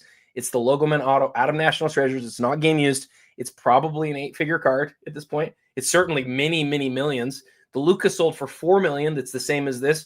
The Giannis sold for in the millions, same as this. The Anthony Davis, same as this, sold for over $1 million. The Anthony Edwards, if it sold today, would be over $1 million. There's all of these guys, very few of whom I'm certain are going to have a better career or be more culturally significant than Joel Embiid. And Joel Embiid's 150 grand. It doesn't make any sense to me at all. And so, although I'm not a fan of him as much, of the card, especially in the long term, as people think about how significant he is and it being a top 10 Logoman RPA of the era, yeah, I love it. And I know I'm just going on and on about it, but that's why I was willing to pay 100 grand for the card tonight. It's a no-brainer for me. But at this point, it's like, you've got to stop somewhere, and it would have cost me a lot to get it, right? I would have had to trade in parts of my collection I didn't want to, but this price does not surprise me even a little bit. Even a little. It started the day at 8 grand. It doesn't surprise me even a little bit. Yeah, it's up to like about 140, 138 or so right now. I wonder how much higher it might go. And you're done. You're out for sure. Is that right? Oh yeah. I had in my mind what I'd have to get rid of, and at this point it's too much of my collection to do it. But to the person I'm talking to, who I just think it's a no-brainer, man. I do. Even at this price, I just think about all those other guys. Would you rather have an Ant for $1 million or an Embiid for 150? Like he had an amazing career, and I know it's basically over, right? You're not buying it as a speculative point. You're buying him because he was the face of Philadelphia for a decade, and although they never won a championship, like they had some great moments, man. He won an MVP. Like, all right, let's go on. Let's go on. Okay. All right, we've got the logo. We got the Kaboom Wembanyama. We got I love this Kobe card. There's these cornerstones with the 4 patches, the on-card auto, numbered out of 10. Beautiful at 11.5. And we have an Ichiro SB Authentic Chirography Gold out of 25 at $7,250. I'm taking the Kobe here, Adam. Not much more to be said on this one. I don't think if we want to kind of make up some time, but jump in if you want. Look at this Ken Griffey Jr. Fleer Mystique Masterpiece 1 of 1, $16,500. Seems cheap to me for what it is. East-West Refractor Michael Jordan Kobe Bryant's at $16,500 PSA 10. I love this card. This is a card where you're basically getting a Kobe and an MJ both in one, because the back of the card is as nice as the front, but it's Kobe. And on the far right is the Aquarella Pele rookie card, autoed, 2.5 on the card, 10 on the auto. Great looking copy at $10,250. Adam, this is a tough row because I mean, I've owned the card in the middle in this grade. I don't have it anymore. I like to collect a bit of Griffey, a bit of MJ. I don't own a Pele, but if I own a Pele, this is the Pele card that I want. It's my favorite Pele card. As far as rookies go, this is tough, Adam. I'm going to defer to you while I sort of think about it. But any comments on either of these cards and which one you would add to your collection? The Griffey's a 90s 1/1 Griffey. To me, it's pretty easily that card in this row. It's the Griffey, huh? Yep. I'm going to be influenced by Adam Gray, the Real 27 guy. I'm going to take the Griffey as well. Okay, we saw the Jordan Intimidation Nation earlier. Now we have the Kobe, an opportunity to buy both guys, and they're both PSA 10s. That's a beautiful opportunity if you are, spending that kind of money and you like Intimidation Nations, which why would you not? They're beautiful. You can pick them both up tonight. Anyway, I love that at 25,250. The Kaboom Josh Allen rookie 13,000 and the Michael Jordan finest with coating error at $9,000. I mean, obviously for me, I'm taking the Kobe in this row. Adam, anything you'd like to mention about these three cards? The Jordan for the era is probably his single rarest card, being that it's a test card. Wasn't discovered until like 10 years ago. Very few of them graded, something like 25 of them in existence. The only difference between this and a base card is that the base this they had not taken out the 23 yet. The regular card has the jersey number 45, and you can see the roller marks on the card aren't supposed to be there. This wasn't pack inserted. Again, it was like a test type card, but it's as rare as it is, and it's from an era that rarity doesn't really exist. To me, I would take the Jordan here. It's not as valuable as the other cards, but I like the Jordan a lot more. I just think it's like too dark. It's not a refractor. It's a base card. It's a base card. Yeah, I don't like it. What's the 23? Are you talking about the 23 right on his jersey or somewhere else? Yeah, like basically they took this image, and because he wore number 45, they basically like used Photoshop and put a 45 there, and that's the card that there's thousands and thousands and thousands of. There's only like 20 something of these where he's wearing the number 23. Okay. All right. Very cool. Give me the Kobe for sure. All right. What do we have going on here? We have a Jackie Robinson cut auto with bat pieces at 1750. Cool. We have a Spectra maximum impact Nebula LeBron with a championship tag, 1/1 at 12.5. That's kind of cool. And a 52 tops Art Hoodeman PSA 9 at $16,000. That's a nice looking vintage card right there too. I don't know who the player is, but set registry guys are going to be all over that in a pop 5 none higher card for their set. So this one's easy for me, Adam, with a card I would take, and it's not necessarily the card I think is the most beautiful, but I'm taking the Jackie all day long in this case. And I love the LeBron in the middle too, but it's almost Spectra, I find, is just a little bit too gimmicky in terms of the design. And it kind of takes away, you kind of lose this beautiful and important piece of memorabilia amongst all the design elements going on. So I'm taking the Jackie. Any thoughts on the row overall? And I'm sure you do. I like that there's such a dislike for chromium cards with game worn, that this LeBron, even though it's a 1/1, is as cheap as it is. This is going to be the cheapest you're ever going to have a chance to get a LeBron championship tag. I would think 12.5 is pretty awesome, but I love the Jackie. I'm with you on that. Can you make it? Yeah. Yes, I can. Because obviously Jackie Robinson, played 50 years before we ever got autographed jerseys and autographed bat cards. So to recreate that, they've done this cool thing over the years where they get a cut autograph, also have the game used bat. It's a 1/1. It's really pretty, and I like how it all comes together. I know it's really expensive, but I really like it and would love to have a card like that in my collection. In fact, there was a Babe Ruth that a guy had a few years ago, similar card to this, that I actually went after because I liked it that much. So I really like this card. I really like it too. So, it says game used memorabilia right up there. The back of it says the relics contained on the card are not from any specific game, event, or season. I mean, an event is a baseball game.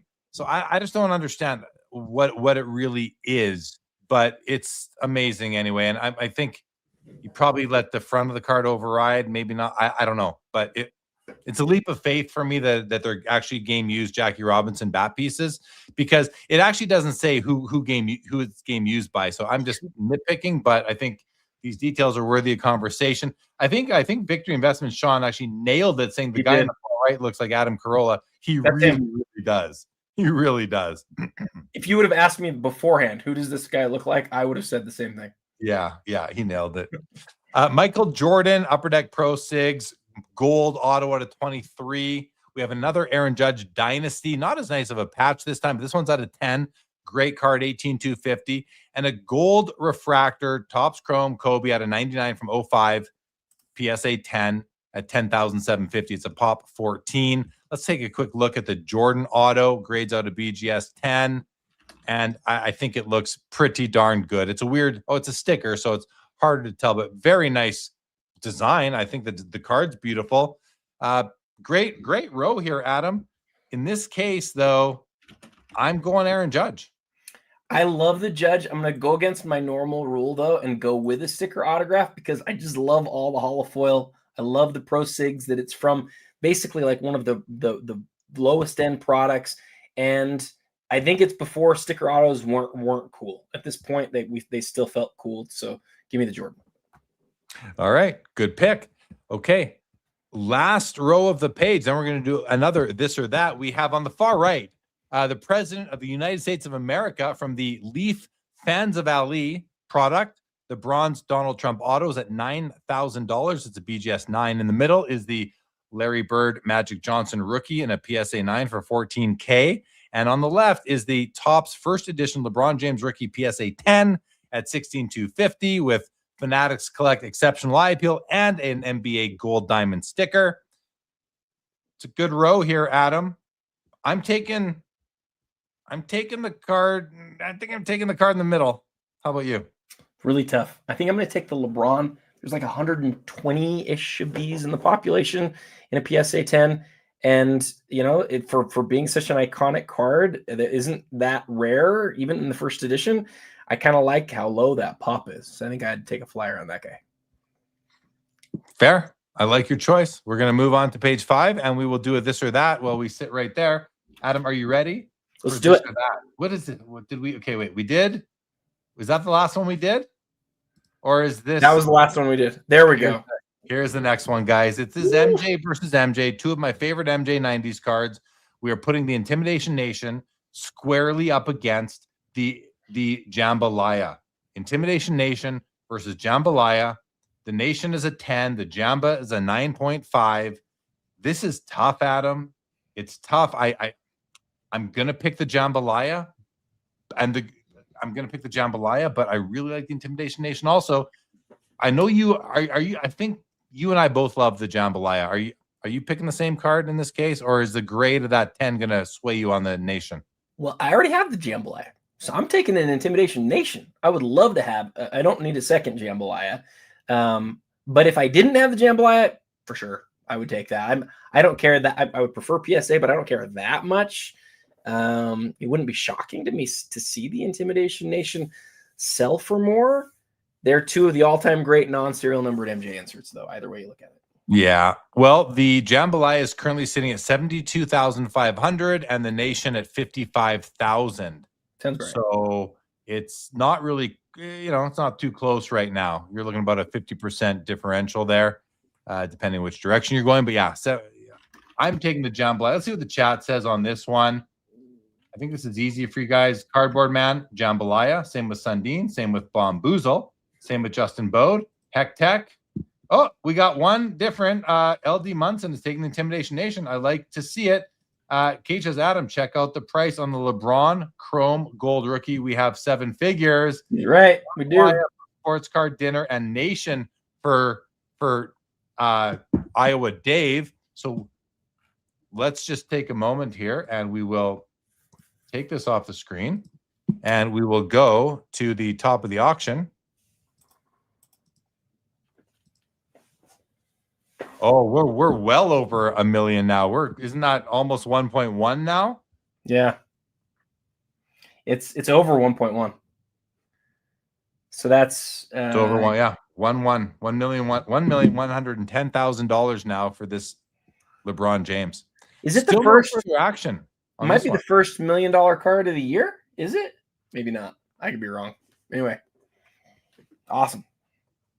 I'm not sure. Maybe it is. Maybe it is. But look at that. Thanks for letting us know, Cage. Good to know. All right. And then as far as the jambalaya, one more. Laura is taking the jambalaya. So we had 2 people taking the Intimidation Nation. Everyone else went for the jambalaya. Iowa Dave, guys, check out his podcast. If you're not listening to his pod, you are missing out. Okay, 2024 Flawless Star Swatches Fuchsia, LeBron James out of 5, 16,750. Lewis Hamilton, F1 Halo Gold, 5,750. And a Messi Auto is $8,000. Adam, anything you want to say about this LeBron patch? It looks kind of cool. I think it's probably an ad patch because it doesn't. I don't really. Usually these Star Swatch signatures are signatured, so this is just Star Swatch patch. Yeah. Because obviously LeBron can't sign a Panini card, but yeah. I don't know about the pink. The pink foil is just doesn't do it for me. Moving on. Oh, 3 horizontals. We don't see that often. Yeah. We have the Messi NT out of 49 auto at $9,000. We have the Xavi PSA 10 at 16,250, and the Drake May rookie tag patch 1 of 1 from National Treasures at $10,500. Adam, I don't know much about the guy in the middle. I don't even know if I said his name right. Yeah, but if I'm picking the Drake May, I know it's not auto, but here you've got the NFL Shield. You do have a Nike swatch, which I don't mind when you get the NFL Shield beside it. You have his size, the maker's mark. I don't know. That's a cool looking card to me. I like it. Is it not going to be game used? Is it? Not from anything. They don't know where they got it, but it's a pretty cool card. Any comments on the row, Adam? I like that they don't know where they got it. I think we should just go with that for now on. I think I like autograph patches. I don't know how to say the guy's name in the middle, although I know probably everybody else does here. But that's a really cool looking card. So I'm just going straight up aesthetics here. Call me the aesthetics guy, Jeremy. I'm going to go with that card. That's going to be my pick on this row. Yeah, it's a cool patch. Absolutely cool patch. Likely game used too. Cage confirms it is the first 7-figure sale of the year. Is the gold chrome LeBron James rookie card. Thanks, Cage. Right. That's awesome. Barkley PMG Red PSA 6 at 11,250 with an NBA sticker. Zinedine Zidane. I don't forget how to say his name, but that's a 101. You got it. What? I think you said it right. He's like GOAT material. Like he's one of the best ever to play, is my understanding. And a Shohei BBM Classic rookie auto out of 10 from 2014 at $18,000. I'm taking Barkley. Zinedine Zidane might be one of the greatest ever, but his autograph is not. Is not one of the greatest ever. No, it's not. It looks like a boulder with a check mark rolling down a hill. Thank you to Jordan Reicher for the enunciation. Zavi. Thank you very, very much. Jordan says I pronounced Zidane. How did I even say it? Zinedine what did I say? Zidane? Wait, okay. No. We need to go back in time 10 seconds to the boulder, the check mark, and the hill. What did you say? How did you say his autograph. It looks like there's a boulder with a check mark on it rolling down a hill. That's what I see. Yeah, you heard me, Cage. You heard what I said. This is what happens 3.5 hours in, Cage. Yeah. Boulders, check marks, and hills. That's what happens, guys. I want to see a bid come in as we're talking about this so much. All right. Another one of these contenders, Kobe ticket autos. I love it. I think it's beautiful. This might be from a different product, but it looks the same. We've got the red refractor Shohei in the middle out of 5 autoed. Nice looking card. And we have the James Wood rookie superfractor auto from Heritage.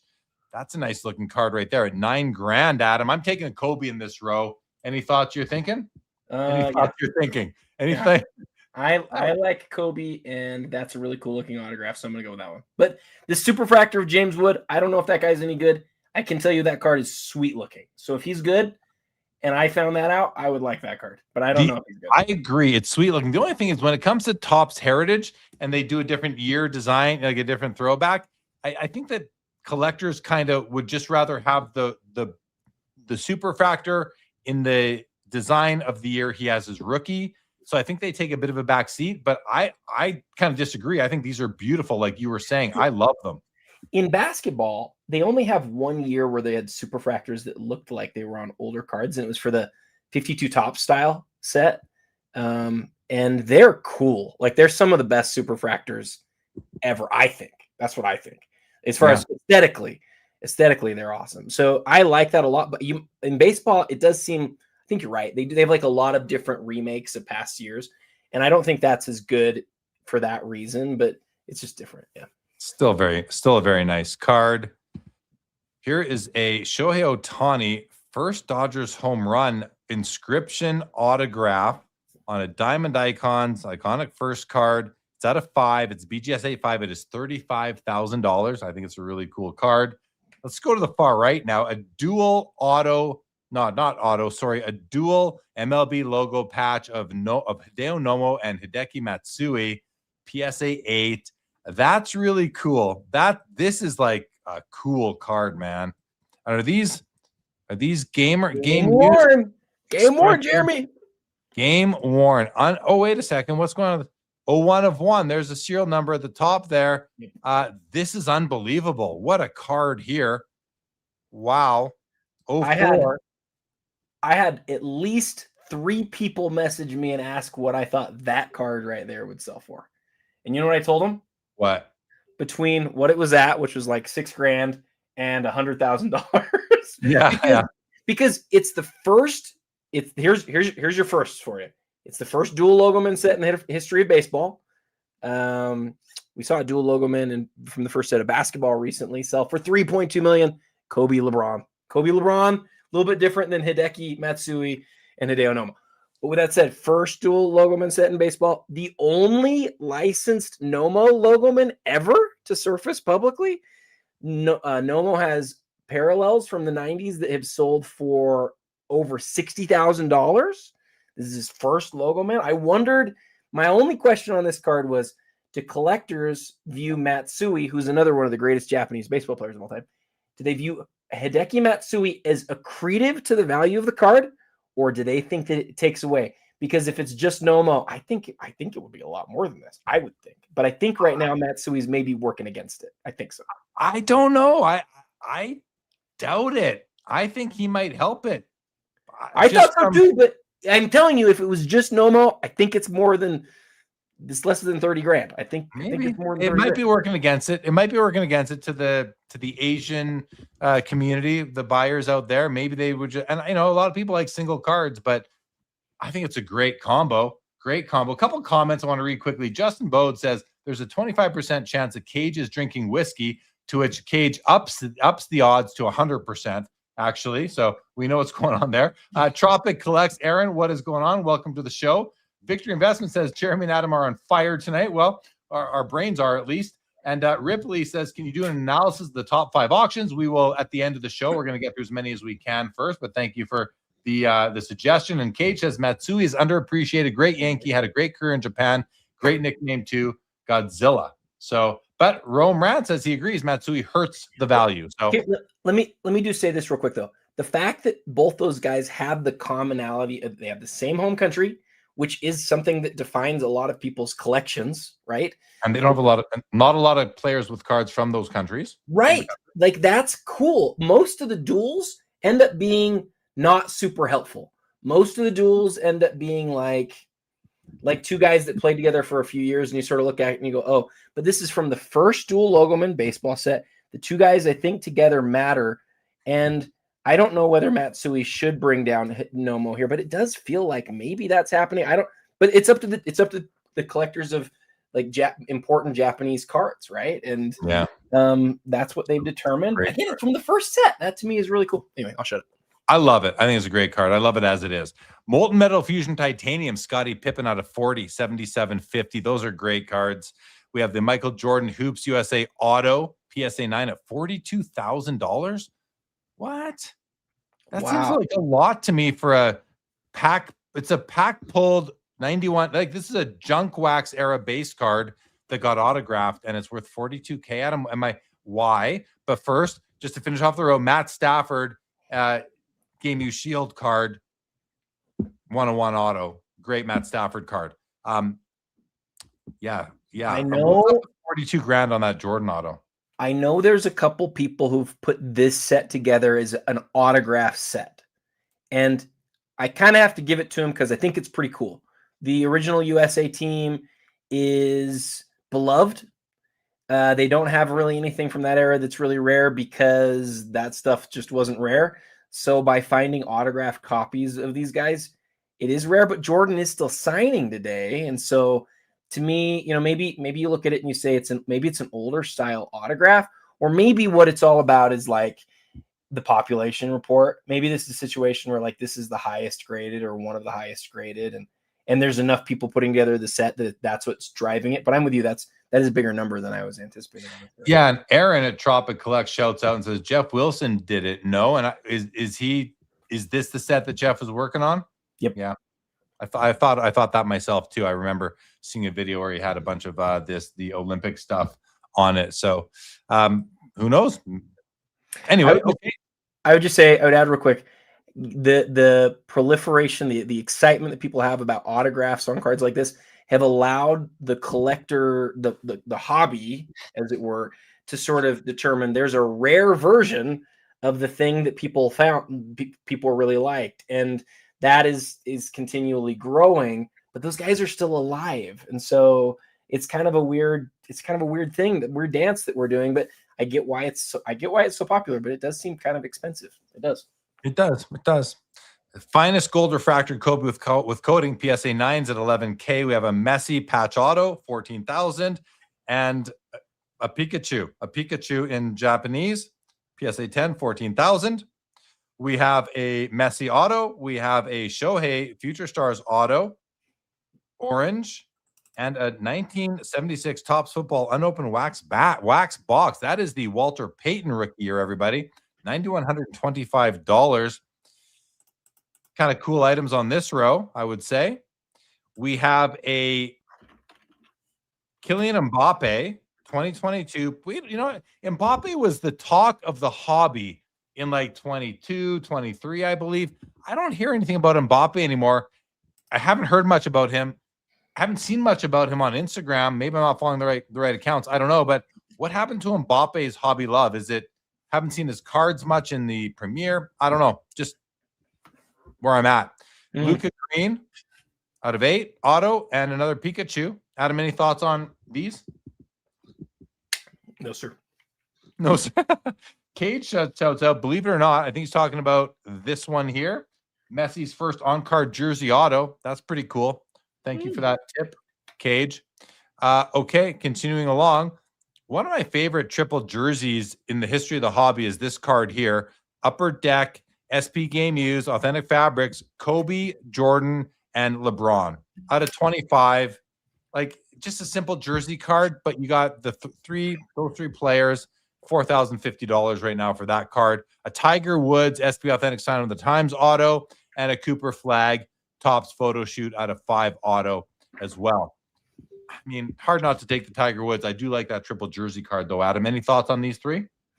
I like your thoughts on the triple jersey. They don't have that many. They have a few more than this, but I think that's, if it was 3 autographs, it would be like 100x this price. At some point you sort of go, gosh, the jerseys feel like a pretty good deal. Yeah. I like it. There's the Kobe Platinum Portraits in a PSA 9 at 13K. 1976 Topps Football unopened cello box. Again, that is still the Walter Payton rookie year. And then we have a immaculate quad tag with 2 logo men tags of Steph, Barnes, Clay, and Iguodala. That's a pretty cool card right there, Adam. $10,000. Your thoughts on that, even the Kobe?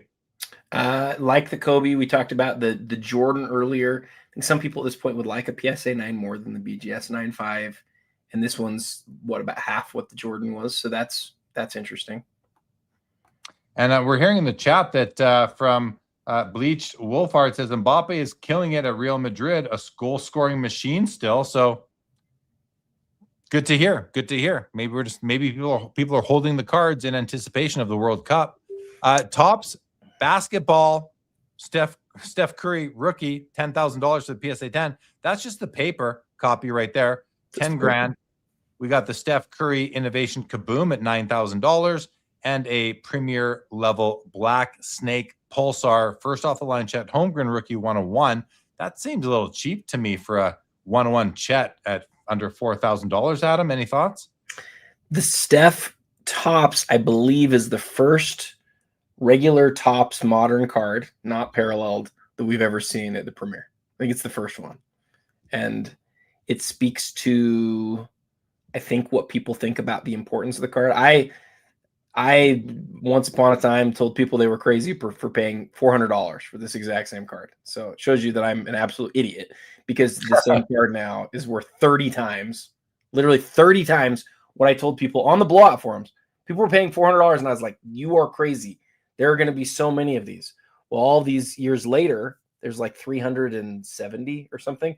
There's close to the same number of this card as there are the 86 Fleer Jordan in the PSA 10. And I guess it just was a hard card to get a 10 in, but also it's rarer than we thought. And I don't know, man. Like, I sort of am drinking the Kool-Aid at this point on this card, but certainly it came out, spoiler if you haven't gotten your book yet, it came out as the number 3 most iconic card of the 2000s. So that's it. All right. Let's roll. We'll just skip the Pokemon row. It's all Pokemon, so we're going to skip it.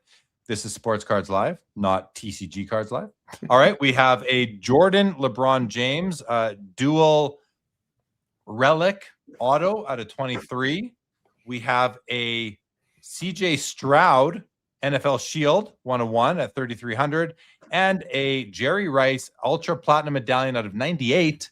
Pop 2 PSA 10 at 7,250. That's the card for me in this row, Adam. Even though I'm not a huge Platinum Medallion guy, that's the card I would take in this row. Is there a card in this row that you want to spend a couple minutes talking about? No. Is there a card in this row you want to spend a couple minutes talking about? I'm looking for. I want to hear you. I want you to talk. I need to leave the show for like 90 seconds, so I need you to have something to talk about. Well, I can talk about any of them. Go to the next line. Here? Let's talk about that Allen Iverson credentials. Okay, I'll be right back. So while half of you guys leave the show because everybody would rather hear from Jeremy than from me, this Allen Iverson from 2006 is interesting, and it is one of the rarer credentials cards of AI. Remember that when AI came into the league, the very first credentials came out, 1996. Cards are numbered to 499. They're literally the first year of serial numbered cards, and I think the second serial numbered cards ever, or third serial numbered cards ever, from that year. Again, 96 was the very first year that they had them, and it was just showcase and credentials, I think, and the ultra. No, not the ultra. Just the showcase and the credentials that were serial numbers. So those were the second serial numbered cards ever, and that was the Allen Iverson rookie. The next year, you get the first essential credentials, which are a numbered set that range from numbered 1 to number 80. And last year, an AI from that 97 set, numbered to 3, popped up and sold at auction for, you'll go check Card Ladder.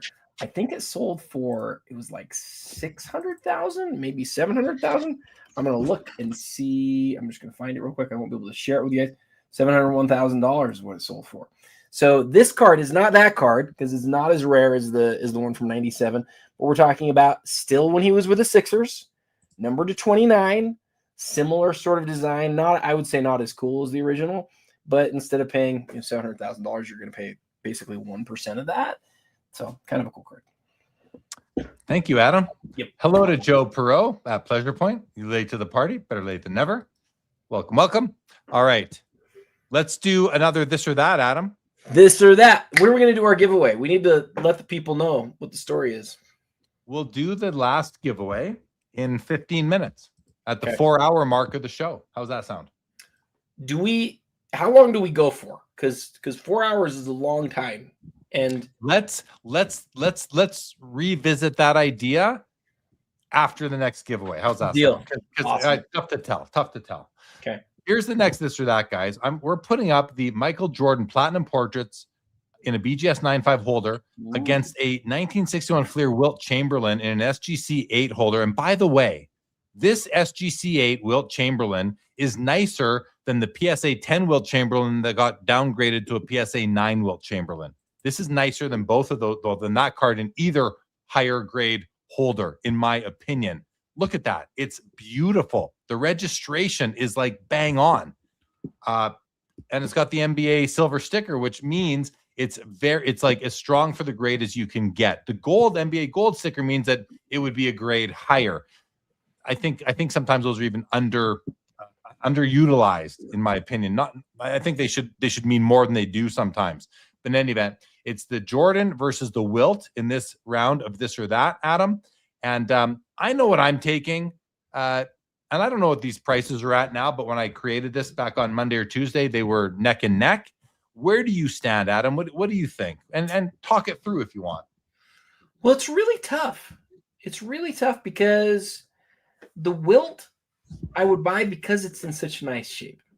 Like you can get a Wilt Chamberlain rookie for pretty not that crazy. Like for a few grand, it's really beat up at that point, but it's not that rare. It's pretty rare. It's one of the 3 great vintage cards.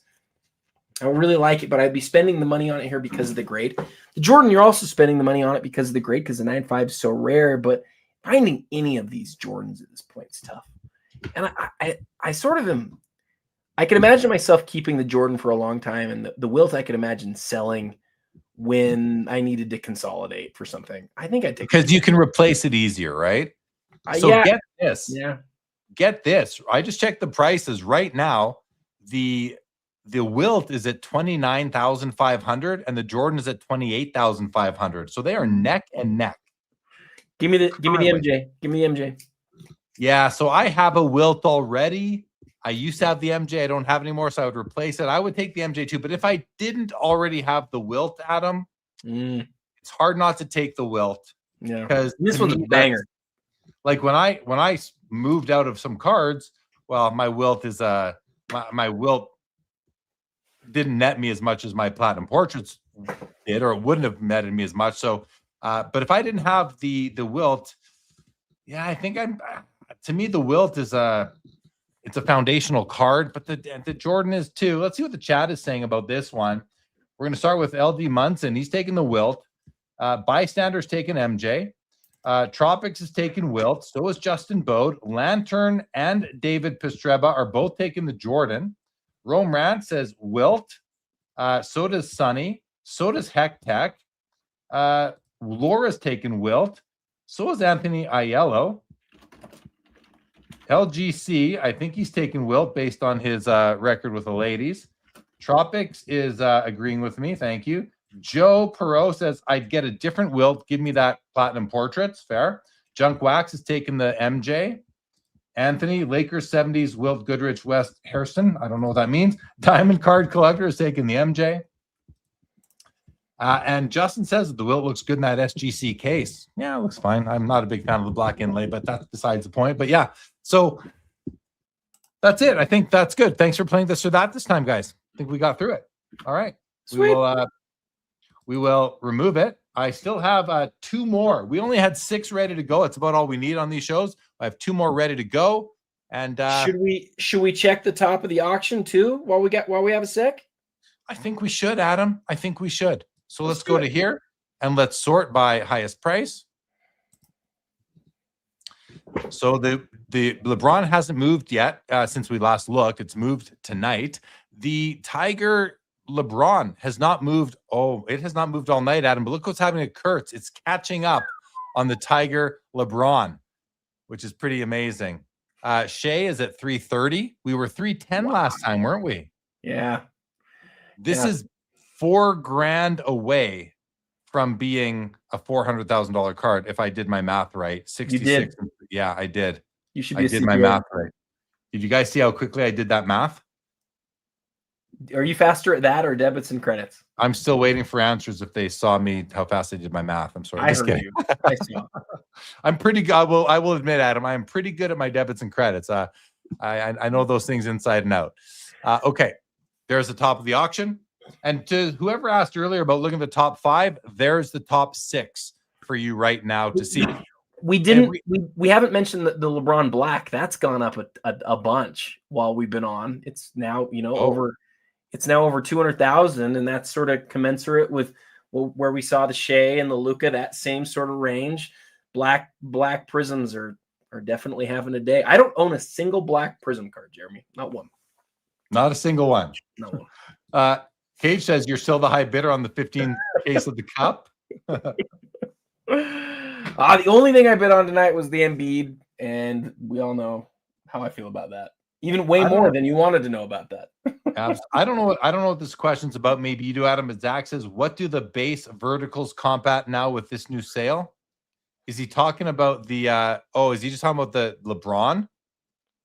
I think he might be talking about the Kaboom, because there's they literally differentiate between vertical and horizontal. Of course, I don't know. Of course. I don't know anything about I think a 101. I don't think it changes much because the 101 is the 101.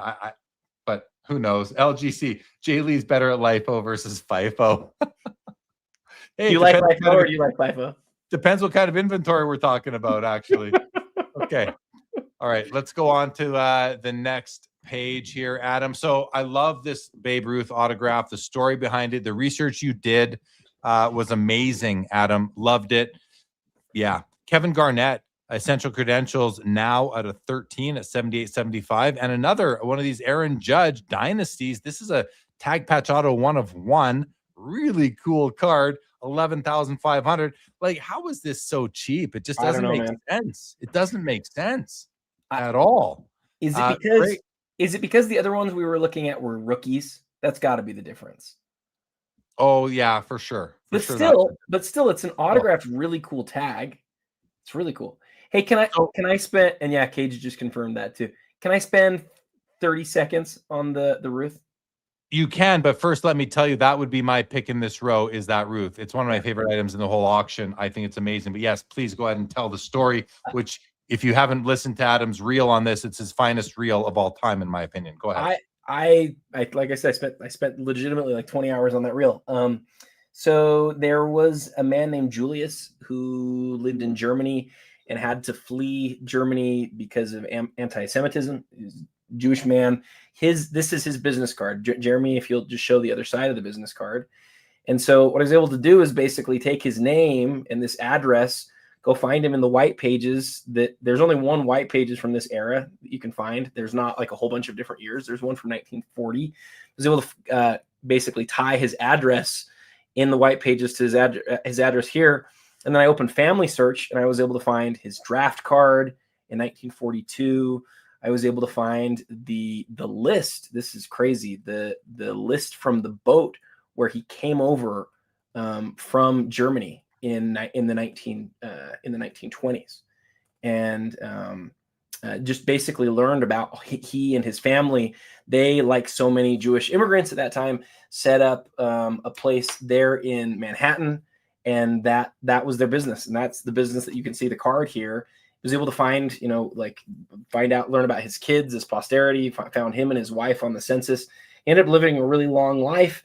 And what the research of all of that really did for me that was really interesting is it sort of like it allowed me to sort of think about like what this moment of getting this autograph from Babe Ruth was like, because it felt more personal than a lot of autographs that we hear that we see. And I know that for a lot of people, just seeing a random business card from the 1930s or 40s being signed might not mean anything, but knowing about Julius's history and like thinking about how hard that part of his life was, but then, how long he ended up living and his family that came from that, it gave me an appreciation for this that I didn't really ever have for this kind of item. I've always sort of thought you want it on like a photograph or something that presents really well, but understanding like that family's journey a little bit really made me feel differently about this. So thanks for letting me take a minute on it, Jeremy. Oh, I loved the reel you did, Adam. I love that this thing was in Julius's wallet. It looks like for a while, how frayed the edges are.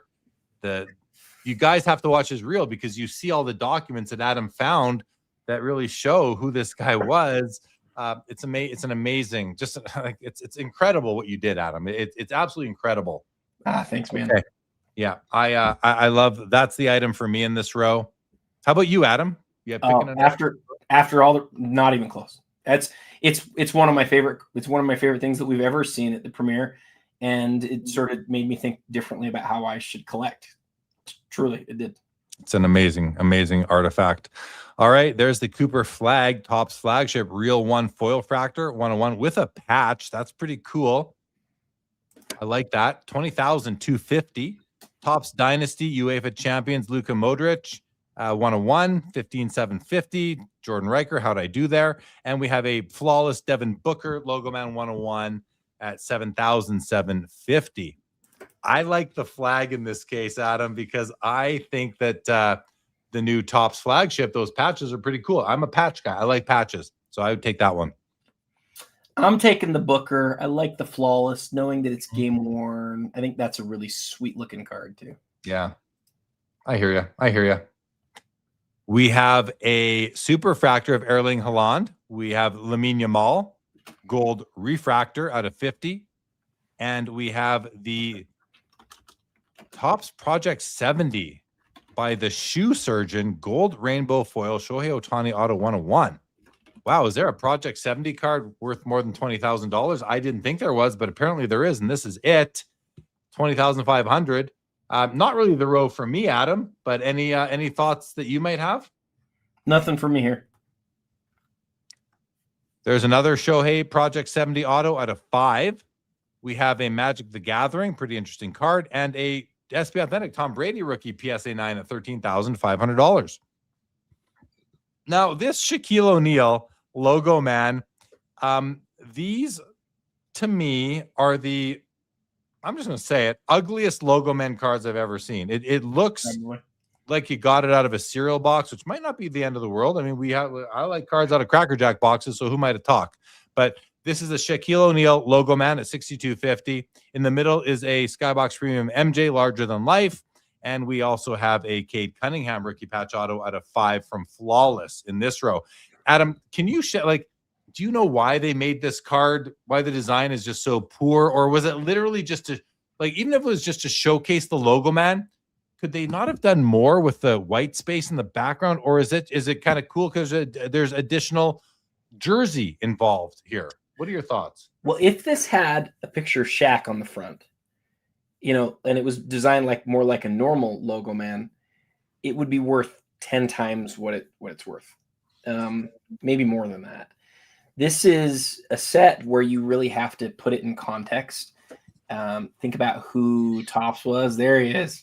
Think about where Topps was at this point. So Topps is at this point, you really have to look at the context. They're competing with Upper Deck. That's where we were for those 6 or 7 years. And during that point, Upper Deck had Exquisite and they had Ultimate Collection, and Topps could never really figure out the highest end stuff. They tried to sort of keep some things not as expensive, but still compete somewhat. And this was one of their attempts. The brand Big Game came in this really special metallic box, but it wasn't like a normal metallic box. It was sort of spring loaded. It was really nice. It was a nice quality thing. Each box had 1 pack in it, and each of those boxes came in a case. You can tell by the way I'm describing it. I opened this. I loved this product. This was honestly my favorite Topps product ever, because Jeremy, at that point, we hadn't really considered, and I know it sounds crazy, we hadn't really considered that a card needed a player's image on the front of it to be really cool. To us, the fact that you got one really premium one-of-one card like this in each case was the coolest thing ever. This is a true story, okay? For Christmas this year, this was right before I got married, my parents got me a box of this for Christmas. And I pulled an Andre Emmett. You don't know who he is. He played for the Grizzlies. I pulled an Andre Emmett Grizzly Claw around the ball, 1-of-1. It was probably the coolest card I've ever pulled in my whole life. Came out of this product. And the Shaq at that time would have been legitimately one of the biggest cards in the whole product. Shaq Logo Man guy here, C. Kunanen 40, will verify that also in this product, one of ones you could get, they had the whole Shaq nameplate, O'Neal, and one, you'll love this, Jeremy. One of ones was the asterisk in O'Neal's name. So I've seen that in hockey. Yeah. This one, but remember, on this design here, it's not just a one of one, it's a one of one where no picture is on the front. So the asterisk is one tiny asterisk on a big giant card, and there's nothing else there except for Shaq's name and the thing above. It's the funniest looking card, but like it's just from a perspective of like where we had to come from to get to where we are now. I love big game. I love what it means. I love how cheap it is. I love that you could get a Shaq logo man for this price. I love the card for that reason, but aesthetically, it's just not. It's the worst. You said it perfect. It's probably the worst looking logo man card ever made. But you are getting a Shaq logo man at a good price. So there's cool factors to it as well. And as Kunanen said here, over here, it's my old Shaq logo man, sold it a few months ago. Whoever you sold it to is flipping it already, right? Like, yeah, it's made its way into the flippers vortex. Do you know why he did that though? He did that because he was saving up for a LeBron exquisite RPA, the number 6 of 99. So he was Kunan? Yes. Well, I'm not saying why he saw. I'm saying whoever he sold it to is flipping it now. Oh, I know. Like, but my point, just to say that wasn't to reflect on the flipper, but he had to sell some stuff that he never intended to sell, and I would imagine this was probably one of those cards. Right. Happens to many of us. There's a Kelsey rookie tag shield Nike swoosh, very nice piece. Auto, 12 grand. There's a Contenders Optic Tribute Gold Laser Curry out of 2 PSA 8 for 3,300, and a Messi Topps Chrome Sapphire PSA 9 out of 10 at 66 and a quarter. I really do like the Kelsey card there. That's a rookie card. I see rookie right there. Yeah. There's one massive problem with it though. Do you know what it is? It's not Kelsey pictured. It's not his autograph. It's not his tag. It's a sticker auto on an NTRPA. Oh, I didn't notice. I see it now. I see it now. I don't. That was such a. I can't believe they did that. It's too bad they did that, but it's still really cool. Still really cool. You were right about Kunan's reasons for getting out of the Shaq logo man. All right, here we go. We have a Topps Now campaign Hexfractor Bonix Rookie 101, 3,300. A Art DeBart Simpsons Matt Groening auto is at 15,250. I love this card. And a Topps World Champion Dual Platinum Shohei and Yamamoto 101 at $18,500. Adam, pretty fun row here. I'm taking that middle card for sure for myself. I really want one of those. I think they're amazing. That's where I'm at. Any thoughts on the row? Yeah, I'll just take just a second on the Art DeBart. Came out as a redemption, serial number to 400. The cards, I think earlier in the serial number run, they're all very similar. Matt Greening did like all of these individually. He drew 400 individual Bart Simpsons. The guy who made the Simpsons did those 400 of them, and a bunch of them are very unique. This one right here is one of the unique ones. It has unique language that you're not going to find on any other card. I would argue that from this era, it's like this, the Frank Thomas No Name, and maybe a couple of other cards that like really have maintained value because there's not a lot of rare stuff from the early 90s. This is one of the best non-sports cards ever. Yeah, agreed.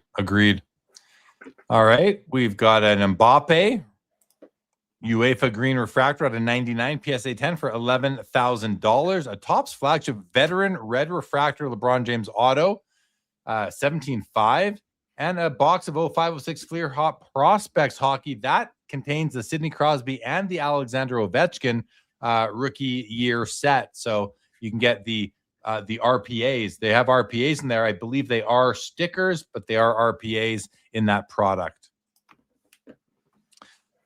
There's the LeBron Refractor rookie Topps Chrome, 10 grand, BGS 95. Court Kings signed star Jordan here, Adam, with the auto getting an authentic grade. Sorry, the card is a 4. The auto is authentic. I cannot really see it. That's not Not my favorite Jordan auto. $27,000 though for that, Adam. That's a lot. No, like what? I like it more than you do. I like the autograph. I mean, it's not perfect; it gets hidden, but you certainly see it because of those bright yellow borders.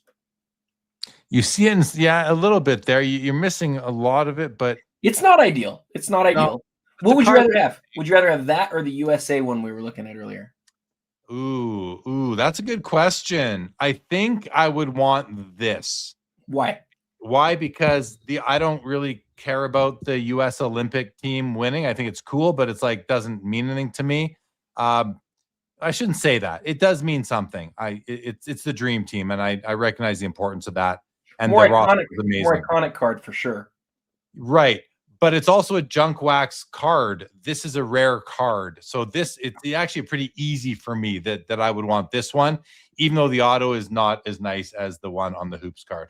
You and I are lockstep with this one. It's a rarer card. It's a star card. And you're not buying condition here. I think on that one you're buying condition a little bit. You have to be, otherwise it doesn't make any sense. Straight up, I'm taking this card by a pretty wide margin, honestly. I just have to add, for this Hot Prospects box, Mitch Grotman says that the Ovechkin shield has never surfaced from Hot Prospects. What? No which way. It could be in this box right here. I mean, who knows? I have no idea. I'd say the chances aren't great, but if it hasn't surfaced, I mean, it could have been pulled, just not publicly surfaced. So that's pretty crazy right there. Thanks for that tip, Mitch. That's important. All right, where were we? We were there. Now we're here. We got a Drake May rookie Nike patch out of 2/10/5, a Jordan BGS 9 rookie card at 12/750, and the Drake May National Treasures rookie patch out of 99 PSA 10 at $3,950. But it's a very simple patch, no autos as well. There's the Brock Purdy rookie Prism gold vinyl out of 5 PSA 10 at 10 grand. That's pretty cool.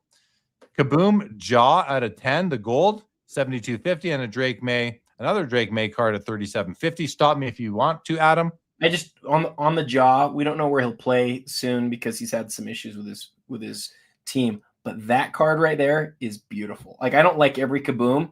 I love the image of Jaw there. It's a great looking card. I agree. I like how he's floating above the Kaboom. It's almost like the top half of the card is awesome.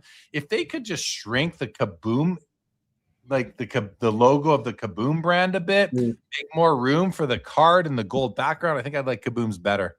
But it's like pop art, right? That's what it's kind of based on. And look, there it is again on the Halan. The Kaboom takes up so much room. Here's a nice Kershaw rookie card, Bowman Chrome Draft Orange Refractor, PSA 9 out of 25.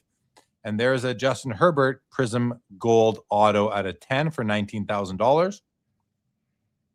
Couple more Shoheis. We've seen several. There's the X-Fractor LeBron rookie out of 220 at $20,500. McDonald's rookie card. I'm just kidding. This is a Steph Castle. Hey, my counter, I wasn't looking at yours, but my counter just got down to 14 seconds. Ooh, I didn't notice. Okay. All right. We'll keep an eye on it. Wembanyama Topps Royalty Auto Patch, PSA 10, 83.75. It's a rookie year card. Another Jordan rookie. This is the SGC 9.5 at $29,500. Another Bird Magic rookie. Wemby Dragon Scale rookie out of 8. And a Concourse Black Finite LeBron 101 PSA 10 from 2023 is at $10,750. A nice Jerry Rice auto patch, $25,000 to 101. Okay, look at the auto though. The auto is gorgeous. Look at that. Oh yes, nice. I mean, it's hard to get much of a better patch from the 49ers than this right here. And that's not even patch. That's jersey, but it's still very nice. There's look at that. Tom Brady rookie exclusives out of 25, Adam. $24,750 for that. Mystique Masterpieces Cal Ripken Jr. 1 of 1, 51 1/4. That's pretty cool. Kind of under the radar too. Like really late in the auction here. And look at that. We're at the end of page 6, Adam. When's the last time we made it through the whole auction? I think we're going to be able to do that tonight. Like we're in a groove, man. Can we talk about the Brady real quick, just real fast? This one? Yeah. I was hoping you would want to. It's one of those cards that nobody had any idea how cool it would be. This was a year where they came out with like a whole bunch of autograph patches and stuff for the first time, and everybody was like chasing all of that stuff. Everybody in the rookies wanted Chad Pennington and Sean Alexander, and then somebody probably pulled this card in 2000, and they were like, "I can't believe I got a card out of 25. Oh, it's cool. It's a quarterback, but wouldn't that have been neat if it would have been? It could have been Alexander. It could have." And then now here it is, a card that has only moved 5 times in the last 7 years. And of those 5 copies, 5 sales, 4 of them are the same BGS 8.5 copy. This one, I think, this is the first time we've ever seen it sell. It's like one of the rarest Brady rookie cards. Yeah. We take it for granted, but at some point, this card was probably a $3 card. Legit. Wow. Yeah, no doubt. Crazy. This is the kind of card you might be able to find in a dollar bin somewhere, or in just some find where someone sells their whole collection for $500 and you find one of these in it, type of thing. Yep. Crazy. All right, let's move on to page 7. We'll do our last or second last this or that. Let's see. We did that one. So ready for the next one, guys? Here it comes. 1, 2, 3, boom. Okay. This is just 2 cards that I think are interesting to compare. The Deion Sanders 1/1 Metal Universe Gem Master versus a card that came out 22 years later, Kaboom, Patrick Mahomes Gold out of 10, PSA 9. Would you rather have the Deion Sanders 1/1 that's 20 almost 30 years old, or the Mahomes Kaboom Gold? Adam, let's start with you. And I kind of hope this might not be as hard as it was a couple of days ago when they were closer in price, but I'm going to go check out their values right now, where the prices are at, and I'll let you go to town on these if you don't mind. I'm just such a fan of the 90s.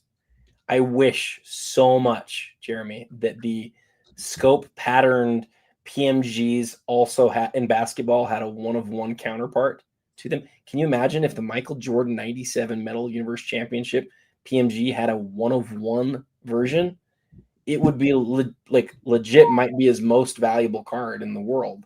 So Mahomes is the big name. Obviously he's down right now, but I understand why some people might go with that one, but for me it's the Deion.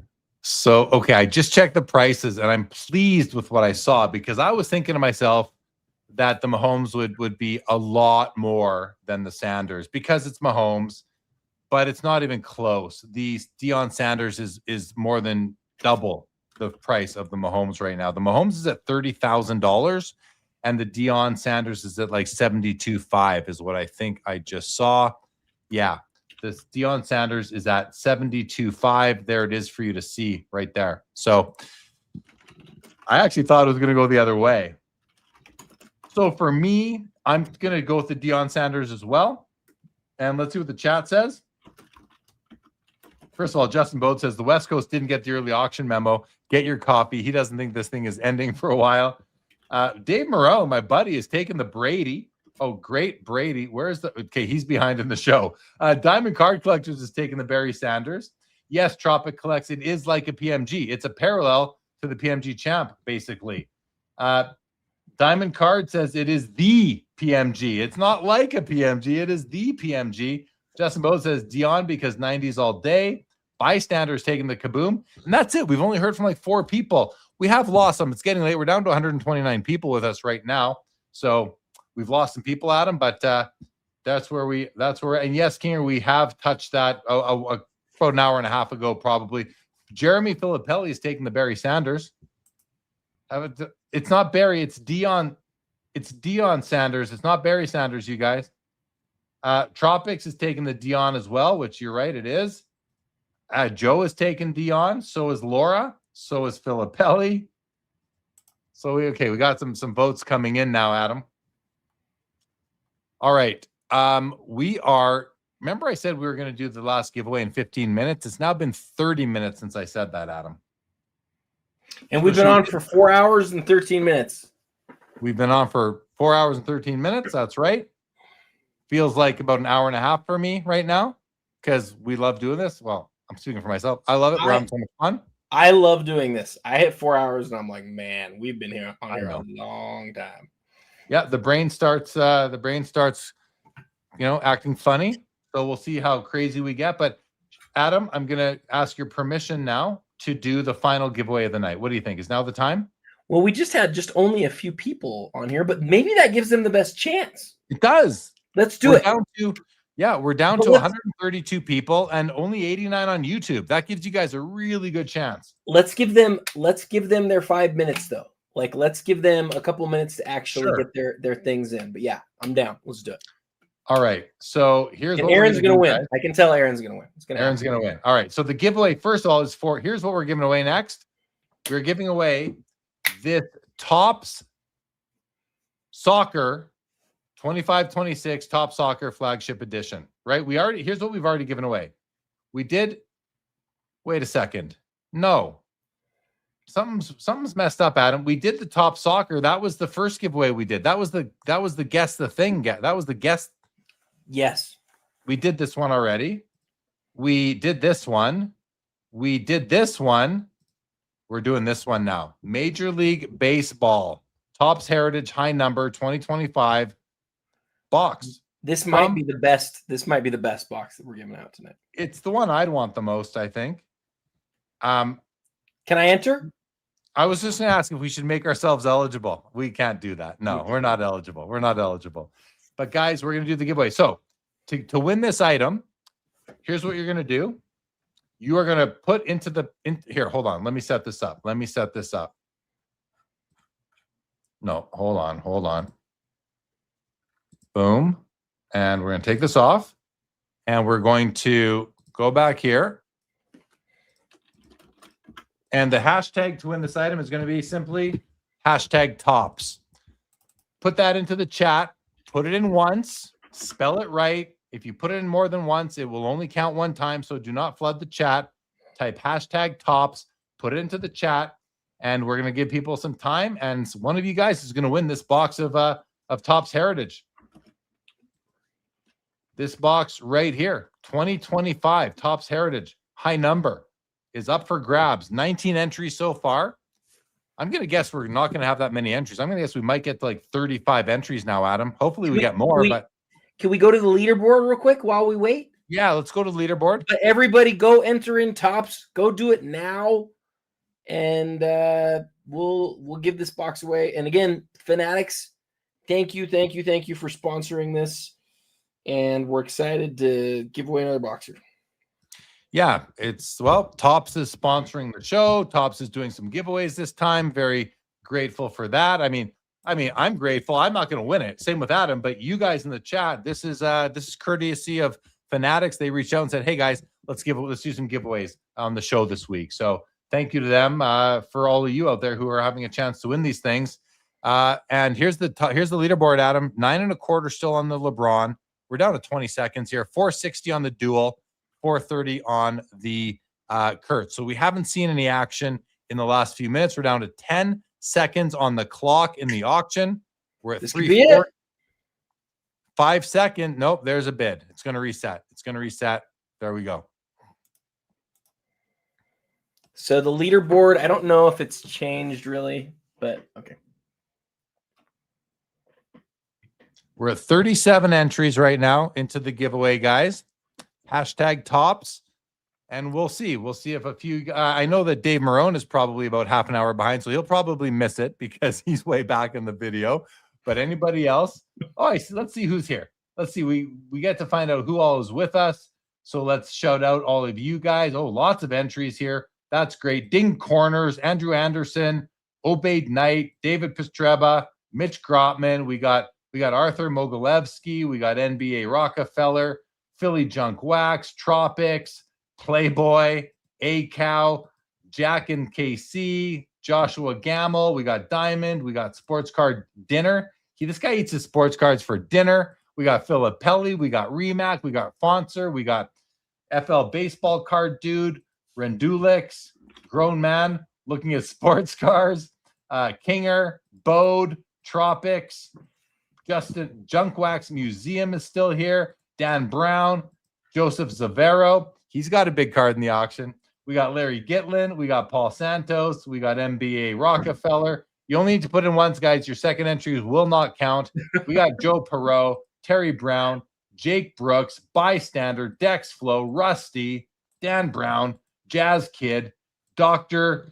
Mantibogan, and Tropics. Note, not every show. Obaid Knight, Seventh Hunaman, Saba, Laura.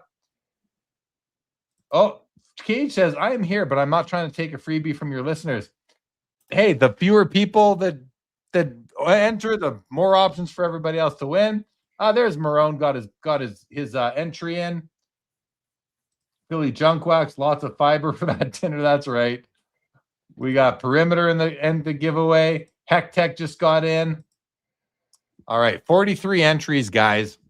Adam, what do you think? Give it another minute, or should we do it? What do you want to do? I think we do it. Let's do it. Let's go. All right, guys. I'm going to do the old J League countdown. 5, 4, 3, 2, 1, and draw. It's going to be Aaron. Aaron's going to win. Watch. Oh, you might be right. Did I see his name yet? Junk Wax Wax Museum. Museum. Way to go, Junk. Oh, Adam's very happy for. Yes. I love Junk Wax Museum. So I'm do happy I. for him. And Yeah, this is a good moment, and he deserves all his flowers. Congratulations to Junk Wax Museum. I just want to say that you played really well tonight. You did a great job. You thought about your teams. You were there for everybody. You stuck up for everybody, and you led. You showed true leadership in this competition tonight. Junk Wax Museum, congratulations! In order to claim your prize, send me an email. I'll put my email back on the ticker right now. sportscardsliveshow@gmail.com. Send me an email, and we will get you all hooked up with the prize from Fanatics. Thank you to them. Thank you to everybody for being here and participating. Thank you for Cage for abstaining. He might be the reason you won Junk Wax Museum. You just never know. You just never know. Congratulations. All right. And thank you again to Fanatics for giving us 4 giveaways. That's the 4th of 4. Yeah, good job, right? 7 tiny says, good job, Junk Wax Museum. Like you really worked hard. To those of you who are still waiting around also to find out whether you won the first one, we can't calculate that until the very end, but it would be sort of fun to think about where we are right now on that. Yeah. Should we do that, Jeremy, or do you want to keep going through the items? No, let's do that. Let's see where we're at. Let's do the math right now and see what the number is. If this ends where it is, we're at 460 plus 925. I'm just using my handy calculator, plus 430 times 1.2. 2178 is the current. Whoever's closest to that right now will win if there's no more bids on those top 3 items that we are looking at. The contest was the total, the sum of the top 3 items in the auction with buyer's premium. So you add those 3 numbers together, you multiply it by 1.2, and you are at 2178. That's where we're at right now. So somebody had a 2.22 guess. That's $42,000 off. I can't remember if anyone had a 2.2 guess, but that 2.22 is going to be in the running for sure. And Aaron's guessing 2.2, but Aaron, you had to guess 3.5 hours ago. So, yeah. There's no more guessing. Yeah. You had to be here in the first hour of the show in order to be eligible to enter this giveaway. And Joe Perot is resisting making a bid on a card, and we're just going to tell him go bid on the card because that's what you should do. Just kidding. I actually don't know that that's true. You can DM us and let us know whether you should bid on it, and then we'll tell you. No, just kidding. CR says I had 2.2. Obaid Knight says 2174. I don't know if he thinks he's entering it or if that was the guess from earlier, but again, they only count if you got your bid in, which was at about an hour into the show, and we are now 4.5 hours into the show. So 3.5 hours ago. I can't believe that was that long ago, Adam. It just really does go by. All right, let's just scroll through some more cards in the auction. We're on the last page here. There's the Wilt at 29.5 still. There's a LeBron auto, rookie auto at 12,000. Beautiful card. We have a Drake May rookie 101 downtown at $60,000. This is so deep in the auction. It's flashed in $60K on the Drake May 101. Unbelievable. We have a Luka Doncic logo man patch. Couple logo men on here. What's going on with this card, Adam? We have the logo man there, And another logo man. Is this a dual logo man? What is this? Oh, it's a booklet too. It's a booklet. I don't know what's going on. I have no idea. I've never seen that thing before. It's weird. It's cool. I like it. Is it game used? I think it is. Let's turn it over and have a look. Yes, it is game used. And it's like, it's not even 20 grand pre-BP. But you put it, you move it back, a bunch. You move it back 6 years or whatever, and you put in you swap out the game use stuff for stuff off Dick's Sporting Goods, and it's $400,000. The power of the rookie, the power of the RPA, significant, crazy. Gretzky at 31K. Is that pre-BP? Wow, unbelievable. Steph Curry 101. Prism Flashback Auto at 11,000. And probably my favorite card is this Super Bowl Tom Brady. We talked about it earlier. 33,000 on this one right now. All right. I want to see. Let's see. Let's go here for a second. And let's just kind of scroll through from highest price.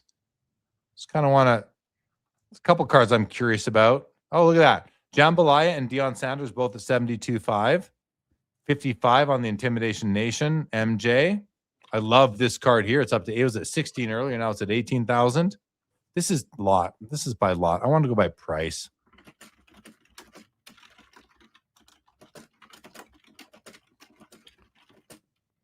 We're just kind of scrolling now, guys. We're moving into real. We're getting to the end of the show. Let me put it to you that way. I will be surprised if this auction is still going in 10 minutes.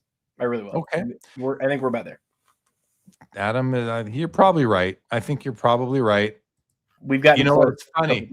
When we had the conversation before, I think I said an hour ago, or it was right at the top of the last hour. I think I said we have about an hour left, or did I say that a quarter after? And then when I said there's 15 minutes till the next. Anyway, we're close. I'm gonna go find out right now who won, assuming that there's no more bids on the top. Don't tell anybody that I said that though, because I'm paying all attention. Sorry, forgive me. Where are you looking? Are you on YouTube looking at the video itself? No, I just scrolled back up to the comments that I can see. Oh, and I don't know that you can get that high in the comments. So that I already did. You got to the beginning of the show in the comments? Yeah, you just got to scroll. You just got to scroll for a long time, time. But I did it. I didn't even know you could do that. And 35 on raise. I'm gonna go do the work, and then like one of the big cards is gonna get a bid on it again. I know that's gonna happen. That'll be great. So 33,000 on the 02 Tom Brady Super Bowl football card, 31,000 on the Gretzky here. But I want to see the other Super Bowl Brady card, the 04, because I want it. Here it is, 27. So we're at 60,000 for the pair, plus BP is 72,000. Convert to Canadian, because that's what I have to do, is it's about $100,000 for the pair. That's beyond what me and my partner were willing to do. Well, I was anyway. I love the story about your partner. That made my day. Well, ever since I've written this book and he's reviewed the drafts of the book, we're talking about my father. He's taken a big interest. He sends me all sorts of like just approaches and research he's done, and it's just kind of fun seeing him take such an interest. He's, like I said, he's come to the National with me 7 or 8 times over the last 15, 20 years, and he enjoys the atmosphere, but he hasn't really taken an interest in the items themselves, and now he's all in. He's like immersing himself in it. So pretty fun. That's pretty cool. Yeah. Yeah, a bunch of guys met him at the National this past year here.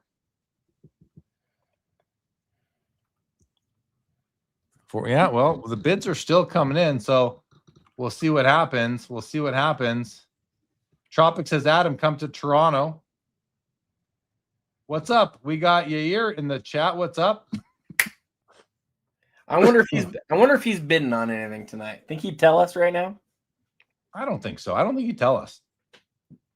I do love that Super Bowl Brady, Aaron. Yes, I do. I absolutely do. If Yair was going to bid on anything in this auction, what do you think it would be? The duel at the top of the auction. This one, I think it would be the LeBron Tiger Woods. I think. Or yeah, well, hold on. Let's see. Let's just have a look here. I don't think it's the LeBron. I don't think it's the SGA. You think you might go with the black LeBron? No. Why not? This one here? Yeah. I don't know. It's a 20th year card. I don't know. I don't know. I don't know him all that well, to be honest. Like I think your call on the first exquisite card's not a bad one at all. Maybe that gold Brady. I don't know. No, I don't think so. Maybe the Embiid. He might bet on the Embiid. I don't think so. Listen. I really have no idea. I really have no idea. You know. I'm gonna keep looking here. Somebody Lantern has a $2.13 million guess, so he's only 48 grand off right now. That's the leader in the clubhouse so far. Lantern's the leader so far. Well, as I'm flipping through, I haven't seen the 2.22 guess yet. So as I'm going through, I've gone through like the first 10 of them. The best one so far is 2.13. And remember, the auction's not over. There could still be bids. That's right. Which could get closer to CRCR's 2.22. Lantern's hoping there's no more bids on the top 3 items because it'll go further from him and closer to CRCR. But I think someone said they had a 2.2 guess out there. Maybe not. He guessed 2.2. He was 3.5 hours late, though. Oh, there we go. CRCR did 2.22. So which of those? Yair says it's patch auto. What he's bidding on is patch auto. So maybe that LeBron you were talking about. Or the Gretzky. He could be going for the Gretzky 99 and 99. Yair, text me and let me know what you're going for. I'm curious. So the 2.22 is currently $6,000 closer than the than the other one, than the 2.13, because they're on opposite sides.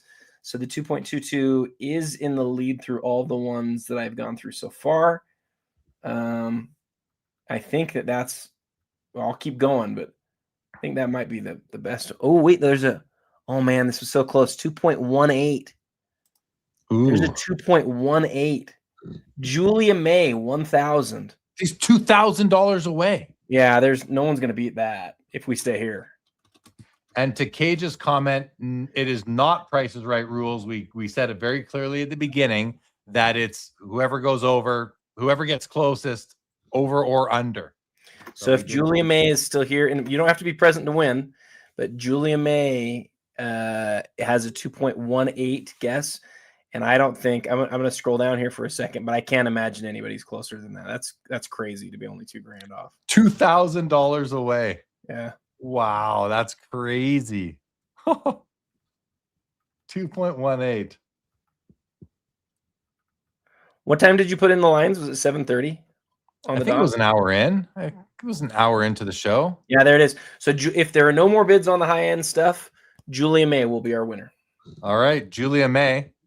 If you're still there, if you're not, you better follow our Instagrams, or I will mention on Sports Cards Live 2 nights from now as well on Saturday, episode number 300 of the main show on my channel, Sports Cards Live. I guess you can call it the flagship if you needed to really, prop it up.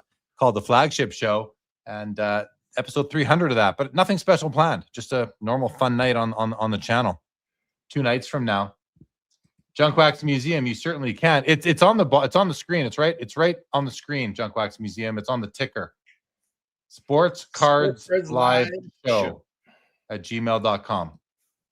Flagship, baby. That's right, Bode. Also, Sports Cards Lives How at gmail.com. That works too. That will work too as well. Crazy things where they both work. That'll work as well. I don't know if that was a good idea for me to go away for a second. I feel like I just left everybody to go do math. We couldn't tell. You were right there for us. That shows you how much I add to this show that I didn't, even though I wasn't here, it felt like I was. So but you were here. Okay. You were here. You were here, Adam. You were here. Guys, if you haven't yet heard about my project, thehobbyspectrum.com, I implore you to check it out, go to the website and request an access code, and you will get access within about 2 days. You take the assessment, it gains you entry to the directory, and you can flash, you can share all. I'm going to show you guys what it looks like because, well, that's just what I want to do. And I think it's pretty cool. So let me share with you the Hobby Spectrum. This is it right here. Discover your collector identity. You take the assessment, puts you into one of these 7 archetypes. And we greatly understand that there's more than 7 ways to approach the hobby. It identifies your core archetype, even though you might be a nostalgic, but have some operator or tycoon tendencies. That is fine. So far, we've had 782 take the assessment, and 571 of them have opted into the directory. You can see the snapshot of the distribution of the archetype is this right here. These, I call them the profile types. And when you opt in, you can add all your links. Though just opted in tonight, has added his Instagram, his YouTube, his Facebook, things, and more. If you have a podcast, for example, you look at my own, I've got a ton of things in here: LinkedIn, TikTok, Facebook, Twitter, YouTube, Instagram, both, Spotify and Apple Podcasts, ComSeaport, Card Ladder Showcase, my Card Post account, my Mantle account, and a link to sportscardslive.com. So you can add all these things for ability.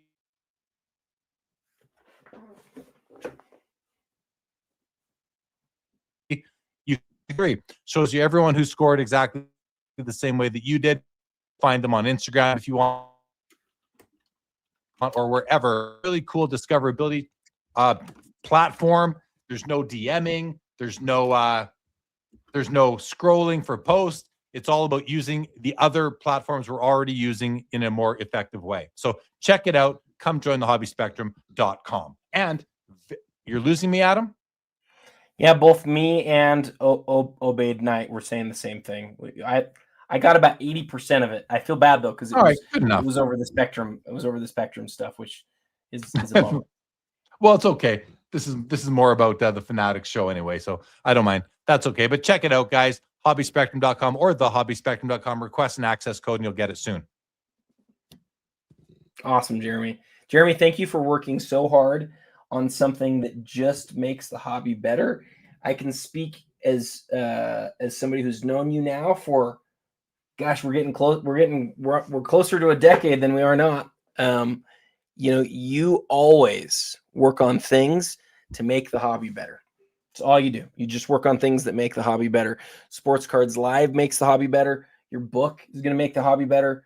This is going to make everything that you've worked on is going to, and this, I'm excited to see how the community views this. I'm excited to see how it changes us, how it makes us think about things differently.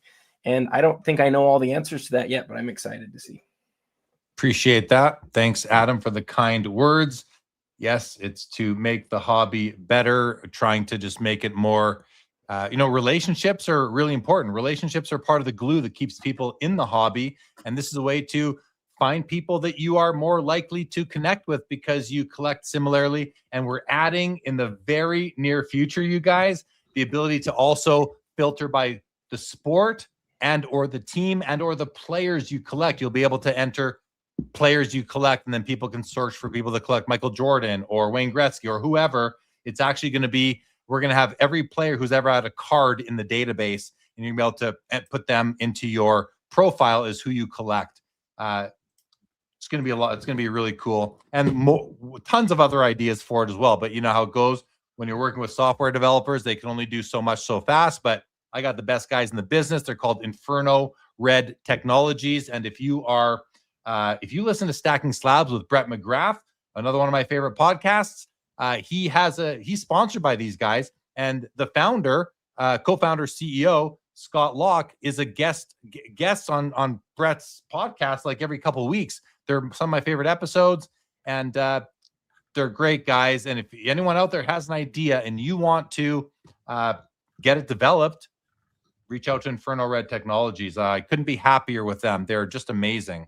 It's unbelievable, actually. So thanks to them. Without them, the hobby spectrum does not take its life the way it is taking it now. So, and it's going to continue to grow and get better. I'm really excited about it. And I hope that the hobby is too. It's something, like I said before, Adam, when I was teasing that I'm working on something, but like I couldn't say what it was. What I would say was, I'll give you guys 3 hints. No one's ever done it before. It competes with nothing else that's out there, and it's something everyone in the hobby could benefit from. It's kind of a perfect place to be in a way. So awesome, man. Thanks. I Good appreciate job. that. I'm also excited to see where it goes and how it progresses. And I'm impressed by you always, by all of the awesome things that you do for the hobby. Thanks, man. I appreciate it. CRCR was really excited. He thought he had the win. And right now, if there's no other bids, Julia May is literally off $2,000. You're just not gonna, especially in an auction like this. I can't believe we have somebody that's that close. So we'll see if it holds up, though. It's not over yet. And I said that thing about the 10 minutes left, and maybe I'm wrong. Maybe we'll go for a lot longer. Who knows? Well, we'll see. We still have a good contingent here. We've actually gained a few viewers on YouTube now, so we're closer. We're at 93 on YouTube, which is great for this late in the night. Thank you, Filippelli. Says we're both doing great tonight. Laura, just show up is all I really want. Thank you, Tropics. Appreciate that. Thanks, Yair. Very nice comment from you as well. Thanks, guys, for all the nice compliments. And when it comes to my book, Pops and Comps, I can tell you that I think it's going to be out as long as Amazon doesn't have a reason to slow it down. It should be available by the end of next week on Amazon. That's the plan right now. By next Friday, it should be available. If not, it'll be the week after, basically, for sure. So my goal is to get it out this month, and I think it's going to be available on Amazon by, well, if not next Friday, the first week of February. So I'm so excited to get your book, man. I'm hyped for it. I appreciate that as well, Adam. I spoke to the interior designer today, and she's going to have because I sent her back my comments, which took me like a week and a half. So she's going to have that done by Saturday. Talk to the cover designer. He's going to get the cover finished early next week, and then it's a matter of uploading the files to Amazon, and then we're good to go. So it'll be available, Aaron, in physical and digital copies on Amazon.com. As far as a voice book or an audio book, I don't have plans for that yet, but we'll see. We'll see, because that means me sitting there reading this thing out loud. It's not a short book, guys. It's gonna be right around 400 pages. Man, yeah, Jeremy, holy smokes, dude. Well, dude, I told you I wasn't messing around. It's like, I think it's I forget if the final chapter count, I think it's 81 chapters and 7 appendices, and a bunch of front matter as well.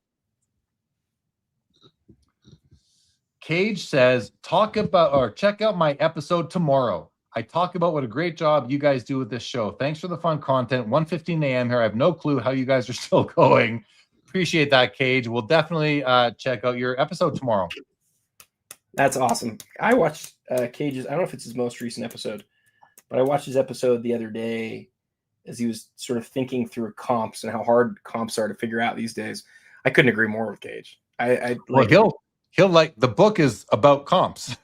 So I'm curious to hear his feedback on the book, if he's gonna give it a read eventually as well. I don't know if he will, but I definitely will. But what his show was about was like how hard it is to trust things as like there's so much money to make in this business. And so how can you trust what something has sold for? People are so quick to just trust things, but especially as prices have come down, fees have come down from the auction houses, it's hard. So I appreciate Cage saying that because I think people need to just need to look at all these things with their eyes wide open, right? We're not going to be like, it's not a perfect data set. And I think we should understand that well, that's what my book is called, Pops and Comps. And that's what it's all about, is understanding the nuances, the hidden meaning in pops, populations, and comps. But it's about supply and demand, psychology, all sorts of things. 400 pages, easy. Yeah, and really the glossary itself is like 20 pages, and it's terms that have not been defined before for the most part, or terms that just have a different spin on the definition of them. But a lot of newly defined items. Appendix F. Appendix F might, I think people will see value in it, but it's not going to be as provocative as I thought it was going to be a couple months ago, simply because I got to protect myself legally against companies that I would piss off, so it's really, I'd say it's pretty much a no holds barred book, but there are some things that I had to soften because there's just too much risk. I couldn't take the risk, Publishing is different than talking. So you had a couple people here ask for an autographed copy. I just want to share my experience on this a little bit. Not that my experience will be in any way helpful to yours, but when I ordered these, I basically had to figure out, like, I had two set, like, there's the books that you can order from Amazon, or in my case from BookBaby. I don't know who you published yours through, but it's nice because we don't actually send out books directly to people, right? Like, that's not really what we do, except for there are people like Aaron and Cage who just said, hey, can I grab an autograph copy? I have a few boxes over here of the books of my book that I've been willing to sign a few here and there. But it turns out, like, even if there's just a few books here and there, it ends up being like kind of a lot of work. I know that sounds stupid, but like, it turns out to be kind of a lot of work to like sign books and then to package them up and to get them all out, rather than to just let the printer. What I'm gonna do, Adam, I hear you, and I've thought about that a bit because people have asked me, and it's awkward to be asked for your autograph as just a collector, like it really is. But I figure it's gonna happen. So what I'm gonna do is you can buy the card on Amazon, and when you see me at a show, I'm happy to sign it. Like, why not, right? That's the way to do it. The other thing is that I'm gonna like order some copies to bring to card shows to sell and give away. Like I have to buy them myself. Yep. So I'll give a couple away here and there to certain people, I suppose. But it's, I'll sell them. If you want me to sign it, I'll sign it, sort of thing. I guess that's what I'll do. I don't know if that's tacky. I don't want to be tacky about it. I don't want to assume anyone's going to want an autograph. I think that's, I don't. Well, here's the other thing to think through is that, like, at least I think this is worth thinking through. You might have card shops that want them, and the publishers make it cumbersome to buy 5 or 10 copies. So I bought a bunch just in case that was needed. I went to the post office yesterday. There was a shop that ordered 20 copies, and that was awesome. Yeah. Oh, nice. This is so cool. But I'm running out of my books pretty quickly, and then I won't have a solution. So it's not that expensive to just order a bunch more. I would order a bunch more, man. Well, and I'm using Amazon, so I can order from there. You can order from there. Shops can order. I don't know how it works for wholesale retail. I'm not sure. But this is my point: is when you're originally ordering, you get to decide how many you want. Like, and it's cheaper when you're ordering them at the beginning to get a whole big bulk of them. So that's what I did, and that was helpful. But figuring out how many is really, really tricky. I know. Yeah. Well, I've had one of the major shops in the hobby tell me that they will put it right with the Beckett magazine. So that was pretty cool.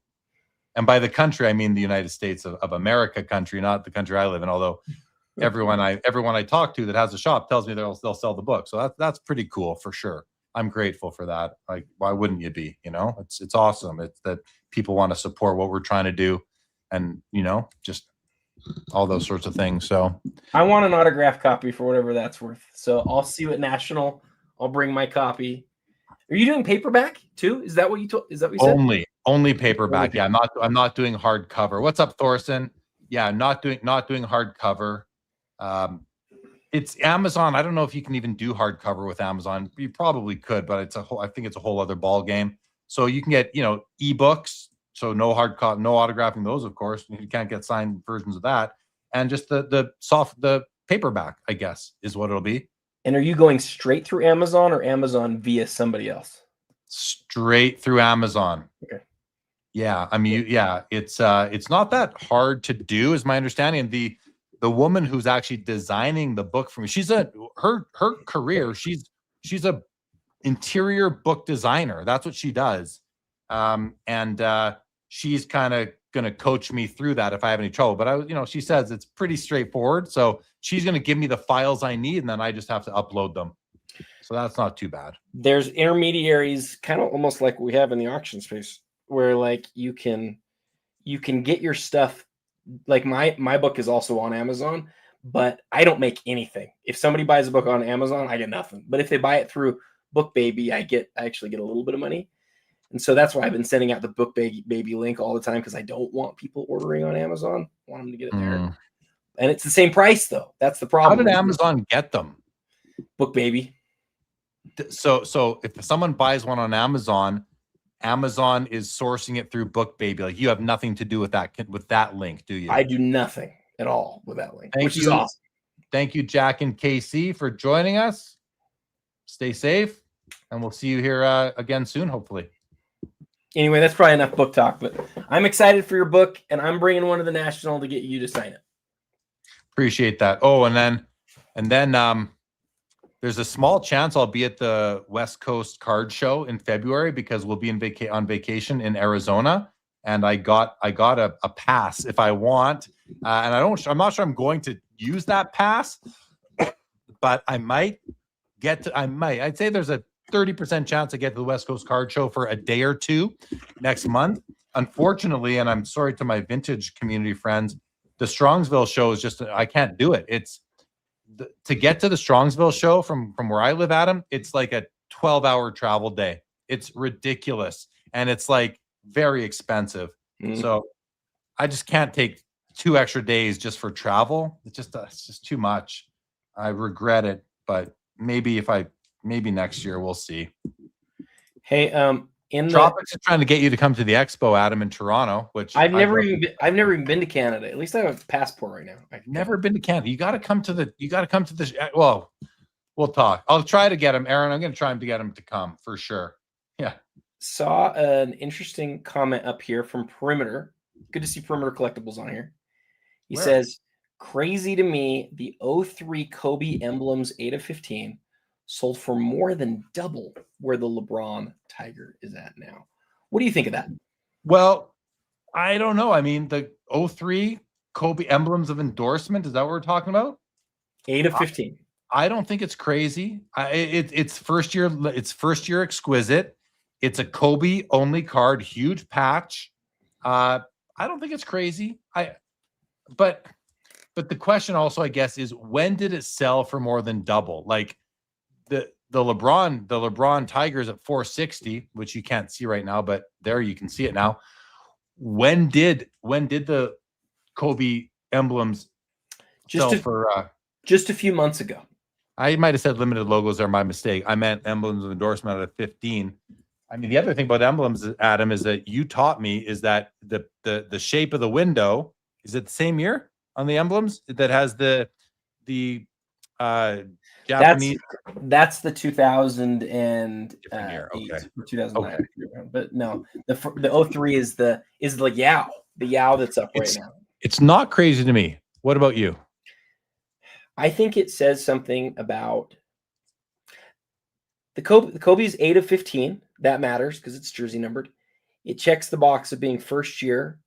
I think it also sort of stands out as like maybe the best Kobe Bryant autograph patch, like simple autograph patch. It's not a logo man, but it's maybe the best simple autograph patch of Kobe. And so the fact that it's 8/15, it just checks a lot of boxes. The LeBron and Tiger obviously is disappointed tonight. It jumped up to over $500,000 in the first week. Clock. Oh, a bid just came in, I think. But we're down to 5 seconds. But it's disappointed tonight in that a lot of us sort of thought that it had a chance at $1 million, and right now it doesn't look like it's.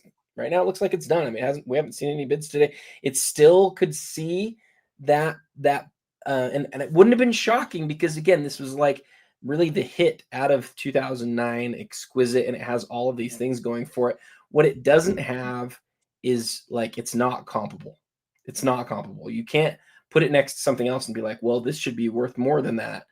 Like it if you're a Tiger guy, do you need LeBron with him? If you're a LeBron guy, do you need Tiger with him?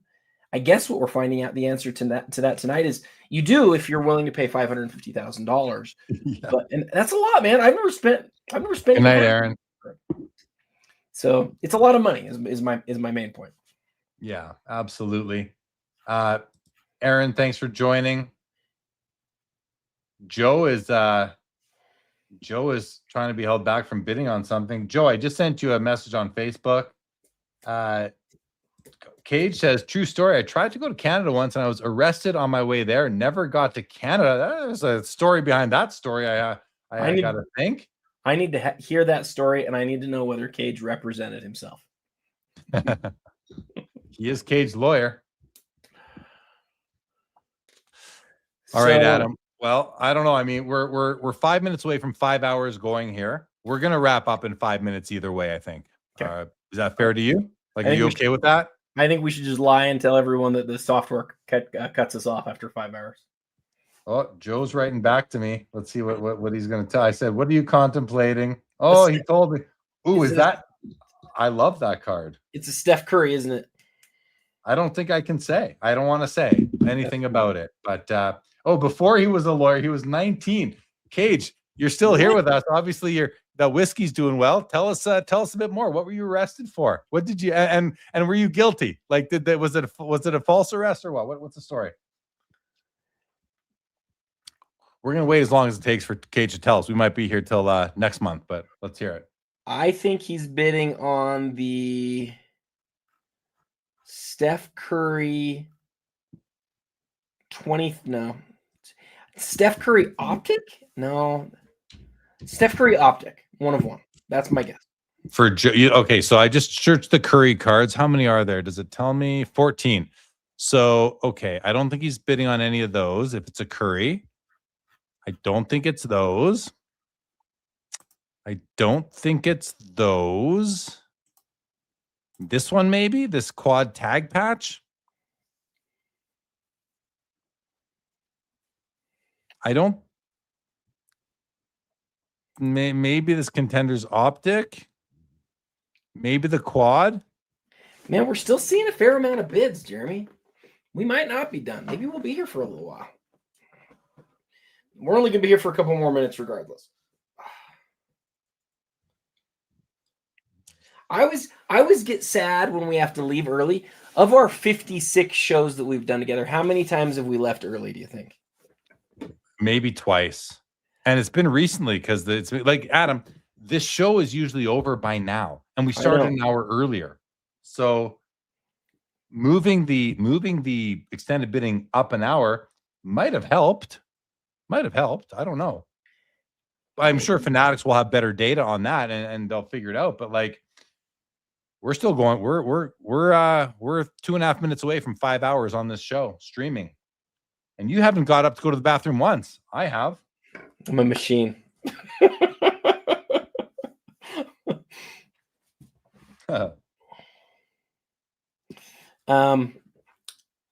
Let's see. What are the cards that are getting bids now? Okay, 55 seconds. Yeah, the Shohei Orange is getting bids. That 2024 Flawless Duel that we Thank you, Travis Mader. Sorry, I'm just going to interrupt when people so they hear me, but they hear me thank them before they leave. In case Adam, sorry. Thank you, Travis Mader. Sorry, Adam. The 2024 Flawless Duel of Clay and Steph is a big deal card. That one's getting some bids still.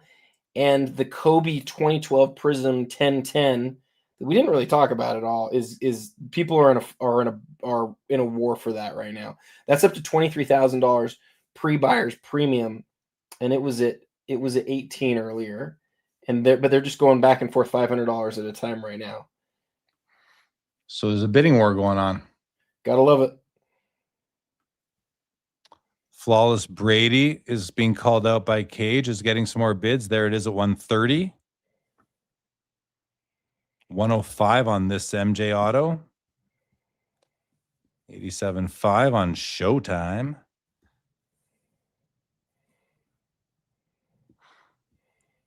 I mean, yeah, 85 grand on Kobe Limited Logos.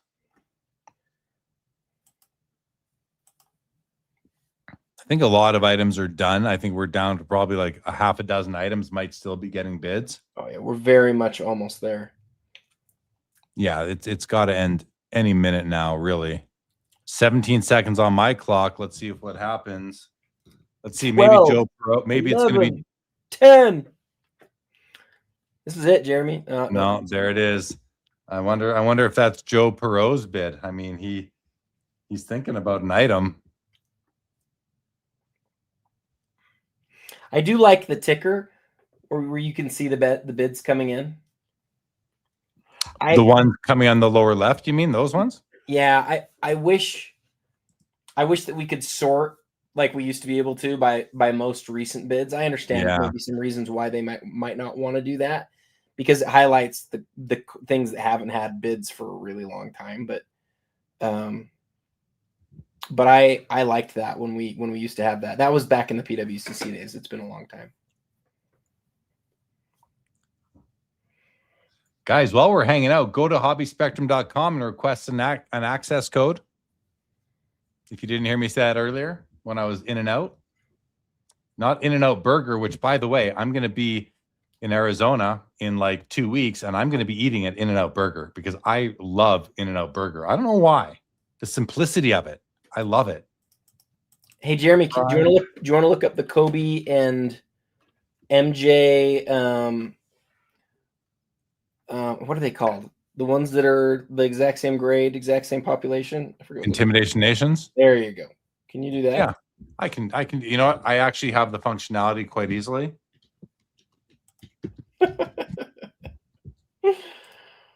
I guess I didn't do it right. Yeah, I have the functionality. I searched Curry Intimidation. There we go. Okay. There you go. 2.2. Just under, yeah. That's cool to know. I think that's a cool data point.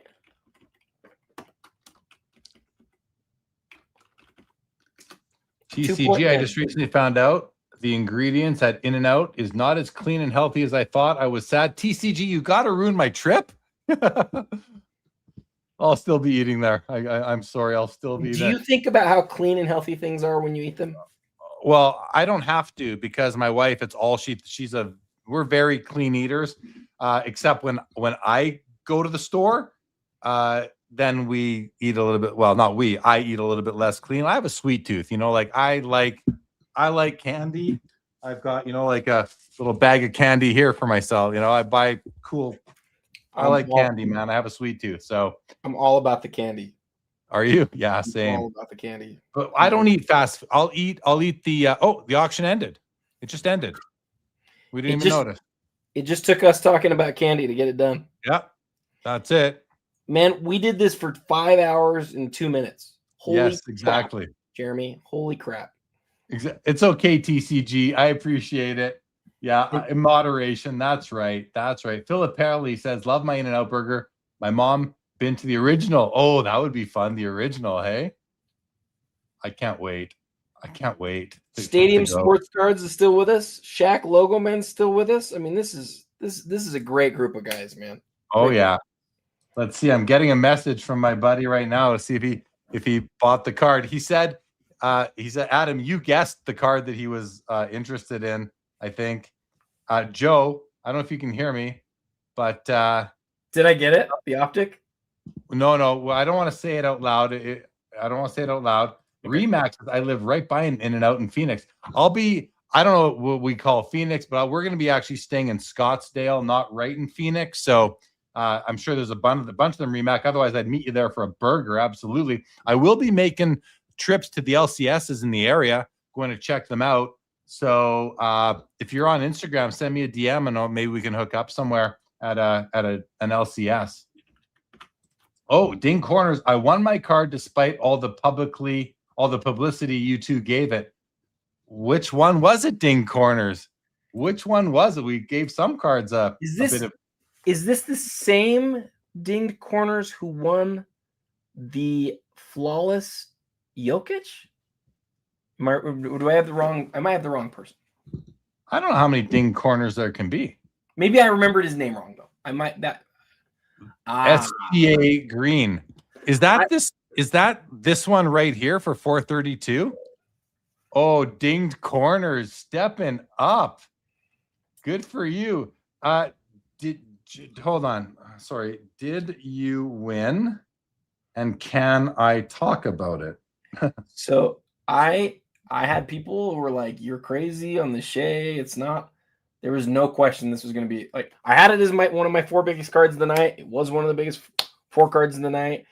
It is arguably the best card of a guy who has a chance to be like the best player of the era. Like that's. Well, and he had to outbid Brian Gray, who's buying all the greens, I think. Oh, I didn't know that. He's trying to buy all the Kaboom greens. It's his favorite thing. I've heard him talk about it.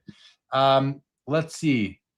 If it blah blah blah. I live in North Phoenix, Scotts. Okay, Remac. He just bought the huge Joker. No, he bought he bought the SGA green. That is huge. Congrats, man. Joe Perot just told me that he made the final bid in the auction tonight. He kept us up 1 extra minute, and he did win the item. And it was, and I love this card. I said it in the show without knowing he was after it. One bid he made at the very end, and it was the. I'll show you guys the card here. I may as well just show you which one it was. It was the Curry. Oh. Oh, cripes. I don't know how to find it, but it was the or maybe I can find it here somehow. You're not going to get there, I don't think, dude. I'm not, am I? Because I think you're going to push a button and it's going to go away. Oh, it did work. Oh, hold on. It was down in the tens of thousands, not in the, it's like in the teens.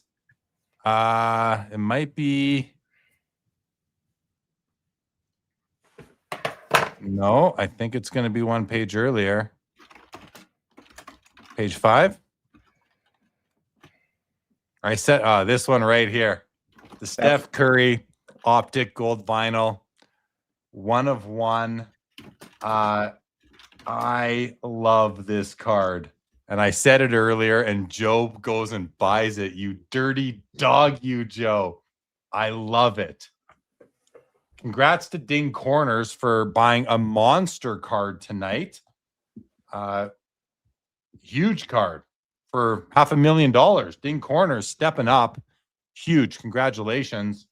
Give him a fault. It's the same name on Instagram. He's got obviously an incredible collection. The Jokic I was also bidding on, but he outbid me, and that's an amazing card, man. Amazing. How can you're telling me I'm not following him already? I'm just saying to everybody to go give him definitely go. I wasn't following. This is the account. Ding, same as what you see on the screen. I just followed him. Ding Corners, congratulations, and can't believe I wasn't following you yet, but I am now. And I would love to see you on the hobby spectrum. That goes for all of you guys out there. Congrats, Joe. Thanks, boy. Yeah, he's in shock. I think it's a great card. Great card. I love the looks of it. Joe, you got to rewind when I first talked about it. I don't know when it was. It was sometime in the last 5 hours, but I love the looks of this card. Oh, it's beautiful. Wow. And I thought it was out of 5 this whole time. Like I kind of forgot it. Now I see it's out of, so I like it even more that it's a 101. I thought it was out of 5. Joe, I'm so happy for you, dude. What a card. Oh. Okay, Jeremy, I gotta go. I told my wife I could only join for 5 hours and 8 minutes tonight. That was my limit. Appreciate that, Adam. 5 hours and 8 minutes. Well, it's been a pleasure, Adam, as always. Hang tight 2 seconds, and we'll just end this together. Guys, thank you, everybody, for joining. This was fun, as always. Congrats to the winners of the cards. Congrats to the sellers of the cards. Thank you to Fanatics Collect or Fanatics, whatever Fanatics contributed the giveaways. We had 4 giveaways tonight, so reach out with your emails. Reach out to me via email, and we'll get everything arranged, guys. I'll be back on Saturday for Sports Cards Live. This Sunday, I might not be doing the weekly Fanatics show, but we will see. Gord, good evening. Late to the show. Thanks for joining. You can always go back and watch if you'd like, but the show is now over. Thank you. Remac won the 58 Ted Williams in a giveaway a month ago. Thank you again. Awesome. Congratulations. You have a good night, Filippelli. Good night, Kinger. Good night, everybody. Congratulations. Joe Perot, expect your phone to ring in a few minutes. Adam, thank you as always. Guys, hobbyspectrum.com, 25 into what's the website to buy the book, Adam? Just go look at, there's not an easy way to get to it other than just go to my Instagram. Go to Adam's Instagram at the Real 27 Guy. Buy his book 25 and 25. My book Pops and Comps will be out within 9 days. Good night, Justin Bode. Guys, that's it. We're ending the show right now. Thank you all again for joining. This was a blast. We'll see you all back here soon. Peace out. Thanks for tuning in and being a part of the Sports Cards Live community. Don't forget to like, subscribe, and most of all, keep collecting. More great content to come. Sports Cards is a lifestyle.